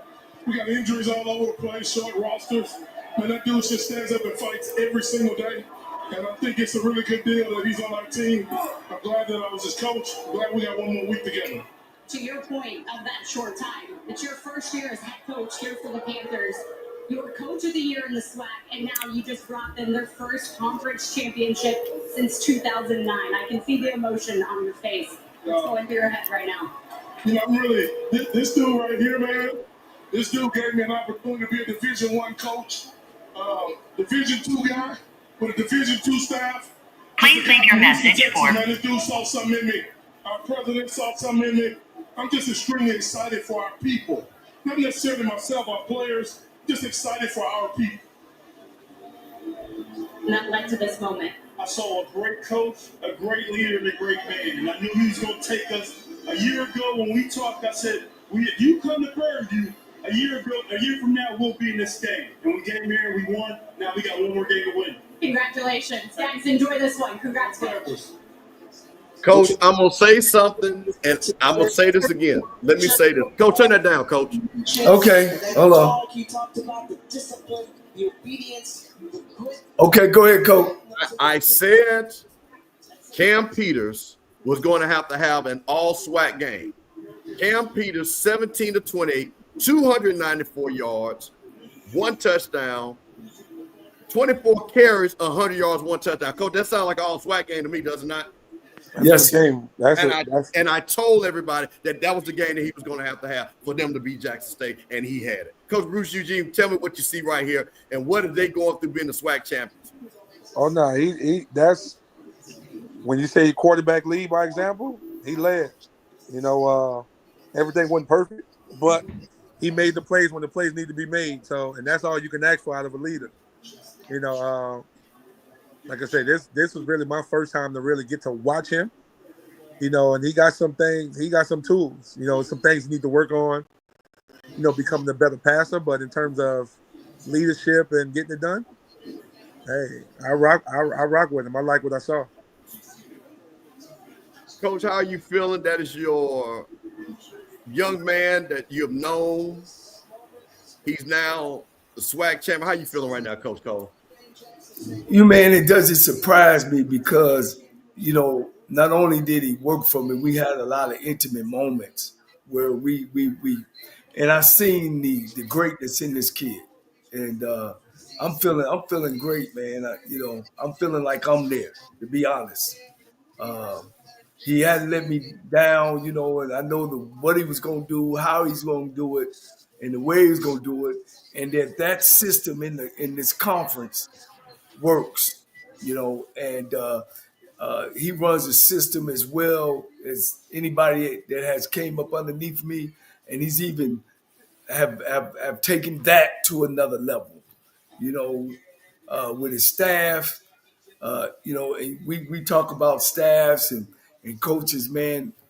You know, I can't say enough about his staff. I got a chance to spend some days with them in the summer, and I could see the way they went about the business as professionals. And you know, look out, SWAC. The West is not going to be the weak part anymore. I think everybody's got to get better. I'm gonna tell you something, Coach, and the thing, and Mike Reed, I want to see if you agree with me on this. We said what's up, man? We said the weakness was Jackson State defensive backs. Mike, Jackson State defensive backs let you down. What do you think, Mike? Hold on for Mosey. We on the watch spot. Hold on. Hey, Coach, I got Mosey Sports Illustrate straight. Say that again, Mosey. What you told me? Do they believe you now? I guess they do. Hey, he the real deal, man. Go Panthers. Yeah, go Panthers. All right, Coach. Okay, thank you. Go ahead, Mike. Yeah, they gave us some big plays. Mr. Campbell gave us some big plays. It was just a bad day. Mike, I'm gonna tell you what, we're gonna pull up the stats right now. You know, one Mike, of the things. but let me ask you this quick question, Mr. Campbell, when you pull Yeah. up the stat. Mike, what part did Prairie View play in that? Was they not the aggressive team? Yeah, they were the aggressive. They were definitely the aggressive of the game. For sure, they was the aggressive. And Coach Cole, we really ain't had nobody to come in and bully the bully. You know what I'm saying? Yeah. We ain't had that for a while. So the bully got bullied today. Basically. Yeah, I agree with you. Well, you know, and they stood up to the bully. Because that, you know, that's the thing, and Coach Bishop, you appreciate this. That was the thing about, to me, I get it. You know, one guy was telling me, Zoe, I'm going to say his name, Zoe, was telling me, oh, man, that's Prairie View. That's the Perry. You know, this ain't, and I'm saying, hey, buddy, are you looking at the numbers? Are you looking at Coach Jackson and his staff? I mean, I get it. Coach, I played with Jackson State. They never, as a player, beat Jackson State. They beat the hell out of us in the 80s. Shit, they won like 8 straight championships. So I know the mystique of Jackson State. But this is a new day and a new time. You know what I'm saying? So I'm glad you said that. I mean, they went toe to toe. This, you know what this was like? This was like my man Mike Tyson and Buster Douglas. Buster Douglas, yeah. I'll agree with that. Maybe now that Prairie View has what's the word made Jackson State look normal, hopefully our whole conference can get better. That's what I want to say. Yes. Well, Coach, just going to kind of look at this, and I think this is just unbelievable. You look at the team stats. Prairie View 19 first downs at Jackson State. Third down. Can I say something about that first down? Yeah. Go ahead. Yeah. Prairie View ranked up in the nation in giving up first downs. They ranked like 7, somewhere in there. But go ahead, Coach. Yep. This was the thing that was really amazing. Third down efficiency, 10 for 21 for Prairie View. Jackson State only 2 for 10 on third down. And where they ranked their coach in third down? You tell, come on, Coach, where are they? Come on, where you know. Number 1 in the nation. Number 1 in the nation. If you ain't making first downs and you're not completing third downs, you're losing football games. Hey, Coach, the next thing I'm going to come back to this, but let's go down to passing stat. 294 yards passing for Prairie View, 17 to 29, 10 yards per pass, Coach, only 1 interception. Jackson State, 160 yards, 8 for 15, 10 yards, and they threw interception. Rushing the time, and this is where I think if anybody would have told you this number right here, nobody would have believed it. Prairie View rushing 130 yards, 50 rushing attempts. Jackson State, for the first time, I believe, all season, less than 100 yards rushing. Only 84 yards rushing, 27 attempts, 3.1 yards. But, Coach, 424 yards of offense for the Prairie View Panthers and only 244 yards of offense for Jackson State. I'm just trying to tell you. Let me ask you a question they kept on. Let me ask you a question they kept on asking us. Who Prairie View played? They only play the people on their schedule like you, Jackson State. That's what they said, Coach. That's what they said. And we kept saying, well, y'all playing the same teams they playing. Hey, Coach, I'm going to put it in the chat right now, KJ. You see, like an MVP, let's take a look at T-Mobile Club Magenta at the SEC Championship. Hopefully we got KJ Black coming on. He is at the game. Hopefully he'll be able to jump on. Hey, man, listen, I'm just going to tell you one of the things here that I'm going to stop sharing this and just looking at this game. We said this was going to be a really good game. I think everybody agreed on that. We said that the coaching was going to be superb. We said we were going to see big plays made. But one of the things that I got to say, and Scotty kind of said, you just saw at the beginning of the game that Prairie View just kind of moved a little bit different versus Jackson State. You could just kind of see it. Look who's out on the field. How did he get on the field? How did that guy get on the field?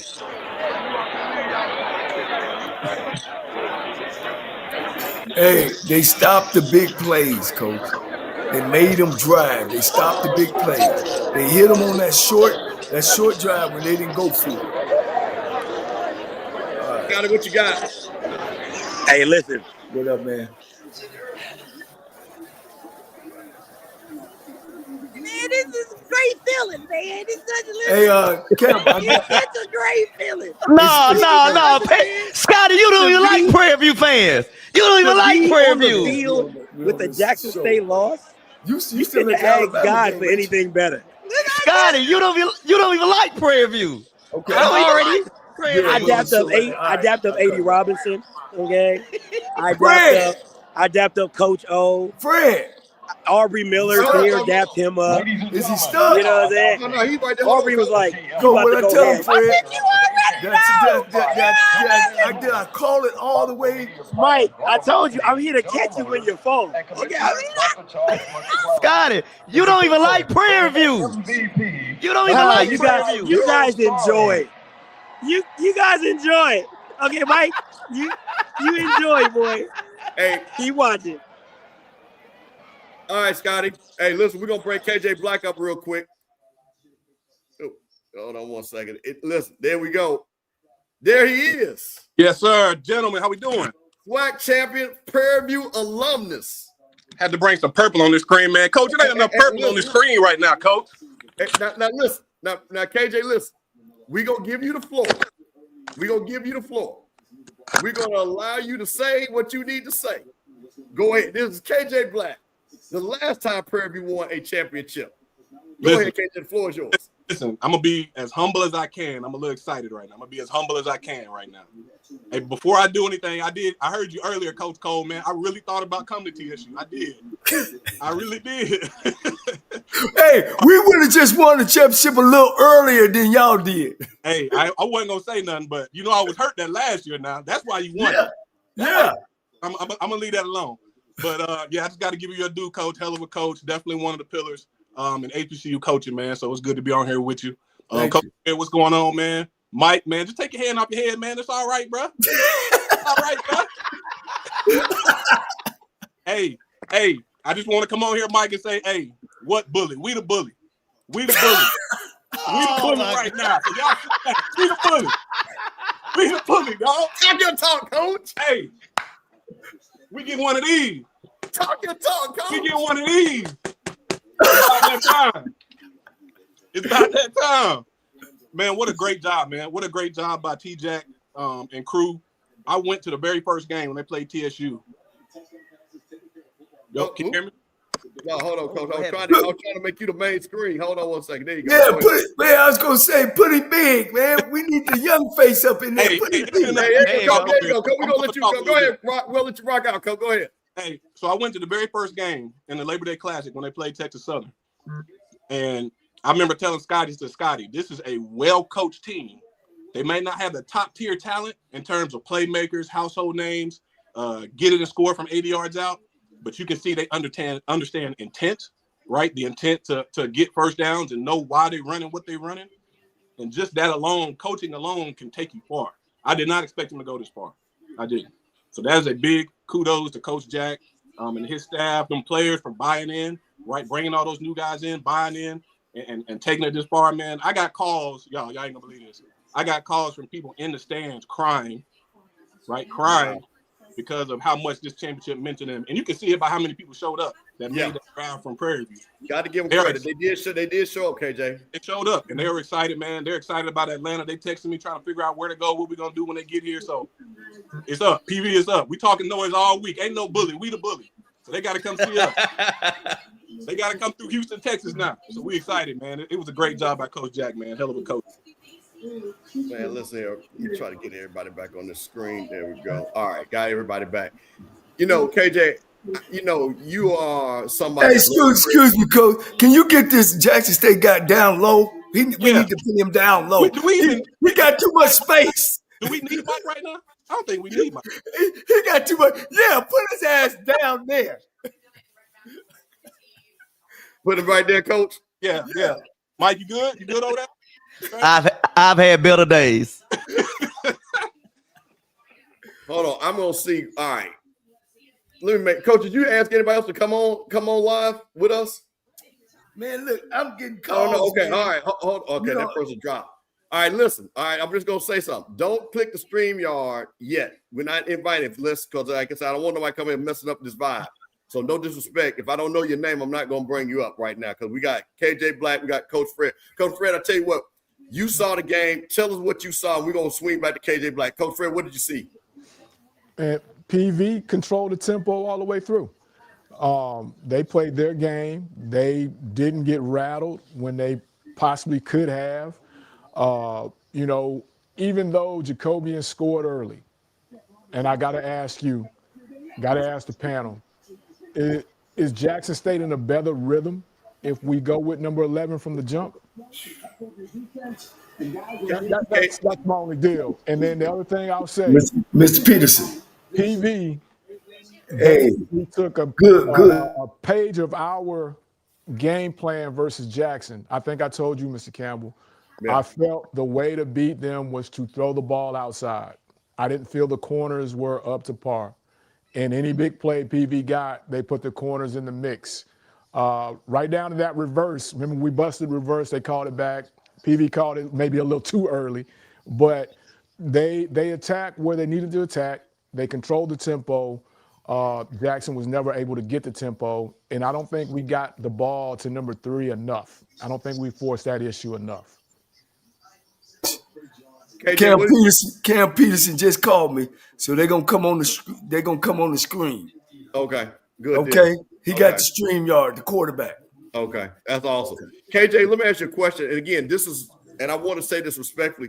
You've been a leader of a team. I thought that it was the right decision to bring Jacoby Morgan because he was the leader. He is the general, and he scored a touchdown. He was playing. They were in the game. What do you think about that, and how much did the game change because Jacoby did go out and Lockhart coming in?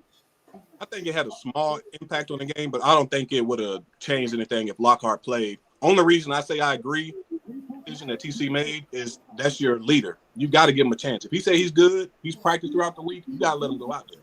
You know what I mean? You got to let him spin it. You can see the energy that it brought to the stadium, the energy that it brought to the team. It was just unfortunate that he got hurt after taking such a great play. KJ, go ahead, Coach. Can we win the national championship? Coach, you know, like I know, if we coach well, we got a shot. You know what I mean?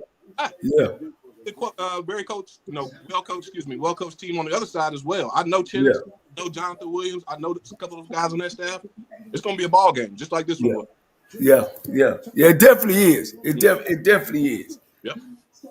Now, KJ, I wanted to ask you a question. Like I said, you've been around this PV program a long time. You've known the pain and sorrow of PV. Mm-hmm. You as an alum.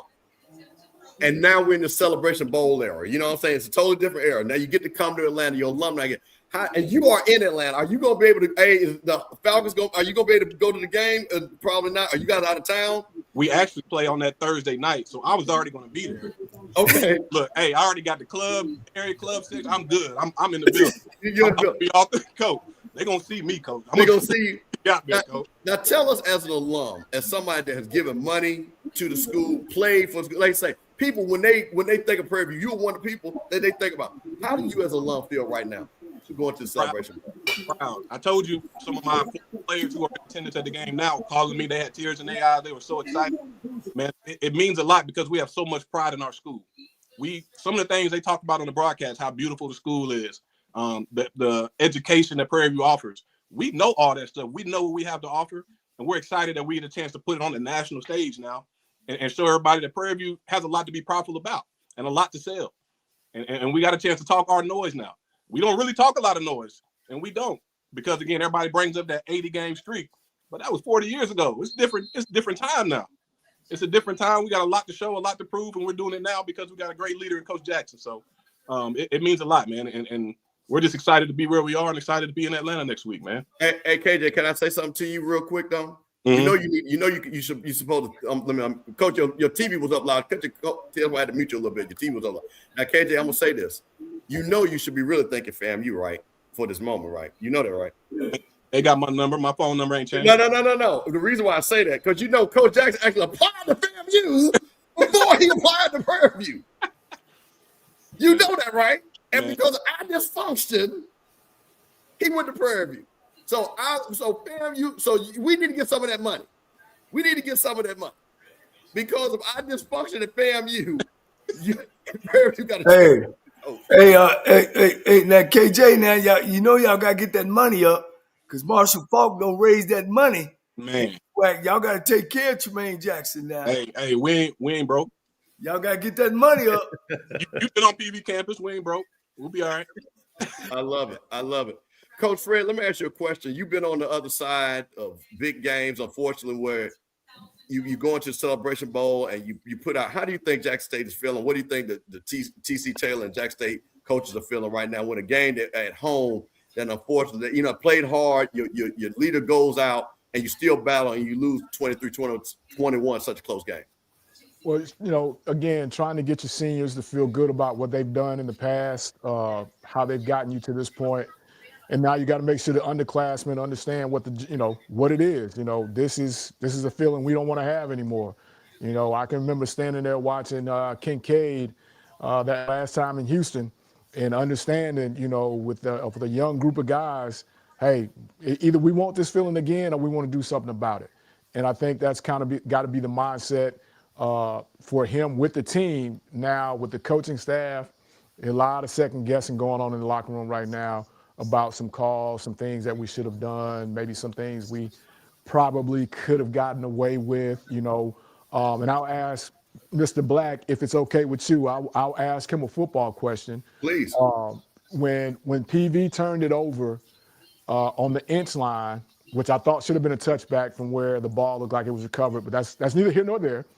And Jackson comes out and runs the ball 2 straight times up the middle. As a football player, I understand you're in the championship game, but you're also down. Mm-hmm. Will we not be better served to probably try to get the quarterback on the move, get the ball out, to get breathing room instead of waiting till third down to get pinned down, understanding that now they know it's a passing down, being backed up? Well, first thing I want to do is I don't want to act like I have all the answers because, as you know, play called, you never know what could happen. If they spit that thing for 20 yards, you're saying, what a great call, great execution by the players. So it goes both ways. But at the same time, you have a freshman quarterback in a high-pressure situation knowing, hey, this may be the last time we touch it. Right. That's what I'm saying as far as the momentum and time. I mean, he already turned the ball over once. He did come back from that, so I understand what you're saying. Do you do a bootleg to try to get him on the perimeter where he can either get an easy throw or run it and maybe get some yards? So that's a good point. But at the same time, I mean, you guys been running the ball. I'm talking about Jackson State running the ball all year. That's what you do. So in this crucial moment, I'm going to hand the ball off and lean on the biggest offensive line in the SWAC. Say, hey, man, we got to get it off this inch line. And Prairie View, to their credit, held up. You know what I mean? So I don't think those are bad calls. Again, the strength of your team right now to get to where you are has been running the ball. So in this pressure situation, let's run the ball. Can we get a first down? You know what I mean? We got to get a first down. I'm leaning on the big boys. So that's just me. Mike Reed, you sitting over there. You host the show, Mike Reed. You had your pick. Mike, when were you most worried when this game was slipping away? When did you think the game was slipping away, in your opinion? From the jump, Mike. No. The possession. It was a possession before the position that we was on the goal line. Right. That position where we didn't get a first down, we went 3 and out, and we had to punt. That position right there, I'm like, bro, we gotta move the chain. We gotta get some type of points on here. Then we on the goal line. I wasn't mad about us running the ball, but that third down call, it's so many pass concepts you could come up with on the third, and it was like 38, 36 or 38. It's so many pass concepts that you can come up with instead of just everybody running all goals with the defense expecting it. So they playing deep. Like, it's just, I think a better play call could have came up right there. And to Coach Fred's point, it's really hard to call a third play for a true freshman quarterback that's already turned the ball over. And he's already showed you that he wasn't seeing it well because he clearly missed that, that interception was just a bad throw. So you don't want to throw anywhere over the middle of the field right now because you're scared of what's going to happen. Yeah. So he was throwing the deep ball well, and they took a shot. But like you said, to Coach Fred's point again, was there an easier way to get the ball out of his hand? That's a TC Taylor question. That's something I'm sure they're going to ask him. Hey, is there a better call on 3rd and long that you could have? I'm sure somebody's going to ask him that. Hey, Coach Fred, let me just do my M-bar, bro. Yes, Scotty will be doing, him and Zoe will be doing at 6:45. We'll take it all the way to there. They will be doing the Late Reed show from the M-bar. So, yes, the M-bar will be open no matter what. They're taking your money. Prairie View people going over there to the M-bar. Enjoy yourself. We appreciate it. Look, I know y'all got your own part, but hey, M-Bar sponsors us, coach. So we try to get all the money. So hey, everybody, bar, go to M-Bar. Let's help out Jackson. It's all SWAC love. There you go. Tell him, coach. Go to M-Bar. All right, go ahead, Coach Fred. Know how to party now. Well, maybe not play call, but maybe more the tempo, because now you're under the 4-minute mark. You know what I mean? You're under the 4-minute mark. I understood why you may have called that timeout to see if he actually caught that 3rd and 10. The receiver from Prairie View. Yeah. But even to me, that's a little iffy, because you only, the momentum and the game is pointing to that you're going to need all 3 timeouts at the end. But I get it. You're trying to give them a chance to look at it. But that to me, as far as a coach, I think I would be second guessing myself on that one, just because, like, what did we gain from that? And then we needed it later, and we still didn't get anything off of that. So just the tempo in that drive, I guess, Mr. Black, is more what I was asking you. And with play calls, we know we're running it. Let's go try to get it quick. Let's get lined up. We're not subbing. Let's get lined up, see if we can't get somebody out of place. But if we're actually taking our time, maybe we can find something where we can just go slant bubble, curl flat. Well, you don't want to go slant bubble because you don't want to put anything to the flat. Curl flat, something down the field, all stops, something. But more so the tempo, because the game's starting to slip away. I wanted to also bring up, too, how big was TC letting those 20 seconds run off if they called his first time out? Right. Coach, that was Mr. Campbell. The same thing, Mr. Campbell. I was like, what we doing? Yeah, that and see, this is that I want to be clear, because, Coach, you're a coach, Coach Fred, all you guys are coaches. Us as fans, so I guess let me ask the question. Because, see, this is what I hate when fans do, right? We never coached, and we think we know. But did you think that he was like, okay, let me see if I get a stop. Let's hold one more timeout for the offensive side of the ball, maybe, and do it that way? Because to me, it was automatic, immediate stop, timeout, stop, timeout. And then if it would have been 4th down with 30 seconds left, and then you would have had the ball, they would have had to punt it. That's where I looked at. Yeah. But it was maybe he was trying to play it close, and and then another thing too, did somebody say, hey, the math is not mathing? You know what I mean? We got to call a timeout. Maybe is that what happens? Yeah. Now remind me again, Coach Fred, I haven't been in college for a few years. At 2 minutes, the clock does stop now, right? Yeah. Right. So Yes. 3 times. 3 timeouts. Yep. 3 timeouts. But you immediately make a timeout knowing that, hey, they didn't gain any yards on 1st down. Timeout is 2nd and long, and I still got the 2-minute warning and another timeout. So that's why I was like, what are we doing right now? So I'm sure, again, that's another question he's probably going to want to answer. He'll probably talk about it himself, knowing how good of a coach he is. But that one I was kind of a little shocked by. So at that point, go ahead, Coach Fred. Go ahead. At that point, Mr. Campbell, because so much time has gone, to me, you got to hold it. Yeah. Now you just got to suck it up. Yeah, and expect to get a win on the next down, and now we're into it. Spending it at that point does you no good, other than just, you waste it, in my opinion. Right, I agree. Let me ask you guys a question, because I'm gonna go around the horn. Hey guys, it's no 2-minute stop rule in college. Okay. Yes, it is, Coach. Yes, it is. Yes, it is. It's the second year of it. It's a dead stop. It's a hard timeout. Yeah, that's the new rule. It's a hard timeout. This is the second year of it. It started last year. Yeah, dead timeout.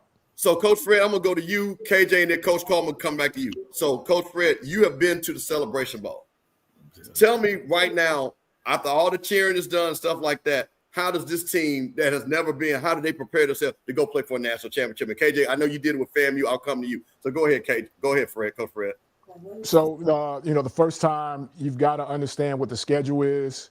You've got to be ready to get real work at home, because once you get to Atlanta, there's things that, you're going to have to do as far as obligations you got to get to, different players missing, they got to go here, got to go there. And then, we found somewhere to practice. When we got there, I think we practiced at Clark Atlanta one year, and then we found a high school the next year or whatever. So, trying to do all that, but you want to get the bulk of your work done at home, because there's going to be a lot of stuff going on. And the first-year team there, I mean, you're going to have people all over the hotel. You're going to have free access to Atlanta famous barbers, dinner obligations, the Children's Hospital, There's NFL speaking engagements you got to make. There's all that's packed in to your time before the game. So you got to celebrate it. It's truly got to be the 24-hour rule. Celebrate it all the way back to Texas, and then once we touch down, we got to get right to work on our opponent for the national championship. Because once we get to Atlanta, the focus is going to be all over the place. Now, KJ, did you leave? You left the year before our national championship year, right? My last year at FAM was 2021. I left in the spring of 22. Spring of 2021. Well, I'll still ask you, because you in the NFL, you know about these short turnarounds. Like you said, you guys got a game on Thursday. How does a coach get his team recalibrated to play in a game like this? I agree with what Coach Fred said. By tomorrow, at this time tomorrow, we got to be looking at what South Carolina State is going to present. And again, I thought it was another great point. By Wednesday, I'm sure Prairie View is going to be here in Atlanta. So you're right. He didn't call preparation physically and mentally, because by the time you get here, you know, the hay's in the barn. It's going to be time to play. You might make a few tweaks here or there, maybe working on the last part of your game plan, but for the most part, hopefully it's all in terms of preparation for your team. And then it's going to be the unknowns, of a traveling schedule, going to the hotel, to practice, back to the hotel, going to this engagement, back to the hotel, managing time and making sure that your players stay locked in and stay prepared while also doing all these other obligations that you're going to have to deal with. So it's going to be an experience for the first time for a lot of people. Can I say something once again? Yeah, I was about to ask you, Coach, hold on. I want to set the cut. Now, Coach, you went to the Heritage Bowl. You've coached in these type of games. As Coach T-Jack, a new coach, going to a big game like this, like KJ and Fred said, everybody's going to be calling. Everybody wants to be part. All these Prairie View alumni that we ain't seen in the last 40 years are going to be saying, hey, I've been right there with you, Coach. How does Coach T-Jack manage his time and his players that everyone wants to talk to now? Well, I don't mean to sound barbaric or guys, this guy been there, man. This ain't new to him. None of it ain't new to him. He went to a championship his own. He went to a championship with us. He went, his team, it's all about the program. If you go down and visiting Fred and KJ, you probably done went over there, man, this dude is solid. His program is ran just like the military. Them kids know where to go, where to be, and they know the consequences. So it ain't gonna be no new show for Tremaine to go to Atlanta and get ready and prepare for a game. And if those kids ain't ready, you might not see some of them playing the game. Mm-hmm. I mean, that's who he is, Coach. He's a no-nonsense guy. I know he talks a lot of shit and all that kind of stuff, but Coach, when it comes to coaching and team rules, he know that he gonna follow in everybody's line, from the coaching staff down to the media team, that y'all gonna be on time and y'all gonna be where y'all supposed to be. So I don't think that's gonna be a big deal for him. Just like Chinnisberry. Again, it's gonna be two sensational coaches, man. The best they can be. I'm talking about in all of football. I ain't talking about NFL. I'm talking about these two gentlemen. They can go anywhere and they gonna coach and they gonna win. This ain't no black coach. These are two powerhouse football teams and two power teams that are fundamentally sound. They're disciplined on and off the field. So I don't see all the – I know what you guys talking about. I don't mean to say that, but I'm saying that he will handle it, man, like eating ice cream.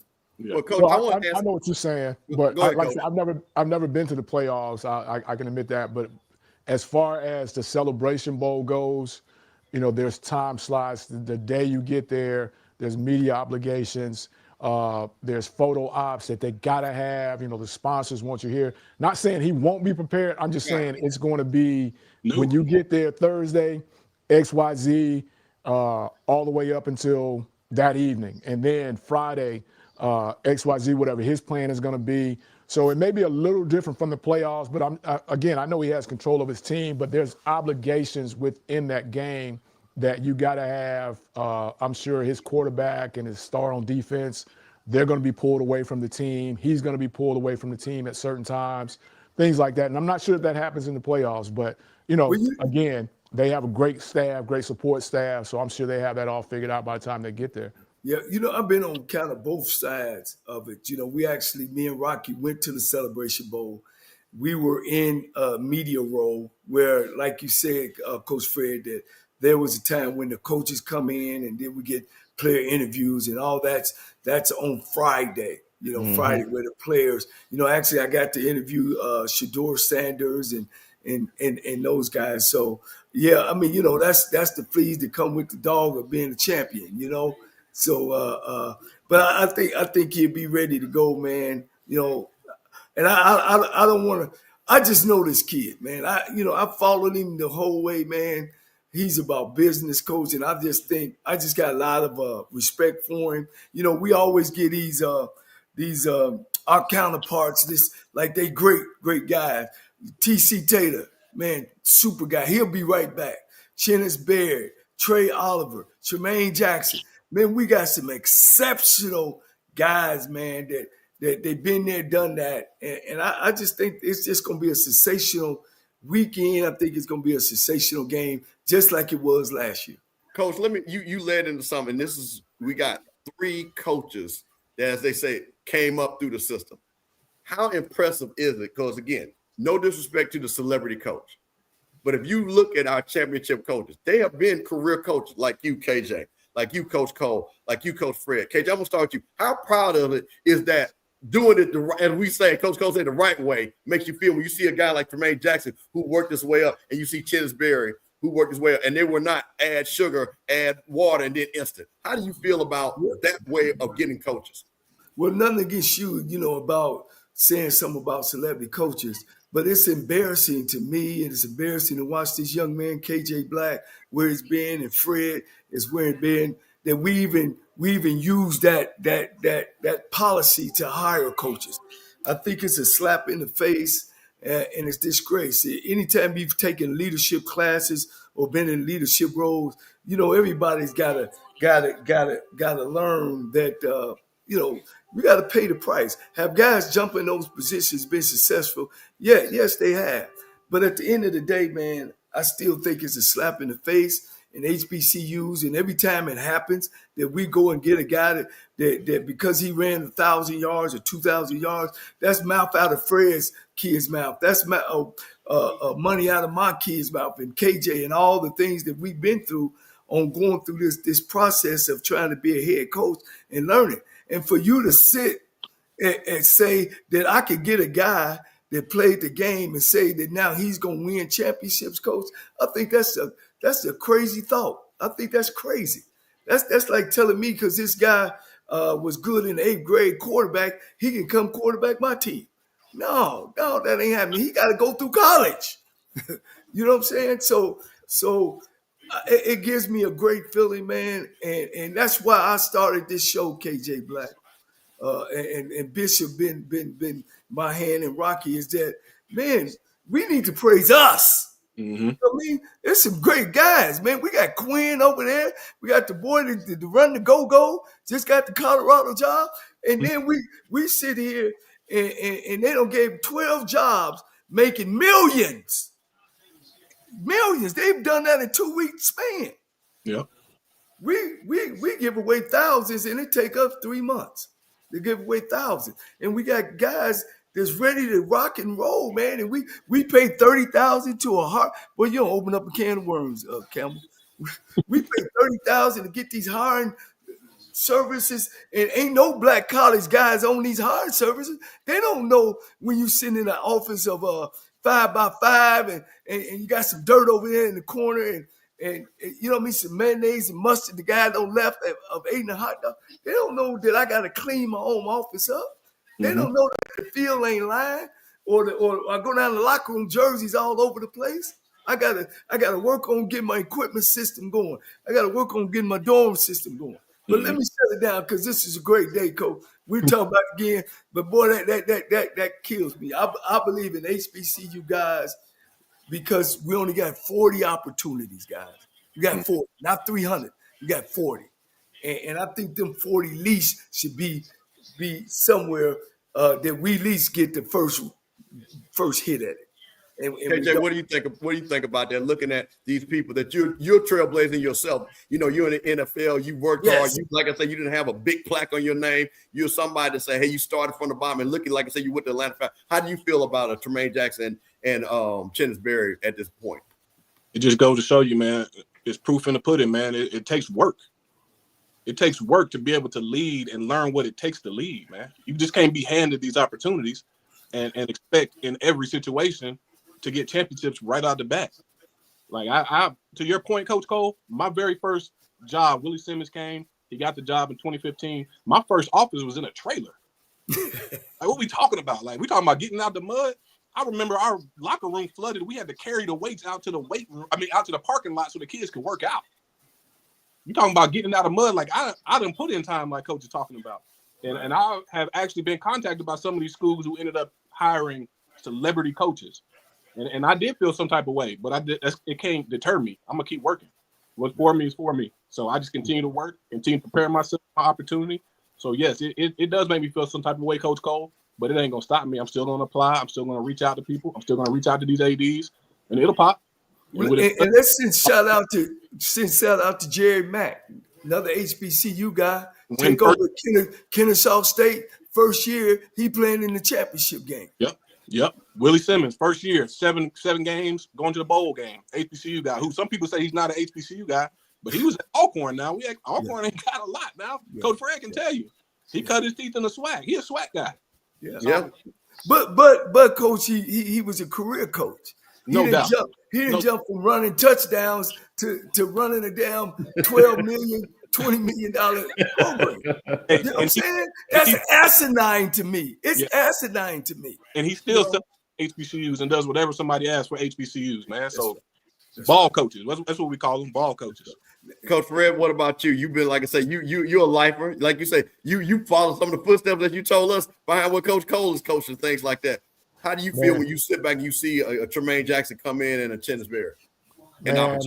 I'm sitting there listening to KJ and listening to Coach, man. Everybody think we had gold over there when we were winning championships at Alcorn. And if we did a show and I really sat down, y'all would be like, ain't no way y'all winning games over there. You know what I mean? And it's disappointing at times, but Mr. Campbell's like I tell everybody, I'm a celebrity coach too. I can go out and raise money too. If that's what you're talking about, you need. That's why you hire ex-NFL player, whatever, with no coaching experience to generate money. We can all do that. We know how to do that. Mr. Black knows how to do that. He knows his audience. I know Coach Cole knows his audience. It's just about being able to get the opportunity. What's going to be sexier, KJ Black or ex-NFL household name? And I've said before, and I'll say this, and I'll end my soapbox rant. Ain't but one name, former NFL player, can generate what happened at Jackson. Ain't but one name. Mm-hmm. And he did it and he moved on. Now everybody's still trying to catch lightning in the bottle. Lightning in the bottle is KJ Black. Lightning in the bottle is Coach Fred, if given the opportunity. But we're still trying to chase what, A.D. Robinson did by pulling that out of his hat. And, again, wish him the best. First-year coaches, I'm always rooting for first-year coaches, first-year head coaches. But trust me, I can give you some stories from Stillman and Alcorn that would make them boys say, you know what, this ain't for me. You know what I mean? So we put the work in. We understand what it takes. We understand what it means to deal with an AD that's not a football guy. We understand to deal with a president who's not an athletic person. And we still know how to keep the wheels turning. So, again, those mountains, we'll see how he climbs them. One thing, man, at the end of the day, guys, and y'all know KJ and Coach Fred, winning will bring you a lot of money. Yeah. So when you are the right guy and you start winning, them HBCU schools, I always tell the story about Jackson State. Man, when I was under Pete Richardson, every week, Bishop, we were getting something new. That's when starter jackets was. We had a starter jacket around your waist. We had every week, KJ, we would go 3-0, 4-0, 5-0. We have a starter jacket to your ankle. We get hats. We get free dinners. Every week they were going to buy something different. It It's money up in there, Coach. Oh, yeah. Especially when you win and those people start coming to the game. And when you win it, alumni feel good and they start giving them dollars, Coach. Mm-hmm. Now, KJ, we got it. Now, you get this a lot, Coach. I'm gonna come to you, Coach Fred, one second. You get this a lot. I know you get this a lot. I've had people to talk to you indirectly about things like this. Is this something that you? Because I know you're at the NFL, at the pinnacle. You know what I mean, far as coaching. But again, is this something that you would be interested if the right opportunity would come? Yes. Period. Okay. So, Coach, let me ask you a question. I won't say a name of a school. What do you consider a right opportunity? What would the school need to have for you to consider that the right opportunity? What you talked about earlier, leadership. They got the right leadership, and they're aligned, and they're serious about winning. Well, hey, listen, I'm going to say this again. And this is HBCU Coach's Corner. Coach knows this. We have a lot of ADs that watch this. We have a lot of influential alums that watch this. We got other coaches. I'm going to keep saying this. And again, I have nothing against celebrity coaches. Deshaun Jackson, I think, has done an outstanding job. I think that was amazing. But I come from the old school. And I think when you know what we are, it makes you what we are. And that's the reason why you have a Chennis Berry and a Tremaine Jackson and T.C. Taylor and Derek Bobs and Sam Washington and all these guys that have won these championships. And I'm talking about Celebration Bowl era because they came from. A celebrity just hasn't won it. And there's a reason why. Because I think there's something when you look at a player that you can, if you go and talk to a guy at FAMU, you say, hey, man, I did this. Mm-hmm. I did this. When Coach was coaching, Coach said, man, I threw touchdowns against Willie Totten. And guess what? We did not have fancy this or fancy that. So don't tell me that I don't want to hear the complaints. I'm going to push you harder. Coach Fred, like it down at Alcorn. What are they going to tell Coach Fred down at Alcorn? These kids, hey, Coach, it's tough today. It's hot out here today. I don't know. They got air conditioners up there in Mississippi State. See, that's the thing to me that when the people like you all just makes a difference when you're going for a championship. Because, man, when you win an HBCU championship, it ain't like Georgia when they got everything and Alabama get. Now, they're great coaches, but it's something when you got to get it from the mud. It's something different when you got to get it from the mud. And I think what you saw in this game with two coaches, and I'm talking about T.C. Taylor now and Tremaine Jackson, that brought teams that people, it's over with Jackson State. Prime is gone. They're going to go back to 1-10. T.C. Taylor said, I've been here. I know what winning looks like from Jackson State. I'm part of this tradition. And he brought a championship. So, Coach Fred, you about to say something. I didn't mean to cut you off, but I just wanted to make that point. Hey, real quick. I got to go. I got to get downtown. But I appreciate y'all having me on, though. KJ, we appreciate you, man. Thank you so much. KJ, will you be able – well, probably not. If you can, we'll be at the Embassy Suites next Friday. If you can come by. For 8 to 10, I know scheduled with the Falcons or whatever, but we would love to have you there. Embassy Suites. I'm at every celebrity bowl or a celebration bowl I can be at. Any event I'm trying to go because we actually got off, so I'm gonna be all over the city. So whatever y'all. I'll get your number from Scott and I'll text you all the info. Yeah, just let me know, man. Appreciate you. Okay, that is KJ Black, Prairie View alumnus. You SWAC, you SWAC, baby, you SWAC. Oh, yeah. He is SWAC. Born and raised, it's in me. He is SWAC. All right now. Hey, look, hold on. Wait. Okay, wait a minute. Let me. What? No. Okay, I want to be clear. See, because what we're not gonna do is ain't nobody overreacting. So hold on. We ain't putting no dirt on Jackson State. And ain't nobody. We haven't even discussed it, Mr. Campbell. So I'm like, see, I have to shut this stuff down because what people do is go on social media and then twist up. Ain't nobody putting on no dirt. It was a great game, and Prairie View won. That's all we said.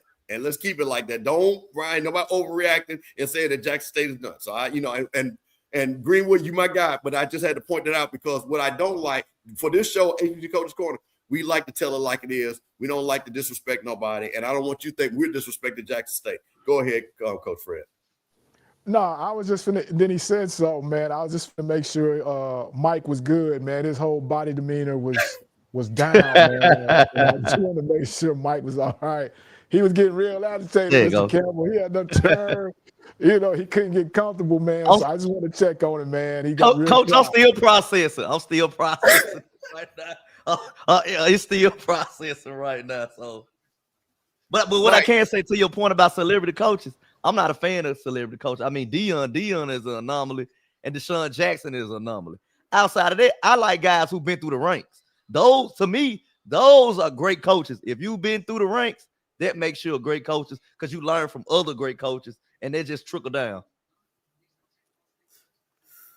Now, one of the things, guys, and head coaching, head go football ahead, Coach. coaching is Go ahead. more than just X's and O's, man. It's a leader. You're a dad. Yeah. You're a mother. You're a cleanup man. You're a trainer. You got to know all that. All that's got to be going in your mind, and everything's got to be aligned from everybody within your line, head coach, assistant head coach, all that. And if you ain't never done that before, we throw up stuff like, the field ain't lying. Man, that's the small stuff. That's the small stuff. It's a lot of stuff about scholarships. How you do your money, how you choose your coach, all that. You know what I mean? Hold on, this is Cam Peterson calling. Okay. And I can speak to that, and then Mr. Campbell, I'm gonna cut out. But just being as the assistant head coach at Alcorn, talking about from travel, talking about from class schedules, class check, it wasn't but 11 of us in 2 GAs. You know what I mean? And then you talking about painting 2.5 practice fields. I don't know if a celebrity coach is gonna go out there and paint that field in the summer to get ready for summer practice. The washer breaks down. Somebody got to go take them clothes to the local laundromat and get it done before the next morning. I don't know if the celebrity coach is really gonna want to do that. You know what I mean? I had a talk with my guy Terrell Buckley down there at Valley, and some of the ups and downs he's incurring. But the good thing about Terrell is that Terrell had been in the coaching system. He understood all of that. He had been at the upper level, but he had been in the coach. He's been an assistant coach. So he understood some of the stuff that went with it. But when you put a guy that don't know, to Coach Cole's point, like, wait a minute, I thought we gave him a full. Nah, we couldn't give him a full because we didn't have but, 0.8 left or whatever, and now you've created a whole different issue or a whole different set of problems that may not have been, explained in the height of, we got X if an NFLer coming to it. So I don't know if he understands that, we don't really give fulls. We work, we mix and match to add up. And now you put this whole NIL thing into it, who's getting what and all this, the fabric of college football has completely changed. And I don't know if those guys know completely what they're walking into when you just go get them and, hey, gonna bring a lot of people to the golf tournament, that kind of thing. You know what I mean? So Coach makes a great point. There's so much more, and we haven't even got to football. There's so much more that goes into it that I don't know if everybody really understands what it is on the hiring committee that goes on inside those gates of said university. But again, I appreciate y'all for having me on. Mike, can I leave? You gonna be good? I'm good, Coach Fred. Coach Fred, listen, I want to tell you, thank you so much, man. This is what made, I think, one of the best watch parties to have you on, have all the coaches on, man. Bruce, Eugene, we appreciate it. Now, Coach, listen, we still got another game to talk about and some other things, so we're going to be calling you to bring you on. And like I said, are you going to be in Atlanta? Are you coming to Atlanta? That's what I'm saying. Hit me up. Okay. I know we had talked about it on the other show. I done put that filler out there with the lady with the same last name as me. Like, if I jump up early Friday morning and say I'm going to Atlanta, don't act like you didn't know. Okay. Hey, look, Embassy, HBCU Coaches Corner Live, Embassy Suites in Buckhead, 8 to 10. Coach Fred said he's going to be there. Hey, come on in. You can get some dinner at Roof Chris. If we got a bar, you come over there early. What? Hey, listen, we doing it big. And let me just let you know, a Rattler set that up. My Rattler brother, Patrick Lee, set it up. That's how the Rattlers do it. So I was saying, you guys can come early, eat dinner at Roof Chris, go to the bar, and then come on up 8 to 10 and hang out with HBCU Coaches Corner at Embassy Suites. Hey, I said I'm there, but there's a big fundamental question that I didn't even ask that I need to understand. Do I get like a ticket, like, he comped or something like that for the parking? No, I'm talking about Roof Chris. Oh, no, wait, no, we ain't getting no free meal at Roof Chris. See, them the questions. I'm big money, but I ain't that much money. Them the questions I need to know. I'm finna run up the dang Atlanta on Friday thinking I'm finna get. Coach, what I can do is I can get you some chicken wings. I can get you some of the Roof Chris chicken wings. I got you that. I'll buy you a Roof Chris chicken wing platter. And we got it. But you know, those steak plates, that's beyond my budget right there. 636 don't want me spending no money like that. She told me to hold my money. Christmas is coming up. That's why you got to ask questions, man. But before I get out of here, Mike, you sure you good, man? The lights dim. We need to see your face, man. I'm good, Coach Fred. I'm good. I'm good. Mr. Campbell, hit me up. Coach, hey, Coach Cole, man, thank you so much. Appreciate you, boy. Thank you, Coach Fred. Thank you. Appreciate it. That's Coach Fred. Now, Coach, you said we're going to have Cam Peterson going to come up, right? His dad had just called me back, and I told him to pull up the app I gave him. Okay, you sent him the link, right? Yeah, the blue one, right? Yeah, the StreamYard link. Yeah, the StreamYard. Yeah, okay. Yeah, I just did. I think he's just trying to figure it out. Okay, there ain't no. Somebody's here. Okay, here we go. Let's hear. We get a devil. Is that Mr. Peters right there? Mr. Peters. Mr. Peters. Mr. Peters, can you hear us? He looking. He ain't talking. We probably can't hear us. I can't hear y'all if y'all can hear me. I can't hear y'all. Yeah, we can hear you, Mr. Peters. I tell you what, we can hear you. Just go ahead and just talk. Tell us about how you feel. Cannot hear y'all. Just talk. Just talk. Just talk. Hey, Coach, call it. Wait, he's on his phone. Usually. He on his phone. Yeah, I was about to say, just tell talk. him. Just go ahead and talk, Mr. Peters. Just talk. We can hear you. Go ahead. I said we can hear you. Just we're gonna see if we can get Coach Jack. Hey, Coach Jack.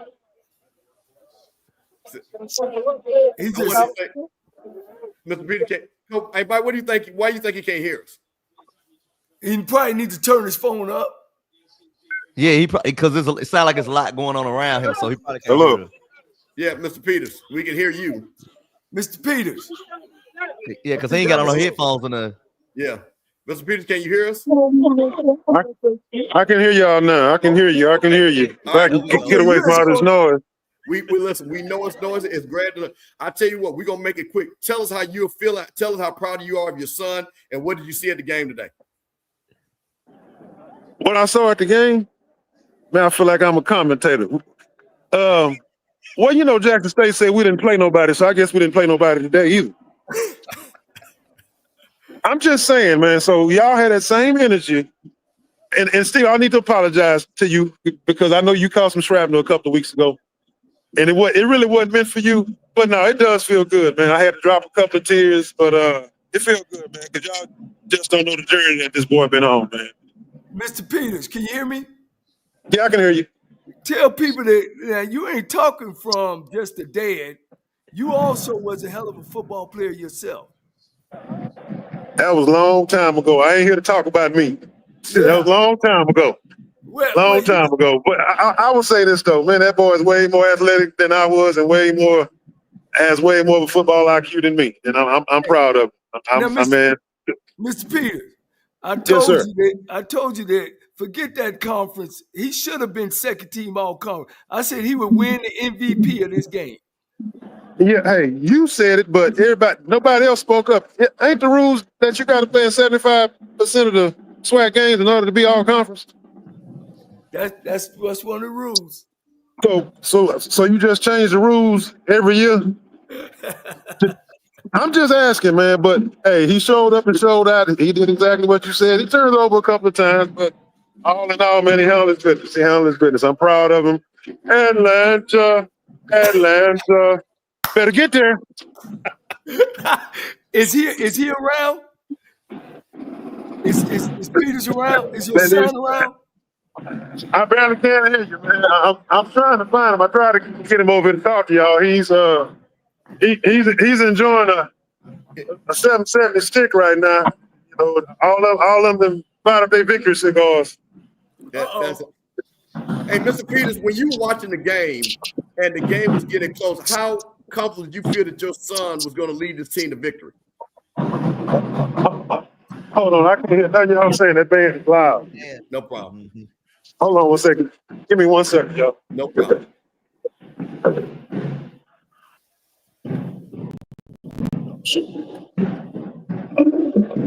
Okay, I can hear you now, I guess. Hey, Mr. Peters, I was asking you the game. This is a tight, tough ball game. How confident when you saw your son basically with a game-winning drive and you just knew this was his moment? How did you feel about that watching the game in the stands?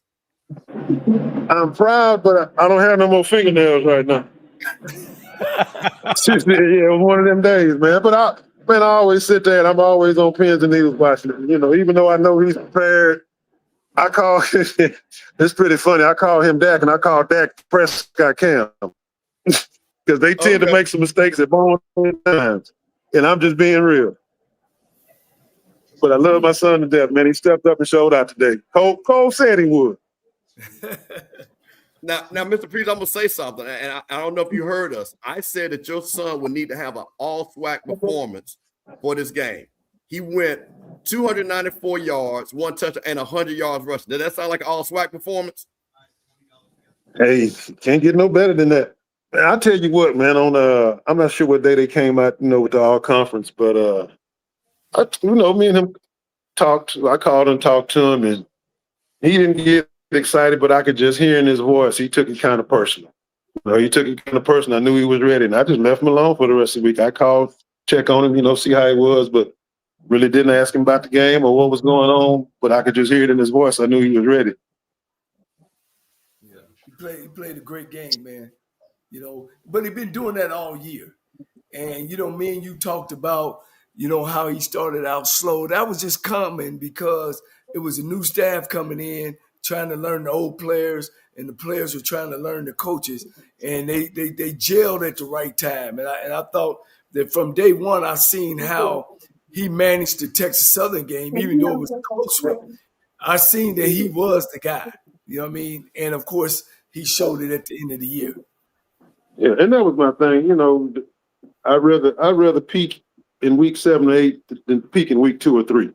And that's exactly what happened. I mean, I think he and Buckner had to get kind of used to each other, get to know each other. They knew each other from, recruiting. Buckner recruited him at Sam, but just as far as, he never played for him, so they really didn't know each other. But it was a learning process, and they figured it out. It was hard sometimes, but hey, I'm one of those dads. I'm gonna stick with the process. I don't do that daddy ball stuff and don't make excuses for him. He screw up. If he good, we take his, I'm gonna praise him. And he's always been coached hard, and and hey, I can't brag on him enough. I'm proud of him. I'm proud of my son. There you go. All right, well, man. Coach, let me ask you Mr. Peters, let me ask you one more question, and then of course I know you got to get going. What was it about Coach Jackson when he came in, and after you got around Coach Jackson, him coaching your son, like you said, coached him hard. They had the dual quarterbacks going on early in the season. Then your son basically became the leader of the team. What was it about Coach Jackson as you as a father and play that you saw, hey, this man's gonna be special? It's 2 words I give him that I appreciate about him. His discipline, his attitude. It ain't bragging, you can do. You sit and back up. I respect and I know that about him. Be straightforward. He tell you like it is. He'll tell you where to get out. That's all I ever ask. Be my son, ain't gonna do music. I'm not gonna get the script. I'm not gonna you can't sing. So I just appreciate his straightforwardness. Like I say, they really needed discipline, and he came in and he implemented that. And I'm still at the turning point. I mean, they needed that discipline. Oh, it must have died. Everybody's trying to hit that one tower down there by the vet, Mike. Mike, that one tower that been blinking right there, it's over there by the hospital. That's what it said. Everybody owned it. Everybody, hey man, but listen, that was Cam Peters' father, Mr. Peters, man. That's what we get to do, Mike. We do a little bit different. Mike, look at that. That's my boy holding the SWAC Championship trophy. That's about close you'll get this year. It's time to hit the ground running recruit early Monday morning. Hey, that's right. Start all back over. Yep. Well, man, listen, I'm gonna say this, and Scotty should be coming on the next 5 minutes. We're gonna turn over to him and Zoe. Hey, man, Mike, I'm gonna tell you this, man. I think no matter who won the game, again, you and I are Jackson State people, but I think we saw a great football game. I think we'll look at TC Taylor. But I say this: to have your quarterback come out there and fight, and that team to fight to the end, I think those Jackson State Tigers could be very proud. I know it's not where they wanted to end up, but I also want to say this, man. Got to give Coach Tremaine Jackson a lot of credit. He had those guys come in that hostile environment, and they played hard and they played to win. So, Mike, like I said, what you got?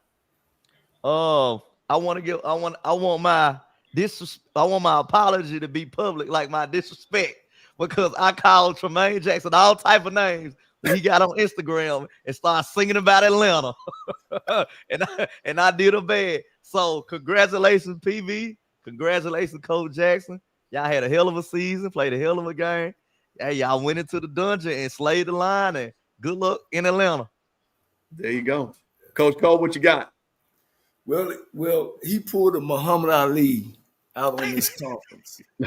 He came in and he talked the talk, and if they had a ring, he could get up on it and say he's the greatest, at least for this 1 year. You know what I mean? We know we don't want to go that far with it, but I seen this young coach come into my office and said that he wanted to be a part of a football staff and learn what he can learn.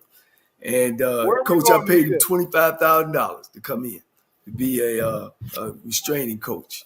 And in 1 year, I gave him a $25,000 raise because he was just that good.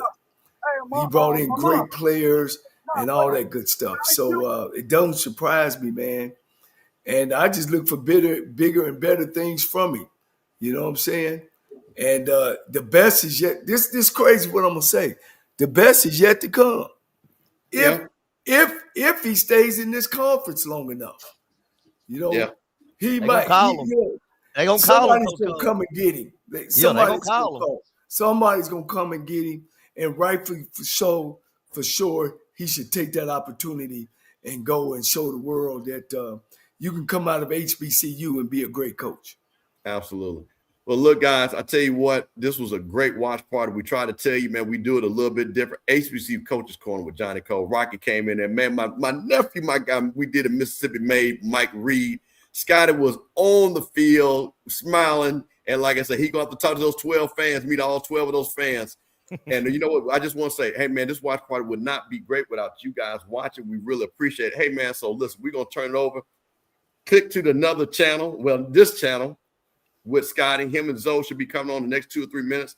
They will take you into the evening. And, of course, we got to hear Zoe cry. Mike, I'm trying to tell you, it's going to be some excuses. Man, damn Zoe. Zoe is no longer one of the top podcasters. Matter of fact. Coach, he gonna have to eat it, and you know Scott is going to give it to him. So man, they're going to go over there at the M bar. Go ahead, Coach. He's a fan, Coach. He's a fan. Zoe, you're a fan.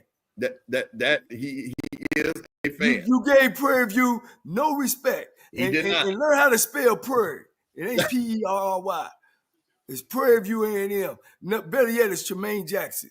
There you go. So hey, congratulations to the Prairie View Panthers, the 2025 SWAC champions, going to represent the SWAC and Celebration Bowl. We appreciate you all. Go check out Scotty and Zoe and the late reads coming up now. See you guys later.